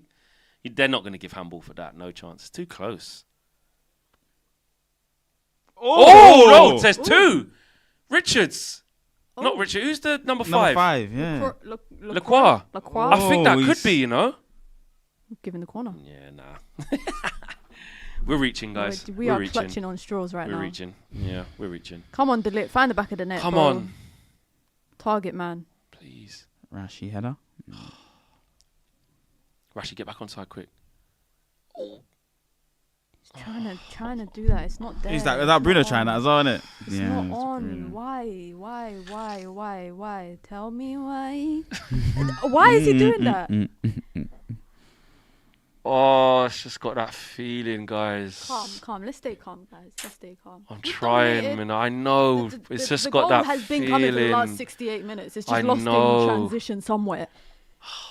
But we're making it difficult. We're making it more difficult for ourselves.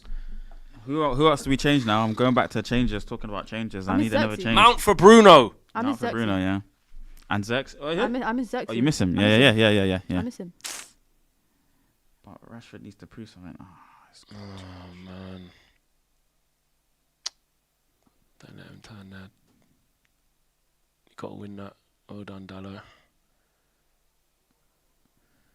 Oh, man. Winners. That can't happen. Oh, I thought he was going to get that. Well done, Delit. That's a really good header as well into the space for Dallo. He's messed it up, but well done, Kobe. Okay, Played Rashi. Good ball. Oh, the keeper's going to be there for that. Heavy, no. Bruno, please, some quality. Was that Bruno again? No, yeah, just some quality, please, Bruno. Please. He's having a bad one. That's a foul. Oh, he's on the yellow, you know. Careful. Careful, you. Nothing stupid. Oh, man. Double R says, is bookage a word? Yes. Big up, Minna. I don't know. Is bookage a word? You know me, Yes. I stay making up words, guys. Yes, I it stay is. making up words. And you know when you do it, you know what's funny? You go, English not my first language. No, but it's not though. So you I don't, know, it's not, if but you guys get onto me yeah, for making up words, you then I'm draw just that going to one say, out. you're anti-immigrants. Minna always draws for that one. Well, whatever the word is, English is not my first language. But when she's ready to cuss, perfect English, bare slang, But using it still in the not my right first language. context. Northwest did it. Yeah, exactly. Red Baron says Xerxes is our glue up top. I'm telling you. Yeah, that's what Minna was basically just saying. She's missing Xerxes right now. 20 minutes left. Marcel, any changes you'll be looking to do, and what have you made of it? So, how do you think this is going to pan out, man? The energy of the team's kind of died a bit, like and the dominance is kind of it's not producing enough chances. Oh, man, like Hughes with an outside of the for boot fuck's pass. Yeah, sake, innit? 1v1. I told you he turns into a prime time Neymar against United. Well done, Mazraoui. Yeah, he's done well. No, he just fell over. He He literally looks like the AIs on pro clubs. Look, all black boots with no sponsor on it. Yep. Just simple. Just, Come yeah. do the job. The Keep it AI. moving. Yeah, the default player. But yeah, Marcel, what is he saying? Sorry. We need to change the midfield. I think maybe Eriksen or something. Just need a bit more energy somewhere. I don't know where it is though as well. I didn't think Ahmad deserved to come off. I don't think Garnacho deserved to come off. I think it had to be Bruno, but I'm just hoping Bruno does something right. He's kind of hitting hope into nowhere. Guys, no, seriously, guys, come on. No. Is this No, is this it's not, okay? It's not, Minnie. You're right. Is this It's not. okay? That there's look. Oh, he slipped over. Look. He's got two. He's got two. Here we go. Done him. Pass them all. Fucking. This is what happened. Oh, he's missed. Fucking hell. This is what we do. The bozo gene's kicking in, guys. And it is starting from Bruno. We have to call it out, Minnie. You're right. Yeah. That come from Bruno. Again. And really, those two got sold a dummy. And Eze should score again. We are so lucky. That's an Eze.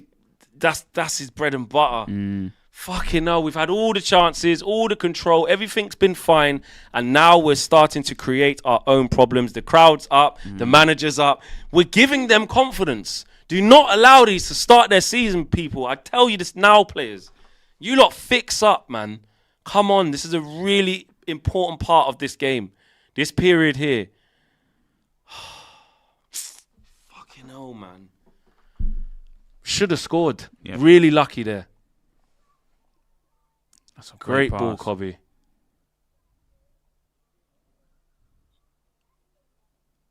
Well done, Ahmad. Well done, Ahmad, to get changed. That's really good from you. Bruno is a liability, says Bruno off, says Maris. He's really bad.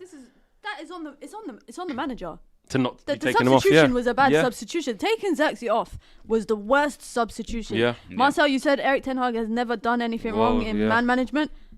21st September 2024. Put number 1 on the list. This is the first strike. Yeah. That it's ruined the tempo for Manchester United completely. Yeah, I mean, when you put like in-game management into the man management aspect of it, keepers getting that all day. Yeah. Fucking hell, man.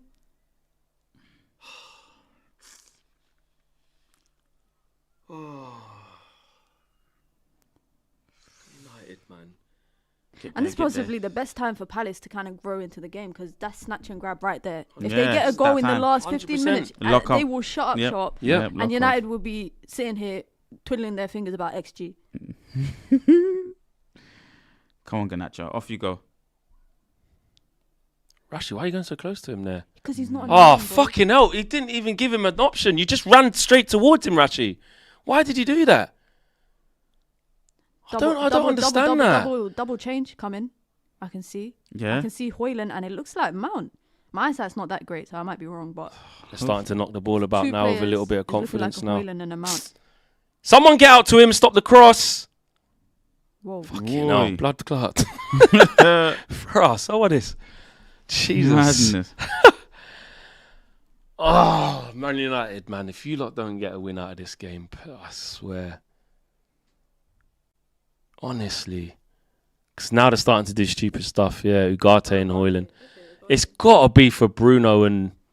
Well, it's going to be Bruno, maybe Garnacho or Ahmad. Bruno survives this. Yeah, he can't survive. The only thing I can think is that he's going to do Eriksen's Eriksen. legs can't handle it. That's the only thing I can... Bruno's staying on the pitch. It's going to... Yeah. Eriksen and Ahmad, unfortunately. Yeah. Ref! Huh. I think it'll be Eriksen and Ahmad as well. Yeah, unfortunately. Eriksen very rarely plays 90 minutes. Yeah, there you go. Eriksen for Ugarte.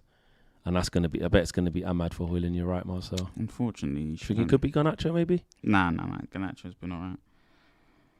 Eriksen's played well. So has Ahmad. Yeah, he's played well. Yeah. Oh, it's Nacho. It's Nacho. No, it's not. Oh, no, it's not. See what Nacho went to him? No, he's going to get Is instructions. that Ten Hag going to his assistant to ask who is it that's coming off? Nah, I think he's just getting instructions. He's like, is it him? Alejandro? Yeah. Mm-hmm. Ahmad did okay. He did all right today. Yeah. He did all right today.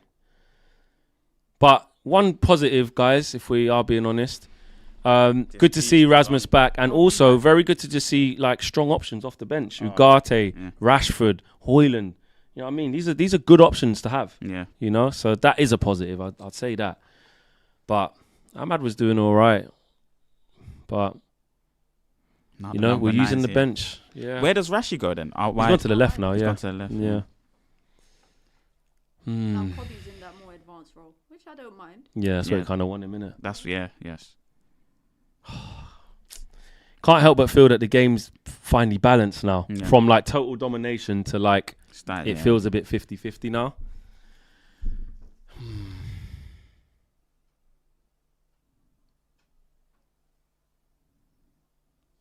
But you know, Rasmus is going to run. That's fine. Get him getting the away fans up. Go, come on. Smash a like, peeps, if you haven't done so already. Just over 1,600 likes. So if you haven't dropped a like, peeps, make sure you do. Richards has done well there. Good, he's kicked it straight out. Well done, Kobe. Put pressure on him there.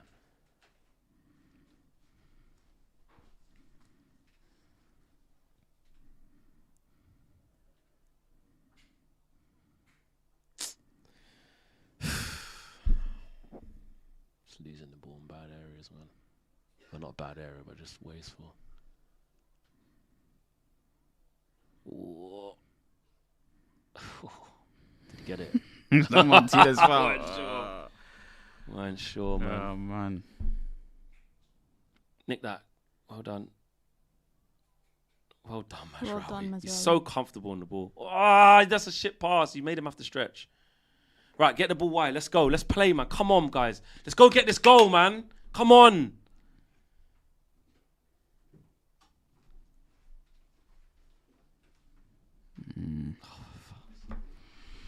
Rashi hasn't really affected the game. He hasn't, has he? Nah. That's the thing about, you know, the Rashi from the bench vibe. Yeah, you don't you were really, saying, you yeah. never really feel like he's going to be He's the one hungry, to do that yeah. all the time. Remember he did it one time when he got Motivated and dropped that. against Wolves, I think, and he come on and scored the winner that time. Oh yeah, bullied the defender. Yeah, but He was on Usually- allegations back then. yeah, exactly. You have to You had to deliver. do You have to deliver. it. I mean, Bruno surviving this long's crazy. He Yeah. needs to, now he's lasted this long, he needs to do a Bruno special. Yeah. Get the Jing Bang assist or the goal. Like he needs to do it. Because now this game's 50-50. Yeah. It really, really is. Last, you know what I mean, 12 or so Yeah. minutes Plus added. plus added. It really is 50-50, and I don't like that. And Palace, we've allowed Palace to be in a situation where it's the latter stages of the game now, and they can go for it. Oh, for Oh, fuck's slip sake. when you shouldn't slip. Free at the back post. Where's the midfielders? Oh. Good hands. Careful. Remember the Brighton thing when we made it mad transitional near the Yeah, end? I hope we yeah. don't do that again. I hope we don't do that again. It feels like it's going to be like that though. Anana's sprinting out ready to make his Yeah, passes. do you know what I mean? Yeah. Like, because he got up and ran, I was like, I just got flashbacks of Brighton straight away. Of like last 10 minutes, we just made it like basketball. And then Brighton ended up putting their foot on the ball. Look, the last 6 shots have fell to them, so the momentum is with Palace at the minute. Yeah. Essentially, you know, they look like the most likely to score. To score, yeah, this is their spell. And this is why we were so, people saying don't be negative in the first half. This is why we felt like that. Because we were like, we'd have to make the dominance count.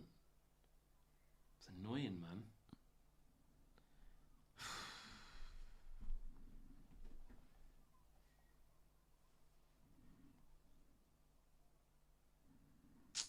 Was that Bruno? No, I think that was a guard. Yeah, I think it was a goal. So, That was poor by Ugarte as well. Oh my day. This what? Hold on. I was gonna say one ball like that. I just looked up and I just see that he's free. I'm going. What's going on? What are you lot saying? Nervous? yeah, very. Yeah. I Very. think it might be 0-0. I think the game might end 0-0. Nah, You know what? I'm gonna look at it like it's 2 points dropped. yeah, but I think it could still be a win. I think there's still a win on the cards. It's just when. He must have been injured. I can't imagine that. Like that's the only explanation for taking him off. Yeah. It was weird. Come on, Man United, man. There's not enough on that. Make him kick it. Just don't let him kick it off you. Put them under pressure. That's it. Well Okay, done. like We'll take that. And you Yeah, know what's give it to you me know real what's quick. pissing me off? Dean Henderson's gonna walk away with man I of the match. know. Yeah, he will actually get it as well with the saves he's made. Oh, Rasmus. Why are you baggy. just fizzing a passing No, like but that? that was a shit touch. You've got to take that. Rasmus got to take that.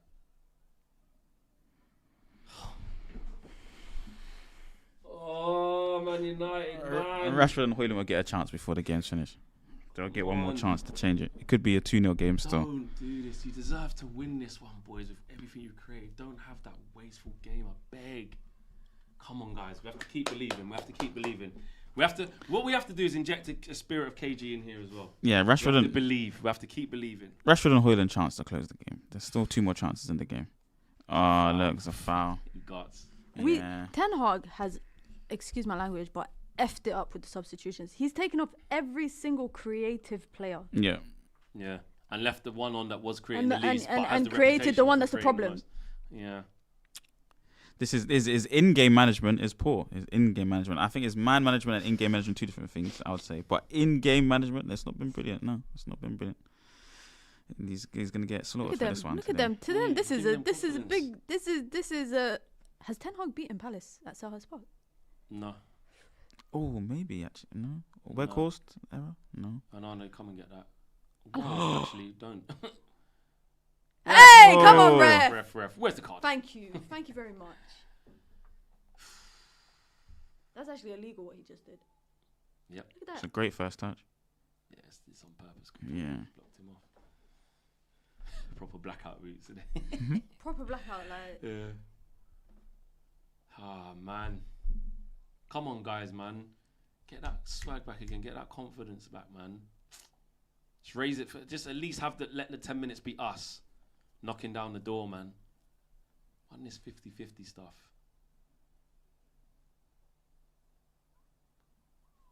Come on, boys. Come on. This is now looking like we are wasting our talent, says Craig Black. The Xerxes sub killed the game, says Daniel Luciano. Even if a pen for United. Mate, we'll take anything right now. With no Ericsson, Ahmad or Xerxes, we are back to playing the old way with no control and long balls. Yeah, like Mina was saying, you're taking off the players who keep the ball well and, you know what I mean, playing the right way. And Rashi hasn't had an impact, either through the middle or on the left. Don't just go long. It's just... That's what I don't understand is like United have played so well throughout most of the game and then last 10 minutes just abandon everything and just start getting chaotic. And just play completely different. No, Mazraoui, you're never going to get through there, bro. Don't get angry and foul him. He's got nowhere That's to our go. ball. That's our ball. That's our ball. Thank you. Done well to get it back. So that was a shit decision for him to try and run in that gap. Mm. Please, boys, man. Come on.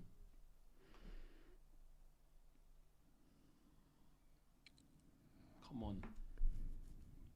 It's playing slowly now. Yeah. Which is, look, in one way, like I'm glad we're having a bit of control in this period. I don't want it to like that, but at the same time, The build-up's not late really fourth there. minute, mate. Yeah. like we just go it's just too passive here. At the Yeah, moment. This yeah. is too passive. Palace aren't in any trouble here doing this. Come on, guys, we want to win this. As soon as we play it forward, look, we lose it. It's not good enough, man. It's not good enough at all.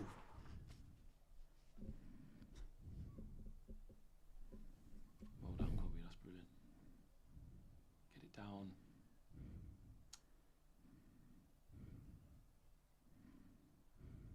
Oh my God. This is just nervy stuff now. Yeah, yeah. Nervy stuff with you. Oh my God. Don't fuck this up, boys. Come on. Come on. Win it back, man. Come on, urgency. Get out to him. You're not even trying to stop that cross, Rashi. Oh, you should have went back to your keeper. You should have just went back to your keeper. You No, should've no went to your stupidness. keeper. I don't know why we're sitting off them. Clearances. That's what I mean. Yeah, we're just sitting off. Like, go press. Yeah, Højlund needs to start pressing. Yeah, go and initiate that press there. Mm. Oh, he's... no. For fuck's sake, man. Why? Oh my God. Why? You actually can't write that. You Yeah. can't write that. I said go press now. He went okay. Just slip straight away, man. Urgency, Lissandro. Come on, man. They ain't coming to press us, bro. They They'll might, take the maybe draw. they're happy with the draw. Maybe United's happy to walk away with. from Yeah, Selhurst Park look, with listen, with definitely with a don't point. lose from here. I'll say that, but there's still, if we think positively here and The and second put half's the ball not been down, as good as the It first hasn't, half. It hasn't at all. And Palace, like you said, they're not going to keep playing as bad as they did the first half, and they made changes and they were better straight away. And now we're just playing really passive. This is really easy for Palace to play against. Come on, inject a bit of pace into the play, guys. It's too slow. Come on, man. We want to win this game. Balls over the tops. No. It's not it. It's not it. It's not it. It's not. It's not so it. predictable. I don't know why this- understand why we're doing this. I don't know why we're going long when that hasn't really been the game Exactly. strategy throughout the first half and the second half. Because of, like you said, the Panic. strategy It's without weird. Verratti, you It don't completely have that, changed. do You just go long. Isn't that look like a handball? Go on, Ugarte. Oh, he's lost it. Okay, Ugarte. Maybe not. Maybe a foul. Well done, Ugarte. He's won it. He's won it back. That's a handball.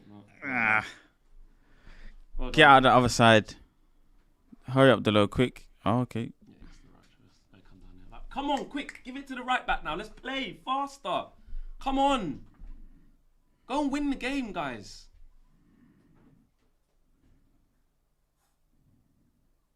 There's been nothing since we've made these changes. Yeah, Nothing. nothing. Subs haven't worked. Yeah. Come on, we're going backwards all the time. Backwards, sideways, backwards, sideways.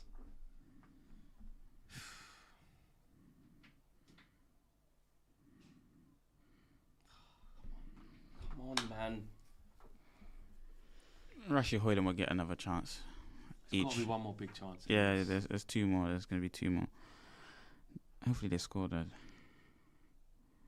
Come on, man.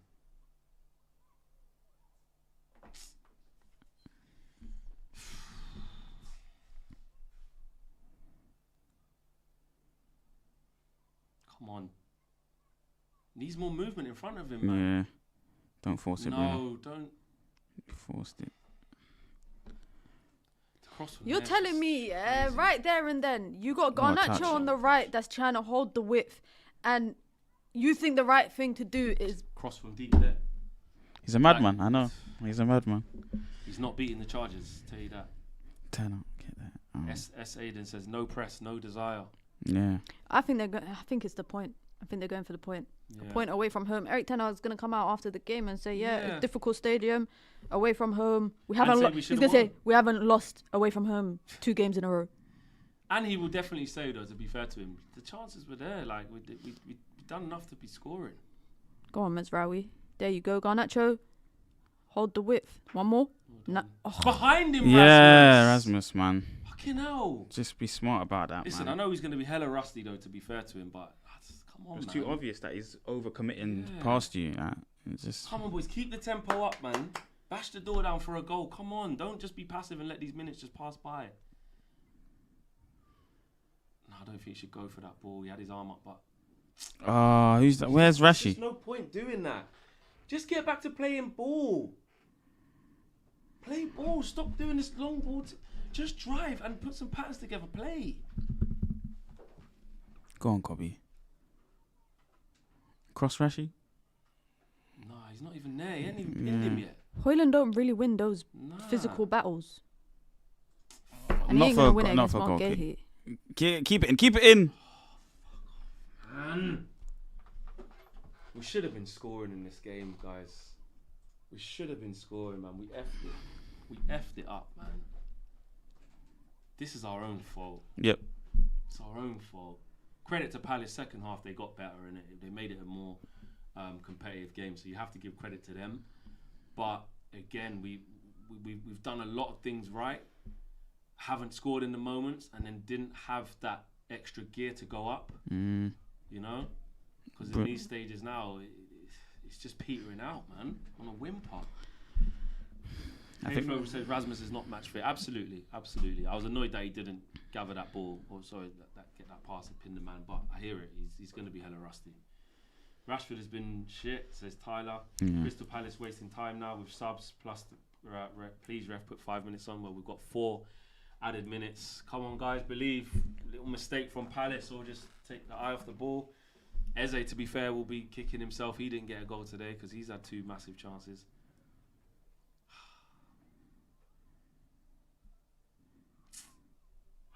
Oh, this is annoying.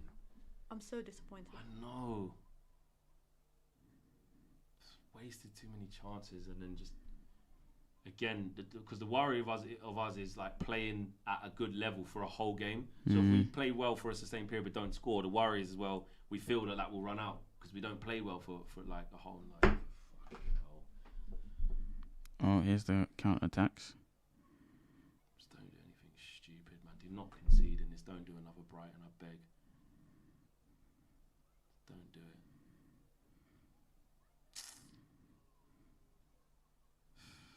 No, don't foul. It's too easy. Look at this shit. Oh my god, good block. Crowd's up. You know what I mean? Shouldn't even get that crossing. That's way too easy. Tell you what, Martinez, you've done well there. You've done well. And it's them that are, putting it on us in the last few minutes of the fucking game. Yeah, the decisive minutes now. It's annoying, man. It's so annoying, this type of performance. Just get the ball out. Just deal with it right now. Because now we're literally saying that, man. Just deal with it from this corner. Don't F this up. Do not lose. Nah, we'll get one more chance to win it, I think. I don't know, man. This is in the territory where we start fucking being stupid. We have to at least prove that we're not doing that anymore. No, the clearance. Yeah, go long. Go on, Rashi. Let it bounce. That's it. Now win that header. That's fair. Competed for it. Get up again. You got? Head injury. Head injury, yeah. Ooh, is he bleeding? Yeah, it looks like potentially, yeah. No. Oh no, it looks like he's. I thought he was bleeding on his face. That shows you how bad my eyesight is. Because it looked like Rashi, they'd come together and he'd come out worse of that challenge, didn't win it. Oh, even the Rashi one. Yeah, because it looked like, I think Mitchell was it, or whoever. Oh, you're talking about in the box or just the second phase? Yeah. When he blew, the second phase. It looked like he was going to win that as well. Yeah. Of course. Man of the match. We said move, Dean, man. Fucking gets man of the match. This is ridiculous. Second half, he ain't even had much to do. Second half. Come on. There's still a chance. There's still a chance. Just see it out, man. Yeah. Just take the point and run back onto the M6. I think there's still a chance to win it. There's still a chance to win this game. Have we really created anything in front of goals since Xerxes came off? Not really. Nah, and second half. And this Bruno's been absolutely rubbish. He's dropped a 0. Yeah, he's been rubbish today. He really has been bad. He really has been bad. And weirdly, again, I wouldn't put this all on Eric. I think that the subs definitely, didn't help the game. But there was a lot right about what we've been doing today, man. Creating chances for fun and didn't take it. Didn't take the chances. Rashi, man. Just going long ball. Oh, one more. Force it forward. That's it. Oh, go on. Give us a foul. Thank you. Just get everyone in the box now. Yeah. Just get everyone in the box, mate. Let Onana take the free. Let Onana take this free kick. Let Onana take it, and just everyone get in the box. Still opportunity. One shot. Just one shot. That's all right. Give us one more shot on goal, on target. Just load up the box. One more shot on target. Don't play it short or nothing stupid. The licks at the back if post. If Bruno does anything dumb. Garnacho finish at the back post once the lit. He's there, yeah, the lit's at the back post. He's going to clip it to the back post and then a pass across. Oh, where's Casemiro when you need him? Look, there he is. Don't be offside. No one be offside. Just get it into the space. That's it. Win this header. No. Game over. Yeah, unfortunately. He's got the whistle in his mouth. Man United 0, Crystal Palace 0. Yeah. It's annoying, man. Annoying. There was enough there to win that game. Dean Henderson's all smiles and this, that, and the other. He gets the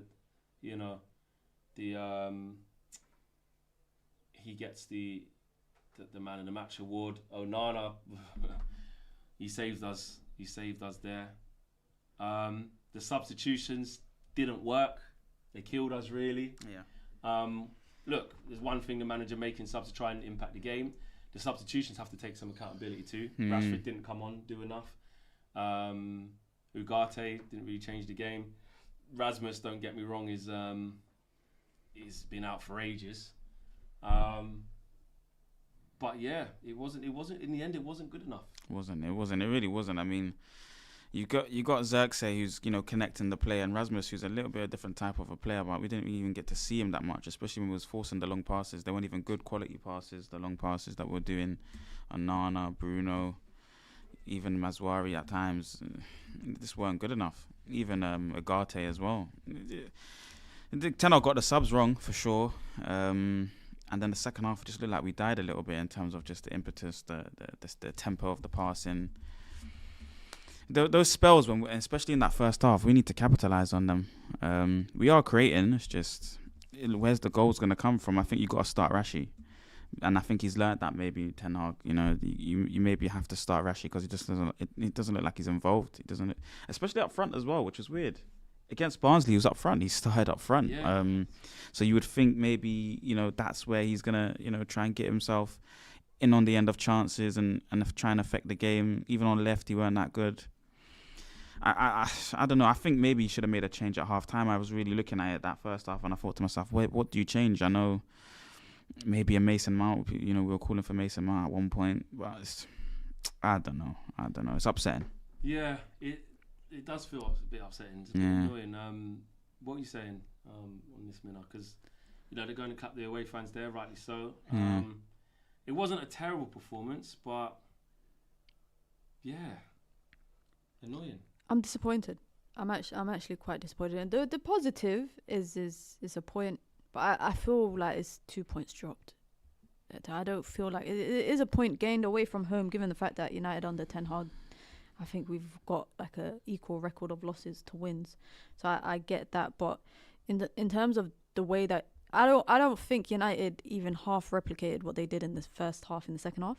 And I think that's the biggest difference. We kind of in the second half, we let Palace kind of come out of the blocks a lot more hot, a lot more quicker. I think actually Palace changed their shape in the second half, which Man United at times looked like they struggle with. Yeah, for me, it's disappointed. It's disappointing. And for me, the subs ruined the fucking game. Excuse my language. I just swore again. The subs ruined it. Like, I think once you took Xerxes off, completely changed the way Man United were building up, or in other words, how they were failing to build up. For me, you want to bring Rashford on to impact the game, fine. You want to play him through the middle, okay, fine. Take Bruno off. I think Bruno, for me, was the biggest issue in today's performance. He was the biggest issue. He didn't really I wouldn't say that he created direct opportunities for Palace to capitalize on, but it's just the sloppiness in his possession and his passes. It's a problem. Yeah. It's a problem. And if your job is to be in the 10 and playing congested positions and play that quick pass and play the right pass, you can't do stuff like this in a game like today. You can't do it. So taking off all of your best creators in the game to walk away with 1 point from Selhurst Park, that doesn't accurately reflect what the result should have been. Yeah, very annoying. Take Your Profit says, shut up, Marcel. You and Bruno. And it was shut up. Joe Fleming says, pisses me off how he never takes Bruno off so long. Took him off against Brighton for McTominay and we all went, why has he done that? But yeah, his in-game management's been off. It's just he's making poor decisions. Brighton game changed the flow of the game, the subs, everyone got a bit erratic. This one, same thing. Liverpool, everyone was a bit upset that eventually takes off Cass and then puts Kobe in the same position scenarios as Cass. It's just not been brilliant so far. He hasn't got the Midas touch. In the first season, out of the three, he was good at the subs and in-game substitutions. But today it's just been poor, man. Shyam says, I don't like these players greeting Henderson and smiling after that shit show, especially Bruno and Mainu doing it. Yeah, now Mainu, I get it because academy boy, he's probably been there as long as Henderson has. But yeah, I miss the days when they don't Phil Neville, Gary Neville, Phil Neville used to they never used to chat to each other in the tunnel. Bring that back. Yeah, I've given up kind of getting vexed at players doing that. Talking times have changed. This is what they do now, isn't it, man? This is the modern day. This is football in 2024. You know what I mean? Super chat here from Nathan says. Nathan firstly says. There's two different Nathans. Nathaniel says, this game has placed me firmly on the Eric Ten Hag fence. Ooh. Okay. Is that a bit strong? Is this all on? I don't know. We need to talk. We'll talk about it. Nathaniel says, Nathan says, we won't succeed under Eric Ten Hag. We don't score enough goals for all the domination. If this is Arsenal or Liverpool, it's 3-0 at least. No urgency in the second half. Riri says, this man needs to pull the trigger and bring Bruno off when he's stinking up the joint. Eminem says, game was on a downturn when the subs came on. Defo seems like the manager's decision to slow the game. And at the end, no urgency, poor. I agree with that. I agree with that last point. Yeah, I do 100% agree with that. Everything else at the beginning was fine. We were creating chances, doing it in the right way. As soon as Ten Hag has tried to influence the game in a positive way by bringing on subs, we got worse. And as we say, as a manager, you live and die by your decisions. You live and die by your subs. And I think we all agree in it, man. Like, the subs changed the performance, but in a negative way. I actually think Ten Hag made those changes to take the sting out of the game, because he's going to come out after the game in his press conference or post-match comments. He's going to talk about XG. He's going to talk about the first half, creating chances, and then he's going to talk about getting a point away from home. That is a good result for Manchester United. I actually do agree with one of the super chats where Ten Hag's substitutions, it took the sting out of the game. Essentially, if you are, in my opinion, if that performance, you're seeing the way that Xerxes linking up Garnacho, Ahmad, Eriksen on the ball was better than Bruno today. Yes. So if you see all of that and you think, oh, let me take off Eriksen, let me take off Xerxes, and let me take off Ahmad, and you're going more pragmatic, and you're telling or giving instructions to kind of sit off and in the last 5 or so minutes just go slow, you want the point, you're happy with the point. And in one way, I understand that, because Erik ten Hag has struggled away from home and he's struggled at Selhurst Park. But in a performance today where in the first half United were, by far, it was the best away performance I've seen under Ten Hag for the last 2 seasons. Yeah. You need to capitalise on that. And as a manager, I think it's your responsibility to make those substitutions that allow you to kind of capitalise on what you built earlier in the game. In the second half, like in comparison to the first half, it was a tale of 2 halves, I think, especially for Crystal Palace. Crystal Palace, for me, we were actually lucky with them chances that fell to Eze in particular, and Onana makes a big save. Dean Henderson didn't have a lot to do, let's be honest. In the second half, he didn't have that much to do. So for me, I'm questioning Erik ten Hag's substitutions. I'm really, really questioning it. And I understand why people will be like, oh, I'm on the fence about it, blah, blah, blah, blah, blah, because we should have had 3 points. Today, United should have 3 points. And we're not scoring and we're not finding the back of the net. And that is on the players as much as it is on Ten Hag. But Marcel, when Dean Henderson kicks the ball out, you say, oh, that's on Erik ten Hag. Yeah. So if we're not scoring goals, is that on Erik ten Hag? Yeah, it definitely is. I mean, we like you say, I think I wouldn't say it from perspective of he's happy to take the point. I think it's a perspective of he's trying to go gun ho. He's put on players like Højlund, Rashford, and we've started to convert to long balls. Different to, like you said, the tale of 2 halves. The first half we're more patient. We're holding possession of the football. Creative players like Eriksen, Ahmad. They're happy to make the extra pass or to retain the possession, play sideways passes, but we started doing long balls, in the second half, and he's got players that are willing to run on in behind into the space, but we haven't made 3 or 4 good passes in the build up to get comfortably into the opposition's half to maybe create better looks at the goal. We're just going straight away over the top and then we're breaking down in the transition. We're not getting any of the first or second balls.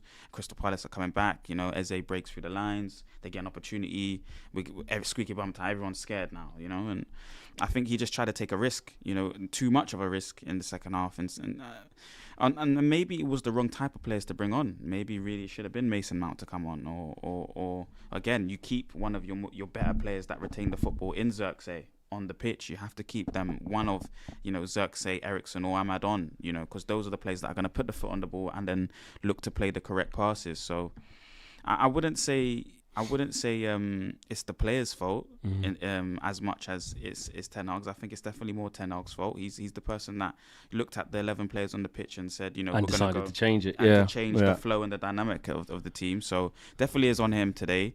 But for not burying and killing the game with the original setup is definitely on the players. There is an interesting stat. Well, it's not interesting. You would just imagine it. At the top of the big chances missed this season, Manchester United have missed 17 big chances, more than any other team, because, we're creating, but we're not scoring. Yeah. And, look, if I'm looking at the what happened in the game, that we had 15 shots and 6 on target, hit the woodwork 3 times, made a total big chances of 5, and in the end, Palace started catching us up and made 4 big chances themselves. So this is why in that first again in that first half, when some people were saying don't be negative or this, that, and the other, it's because we know what this team does, and we know we're not in a moment. Ironically, scoring 10 goals in the last 2 games, but against lower league opposition, we know we're not in that space where we continue to play well for the whole game, you know. And it felt like if we don't score in these moments, then we're going to be in trouble. And look, Nketiah forces a really good save there from Onana. And that save there is incredible. Sada must not know how he hasn't scored. It's a massive save. But on Eric, you do live and die by decision. And the subs made us shit. Yeah. They let's just call a spade a spade. His decision to trust in Bruno.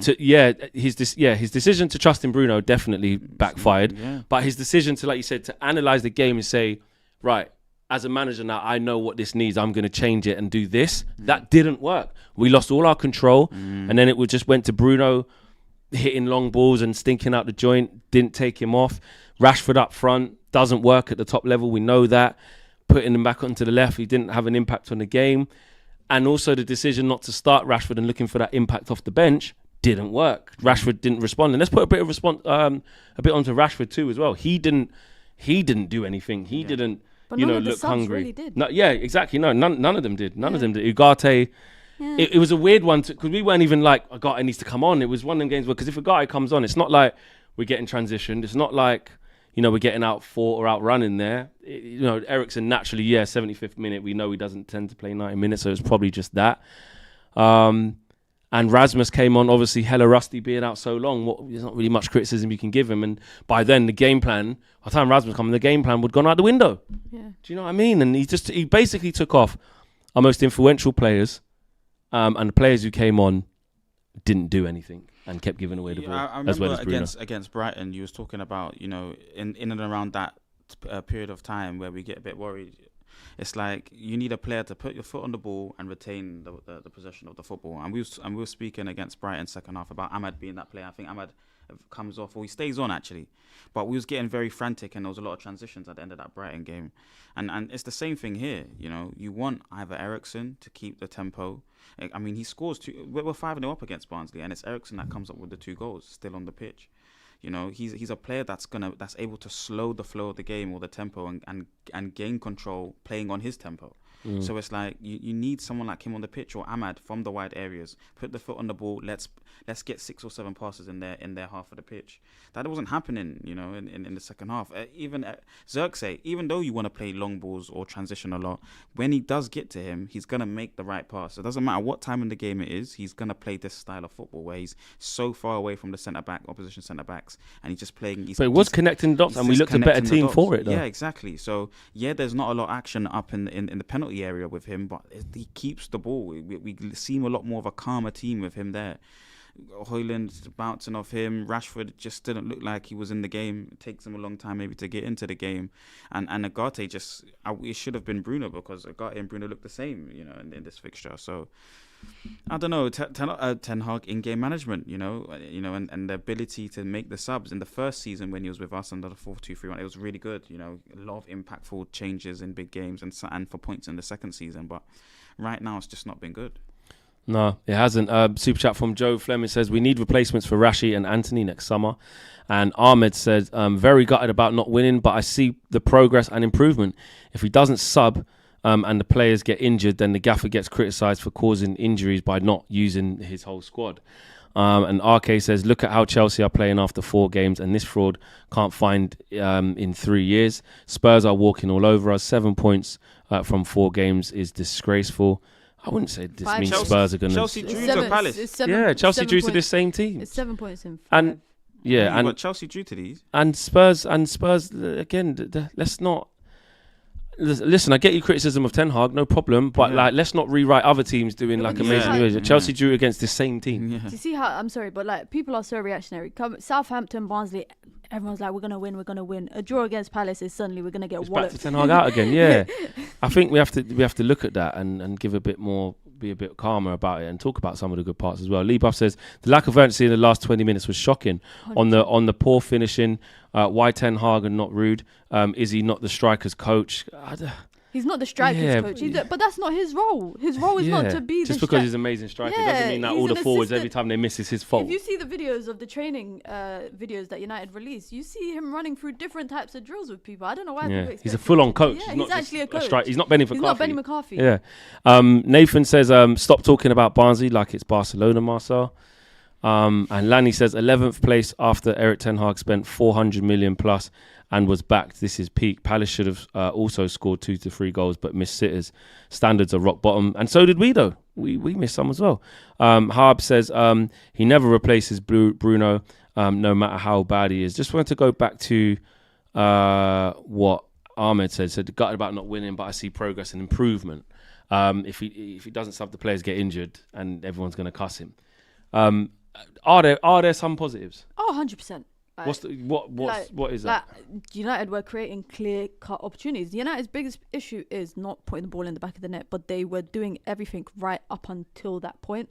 I don't think, given the fact that less than 6 months ago, Crystal Palace ran through Manchester United very comfortably. They, we struggled back then to get out of gear 1, get out of gear 2, and today Manchester United were in a better position where they dictated the tempo of the game and Crystal Palace followed. What did that do? That forced Glasner to make changes straight out of the second half. It forces the opponent, the opposition manager, to adjust to how you're playing the game, which I'd rather have that than on the flip side where Eric Ten Hag has to adjust to the opponent because the game is more shifted to their side. United, I think, done a lot of positives today, creating chances. Defensively, I think they were good. Dallo, for me, in that 3-2-5 build up, supporting Kobe, kind of making sure that he's not alone was good. Christian Eriksen, for me, in possession, I understand why he started. Garnacho, for me, again, could have had 2 goals, should have had at least a goal. Set pieces, we are way better at set pieces now. We are actually not, I wouldn't say a full threat like Arsenal are, but we are a lot better than what we were last season. I see a heap of positives, but unfortunately I think these kind of games, you look back at the end of the season and you're going to be like, oh, that 0-0 to Palace, could that have been the difference of us finishing top 4 and finishing 5th or finishing 6th? And you're not going to think about, oh, but it was a good performance. You're just going to think about, it was 1 point that we walked away from. And like I said, Ten Hag at Selhurst Park has struggled. Can't buy a win there, mate. So the fact that United have walked away from a point is better than the results that we've gotten historically over the last year or two at Selhurst Park. 2 draws and a loss now, don't it? Yeah, so I just feel like sometimes, we're spoiled sometimes. If we don't win, it's kind of, everyone's just upset and you get emotional and that. And I don't think this is a game to be overly emotional because I don't think it's a game where United were dominated. No, I don't think we were dominated. No, definitely not. And I actually think first half Man United made Palace look bad. I don't think Palace set up bad. I think Man United made them look bad. And because of that, the manager had to change it up at second half and kind of, try to give in to the tempo that Man United were trying to set. So just for me, it's just the subs were just wrong. They were just They didn't wrong. help And us. it took All of them everything didn't out. work. It took all the energy out of the game. Yeah, it did. Fat4 says Bruno's simple passing has to be questioned. He was so poor, giving away so many chances. Good team performance, but Bruno needs to be rested and reflect. Mazraoui has been a great signing. What is the positive about moving backwards, says Mazech. And Verbatim says, we were way better in possession today, so the team needs to be applauded for that. Bruno is just stopping moving to the next level, says A.A. Sakis. Jaden says Mazraoui was so good. This isn't good enough. No excuses, Flex said. I did say that. That's why I'm annoyed. That's why I'm really annoyed that this has happened. We can still talk about some of the things we did right, but yeah, in terms of a full-on excuse of how we're doing, could he have gone near post maybe as well, done in with the eyes, or keep it on the ground and just nitpicking it. It's annoying. And Dean Henderson walks away with man of the match with saves that. It's just at him. That's an easy save. He's doing all the this, that, and the other, but it's just at him. Should save that one. And this one here, again, he probably still should save that. No, it's not really. It's not right in the corner. Look, it's a nice height for him. Look, it's an easy save. It's right at him. He's doing more for the cameras than it is. They're gonna gas that up, whatever.